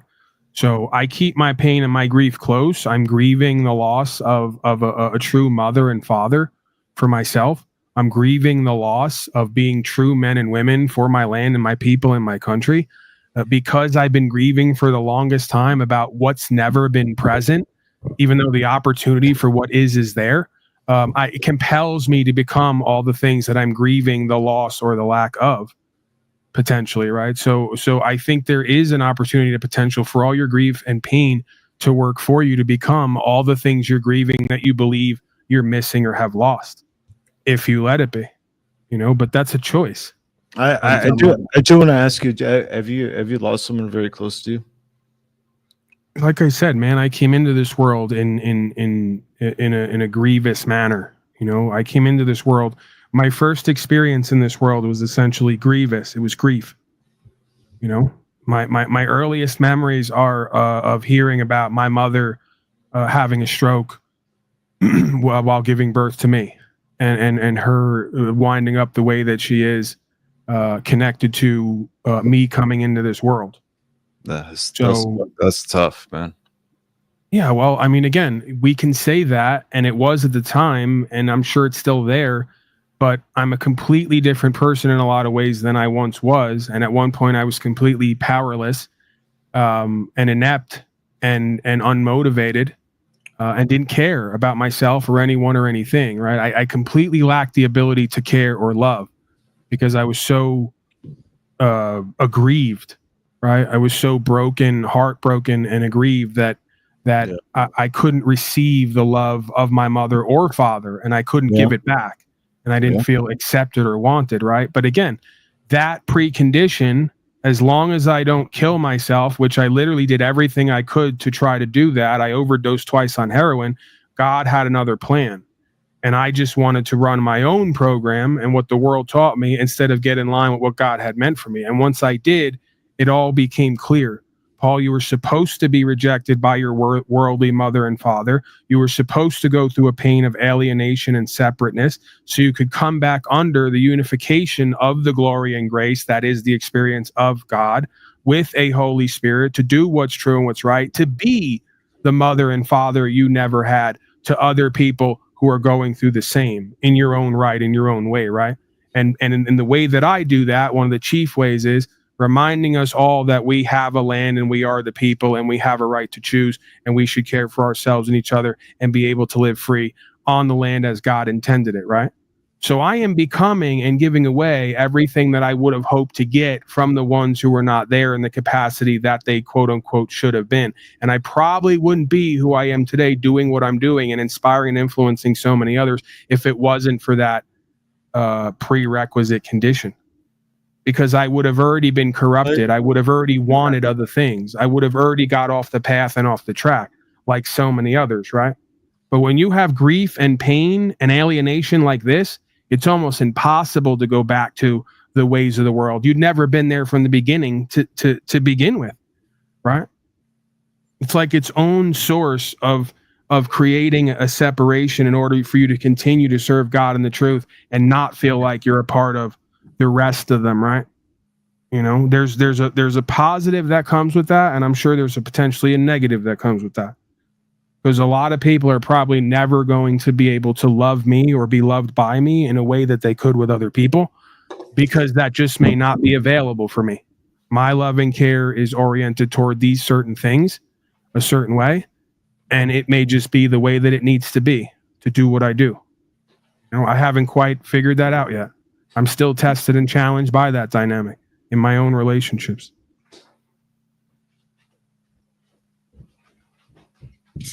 It's like I have to love God in the game to do what I do. If I love people, places, and things, the world, as much as I love that, I couldn't do what I do. And the only way to get me to love God and the truth and be faithful is to have me be rejected by everybody who was supposed to love me, that I was supposed to feel close to. You know what I was trying to get at, and what I was trying to sort of like nudge you in the direction of, was like the sort of advice you would give to people that sort of hide their emotions like that. You know what I'm saying? When we were talking about grief and stuff like that, if there was something that your thoughts on sort of like people that sort of bury that sort of stuff and don't really confront that, and how damaging that could be. That's what I was. I don't know how you could bury that, man. I was in so much pain that it was just evident. I'm sure it still lingers. There's still some evidence of it, but at that time, it's so much anxiety and depression and pain and just acting out that it's impossible to bury it or conceal it. Everyone that you interact with is aware something's wrong with you. I mean, there's no other way to put it. Like, I know. I know what you're talking about. Yeah, that's real. Yeah, they hint at it. They go, "You're so intelligent and well-spoken, and you have so much talent or ability. Why are you here? Why are you doing this?" You know, and that's their way of kind of asking, but also saying, like, "What's your deal?" You know, like, "What's wrong with you?" I just think that like I think mental health is something that is sort of seemingly like sort of boomer washed into the younger generations to like not care about that, but the younger generations like see right through it. And I think that like I think that like things will get better, I think, between the sexes at some point, because I don't know, man. I'm kind of losing it. I'm getting from you unconsciously that your conscious conversation here is rooted in some unconscious pain between you and a woman or women in general. You might have a home here for that. I've been known to play that role cosmically. No. It's not that. It's somebody. It's totally different energy. But yeah, I get where you can see that.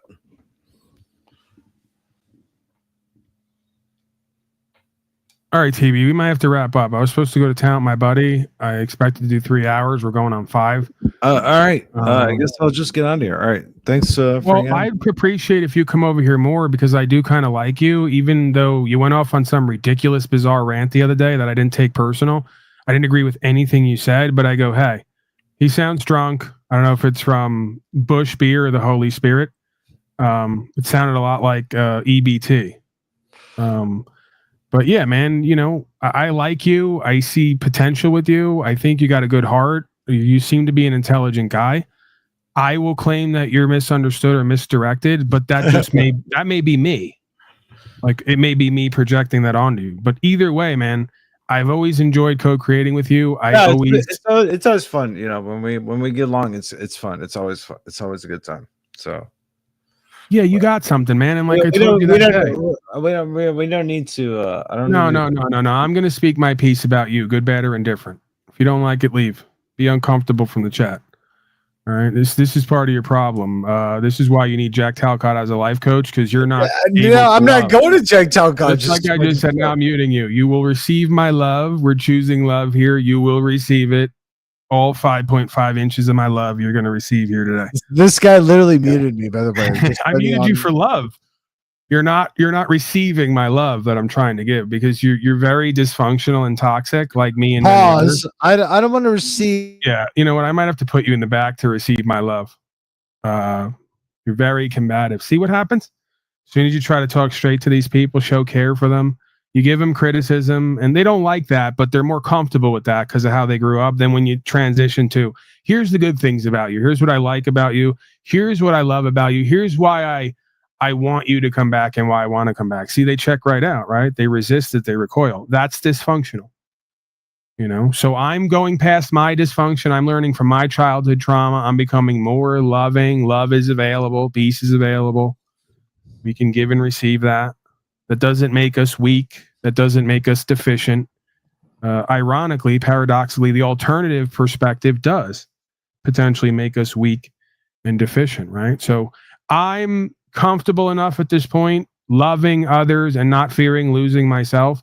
I'll still be able to stick to my purpose and meaning, process, and principles, but I won't be lacking in love in my life with the people who experience me. So I love you, brother. I can't say it enough. And I'm here for it, TB. And get on more, man. Do your thing. Fuck these other loser failures. Oh, by the way, I told you 3 years ago, I'm usually about 3 to like 30 years ahead of the majority of folks, right? Because I have down/up syndrome. I told you 3 years ago, let go of all these loser, failure, jealous, envious haters who masquerade like they really care about you. They're just in it for the content. They're just in it for the attachments. They don't know themselves and their true meaning and purpose in life. So how could they help you with yours? Right? And I'm alluding there. I'm keeping it sort of generalized. But I believe you know who I'm speaking about and what I'm speaking about. So don't let these people get to you. Just cultivate more discernment. Start to see who's who and what's what, starting with yourself, and start to really live into your truth and therefore the truth. You know, and get a result, man. You got a gift. You don't have to give me the infomercial, Paul. I'm giving you the infomercial. I'm giving it to you and by proxy, everyone else that's out there. If you don't need it, someone else does. Trust me on that.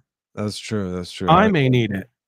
I may need it. That's really presumptuous to think that you were just saying that just for me. That's really presumptuous. Yeah. I know, because you're very arrogant and egotistical and prideful. Work on that, brother. Choose love and work on that. Hey, why don't you choose love and why don't you I'm trying. Why don't you choose love sometimes, Paul? I'm choosing to love myself. Is that scandalous to accuse you of? Why don't you not really love? Why don't you choose love sometimes, Paul? I want to see a loving Paul instead of well, we're working on that. We're working on co-creating. Where's the loving Paul? Yeah.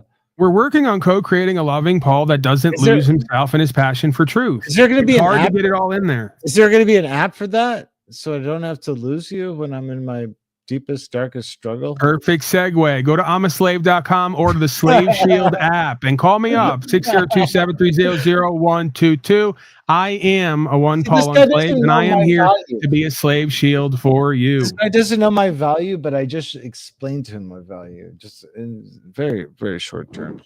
Hot topic. Paul is straight. No, I confessed on a panel the other night somewhere. Someone called me gay, and I came out in the open completely. I said, I am literally the gayest thing on earth right now in this moment, and none of that is just the gayest guy on earth. Yeah, I'm literally now officially, based on my own words, the gayest thing on planet Earth, and that's still not going to change who and what we are, what we're doing, and the results that are going to come from that. So I'll own it. I'm the gayest man on earth. Oh, listen, you're going to have a run for your money. I'm the gayest man. Not only are you and I here, but Jeffrey Pizer is here. Okay, so you got to run for your money. Jeffrey Pizer right now, yeah. You just said his full name. And so I know there's a slow state creeping around with purple earrings that glow in the dark somewhere. When Paul says their full name, that's when you know this shit's going down. Jeffrey Pfizer is here. I'm like, Jeffrey Pfizer. I don't know who Jeffrey is, first of all, and second of all, I don't know who Pfizer is. So I guess. Jeffrey Pfizer's here, and Joey Moderna. How are you? How are you? Thank you, Joey Moderna. Thank you for coming here. You're my daughter's quinceañera. Oh man. You believe this guy Joey Moderna wants me to christen his kid? $5,000 I charge. You believe this fucking piece of shit? He thinks houses should be affordable for people that work 40 hours a week? Shut up and get out of here, you fucking loser, commie. You fucking loser, bitch. Go die in the streets. I would rather die in the street than be a commie. Okay. He pulls up in the pink Cadillac. I told you not to get anything big, TB. I told you not to get it. Listen, this is my first year being a communist. Okay, so wait, I guess that's like a joke against me, but no, I'm okay with a little bit of communism. Moose is here as well. You're really gonna have a run for your money, Moose. You have no business calling anyone or anything gay on any level. Moose was just here. He was in his car, wasn't he? This is the gayest thing since Moose sneezed on air and then lied about it. And sneezed like a woman, by the way. Then lied about it. Yes, that's still kicking around. I know that people. I don't get rid of anything. I got it all here. Moose broke a bone when he sneezed into his armpit. Fuck you! Oh, that's the wrong one. Hold on. Oh yeah, not a moosey sneeze. They're cracking up at stuff that makes no sense. You know what it is? Was that a real sneeze? Did you just sneeze? No. Okay, is that sneeze? Yo, so he fake sneezes? Yo, no, he really sneezed like a woman. And then when I called him on it, I'm preparing for a bit right there. You can tell that I'm kind of doing what the cat does, where I kind of settle in with my feet and I get ready to pounce. Continue with your doing. Yeah, this is a behind the scenes, right? I'm breaking down. I'm unpacking the momentum. I was positioning myself, almost ready to mount, and he knew it. So he just completely threw a lie out there, tried to sell it, Not only did he sneeze like a woman, he lied about it. You're about to mount Mitchell? No, I was going to mount Moose Creature for his womanly.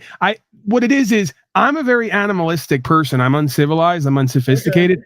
Okay. I can't always have control over my faculties and impulses. So like I heard that sneeze and I went, what? There must be a woman in here. And I immediately thought about mounting. It was like an instinct, right? And then I asked him, I go, was that you? Because I wanted to figure out before my instincts took over. And he was like, no. Because he knew, he could feel that, oh my God, I triggered Paul's mounting instincts. There's a man in your bed? Yeah, okay. You're going to make this about the whole gay thing? You're going to make this a thing about being gay? I'm just talking whatever. This is not about that. I'm talking about logistics. Like there was a man in the bed? What's final words? Let's just wrap up. I'm feeling rather complete in my incompletion. Yeah, let's wrap it up. Wait, what do you mean we're wrapping it up? Go ahead and wrap it up. Yeah. I want to know what was going on there. All right, one more time with the moosey sneeze. They're cracking up at stuff that makes no sense. You know what it is? Was that a real sneeze? Did you just sneeze? No. No. I don't know what you're trying to hide here, Paul, but we're gonna find out what's going on there. What are you hiding? What's the big deal? This broadcast was the gayest thing since Moose's sneeze, home life, and marriage. That's it. No, it's already official. No, it wasn't. We've had some fire conversations here, bro. What are you talking about?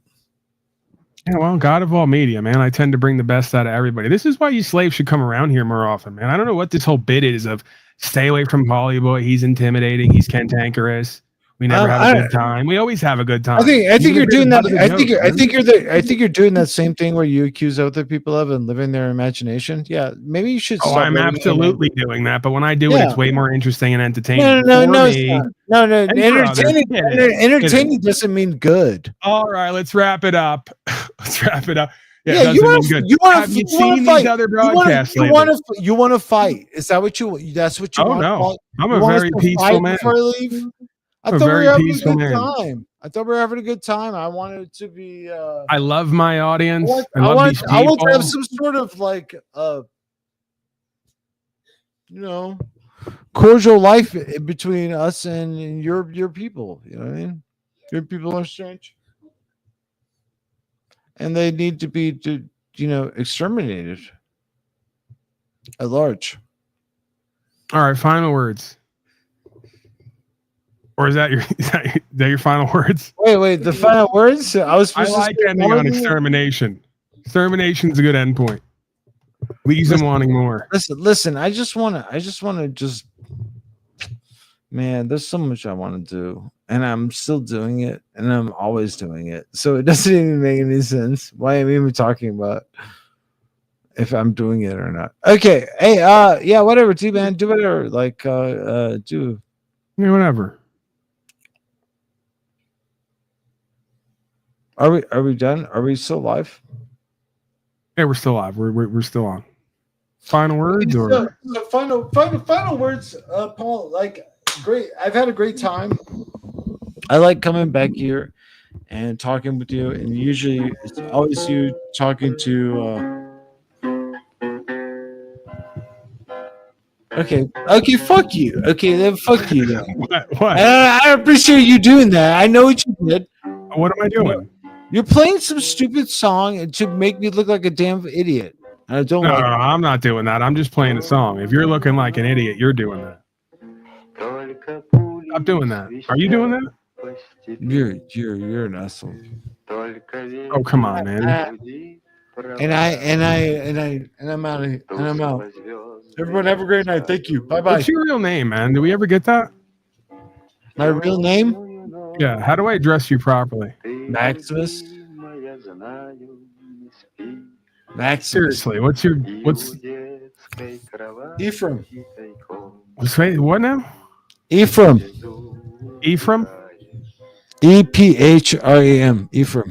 Isn't that the point between your testicles and your anus, or No, the rectal hole? that's the poly. That's the poly line. That's what they said in Wikipedia. It says the poly line, With the perineum or something? Epinephrine? What was it again? The perennial divide. Yeah. What was your name again? Epinephrine? Say it again. Yeah. Why don't you go fucking kill yourself? I'm asking you what your real name is, man. Why are you so scared to tell your name on here? You're such a fucking piece of shit. I got them looking up my whole life story now. I got Sam, the fake, whatever her name was, looking up my whole life story. I can't know your given name. No, not anymore.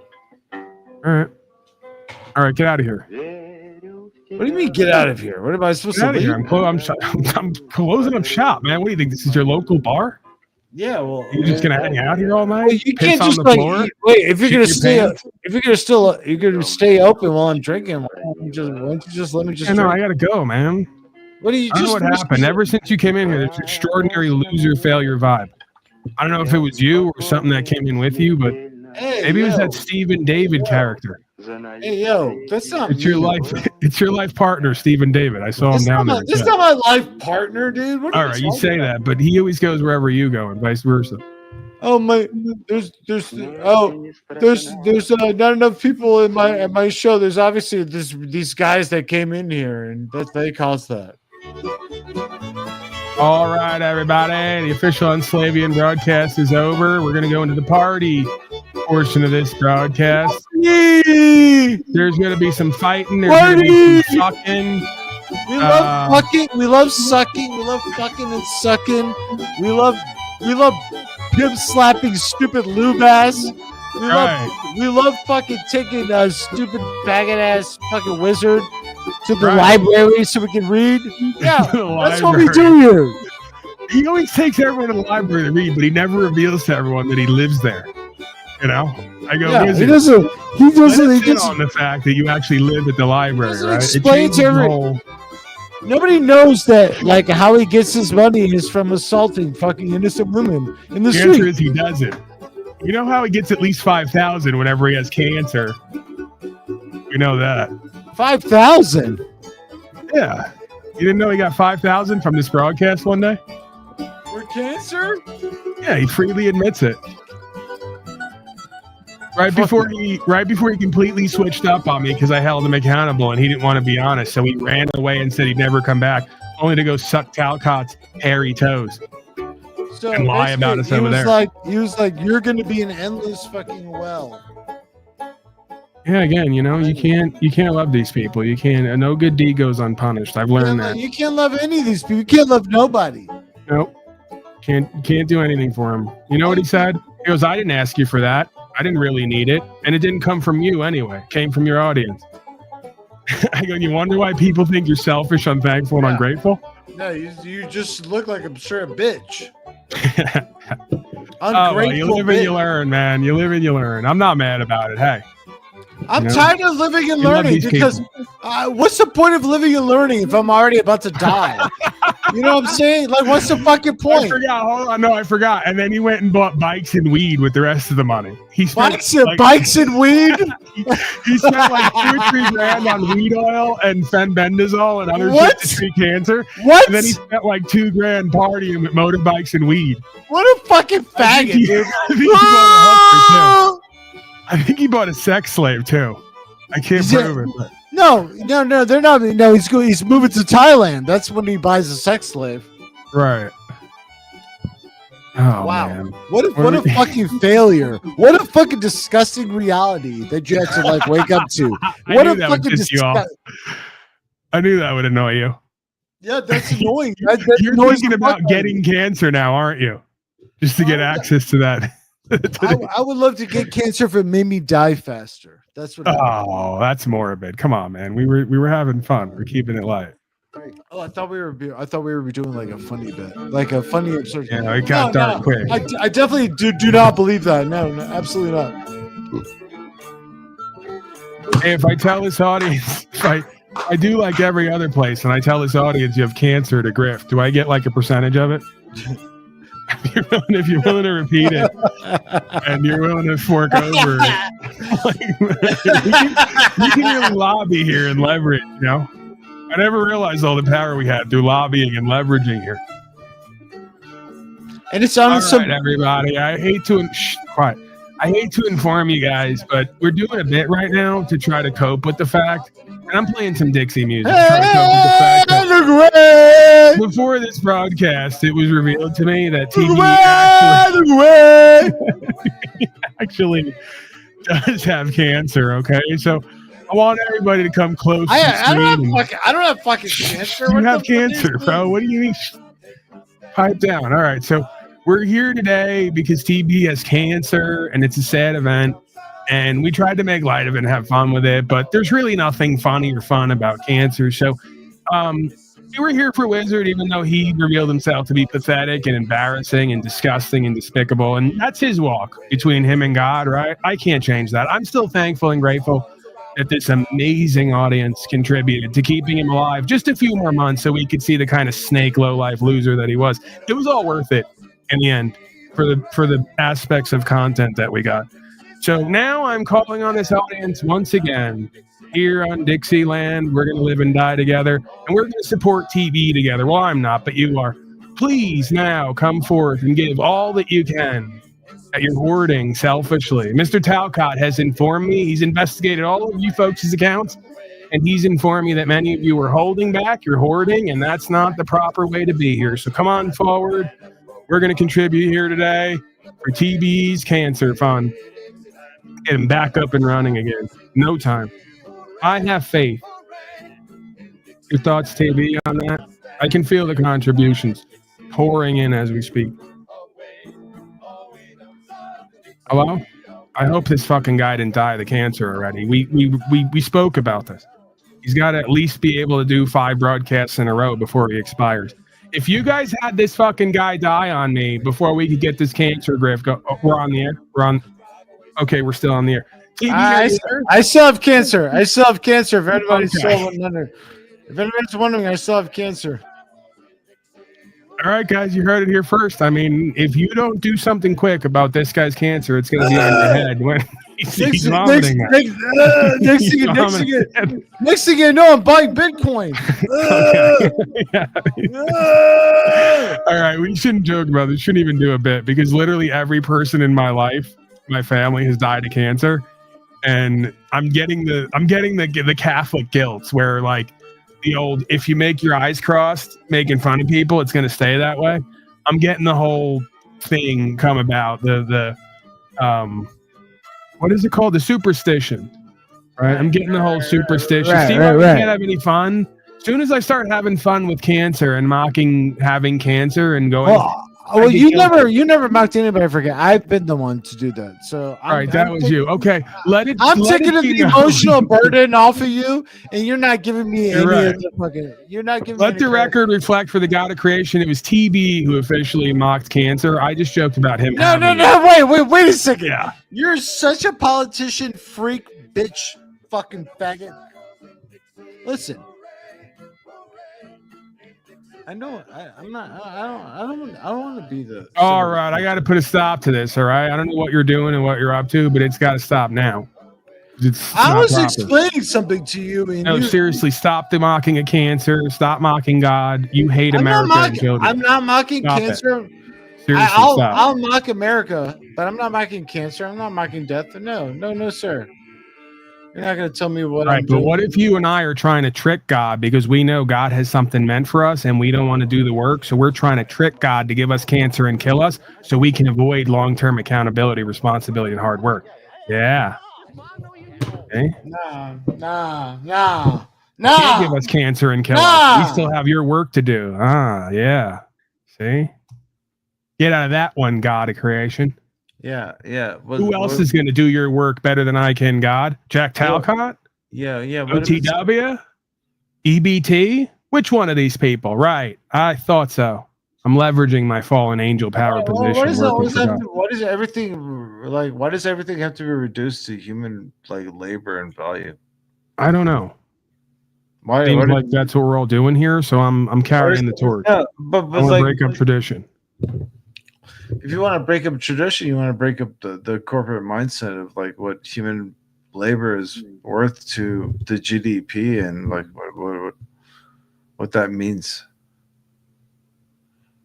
And they don't really care. Go or what? Am I gonna go where? We love you, but we gotta go. I gotta go. Okay. All right, I'm gonna get out. I gotta see what time is the store open to. Let's see here. Yeah, no, I gotta go. That's not a cue for you to hang around. While I'm looking this up, you should be kind of getting your stuff. You're like so. You're like, get your stuff. Gather your stuff. Put your shoes on. Like Paul, you're so comfortable with me, like outshining you that like I get it, man. I gotta go. I get it. Yeah, I mean, if you have to say stuff like that to cope on the way out, I'm totally cool with it. I'm pretty sure I just saw like from the periphery he left. We're okay with that here. You know, I am a one god of all media. There's a lot of light and power and entertainment and inspiration here. And if folks got him, you know, like he said about me, it's true for him. This broadcast was, I think, gold. Pretty sure it was an intro. Actually, yeah, I'm definitely sure. First 10 minutes when that. I don't know what else.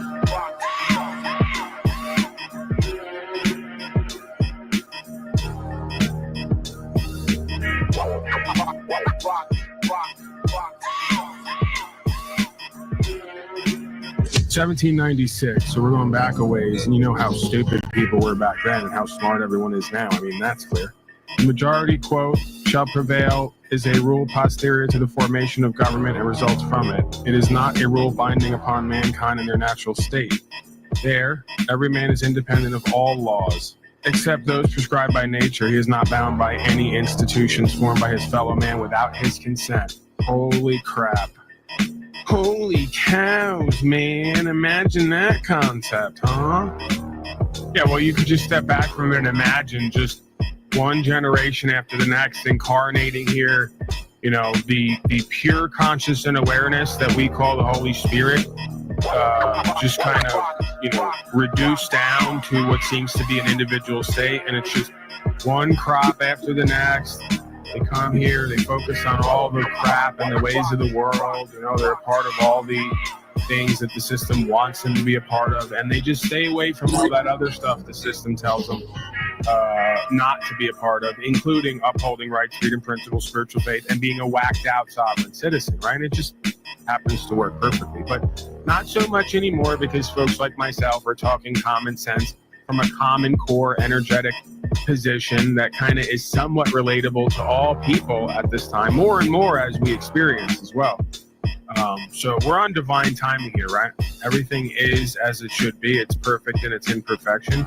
And as we move forward, more and more folks will realize, oh, that's the reason that we incarnate in this realm and what we're actually doing here. It wasn't all the side quests, right? It's just like a video game. You got the main missions and then you got side quests. How many folks buy Grand Theft Auto, whatever the games are, where they have the open world, and instead of going on the mission to complete the game or develop their character attributes, spend time at the strip club in the game, right? Fucking the hooker only to kill her and throw her in the trunk because it's interesting. We want to see what's going to happen. It's cool. You know, so that's the metaphor in a way. That's the allegory of what we have going on here. We have an open world simulation. There's main missions that are programmed into the game, and then there's side quests and fuck off time. And most folks never take on the main missions because they spend their whole time side questing and fucking off. Most of the audience and most people are not going to come here to watch and listen because they're going to have to do some fucking work, and they're lazy, procrastinating, cowardly slaves. That's most of the audience of the United States corporation, if you haven't noticed. So they're always going to water seeks its own level, right? So that's one way of putting it forth that we would buy into and would make sense. In a way, what you would have to say is, I'm too good, or I'm too real. I'm too focused on what's important and what's meant to happen. that most don't want to focus on or activate for, right? The people who are ahead of their time, who are doing what needs to be done, who are sacrificing to put themselves and their life on the line to get it done and having results, they're not going to be propped up. They're not going to be as well known. Maybe once they die a couple hundred years after that, someone will take some more notice, right? The flock, the masses, the Babylonians tend to stay in their cults. Listen to me. Listen to me. I want to help you. I want to help you live the life you want to love.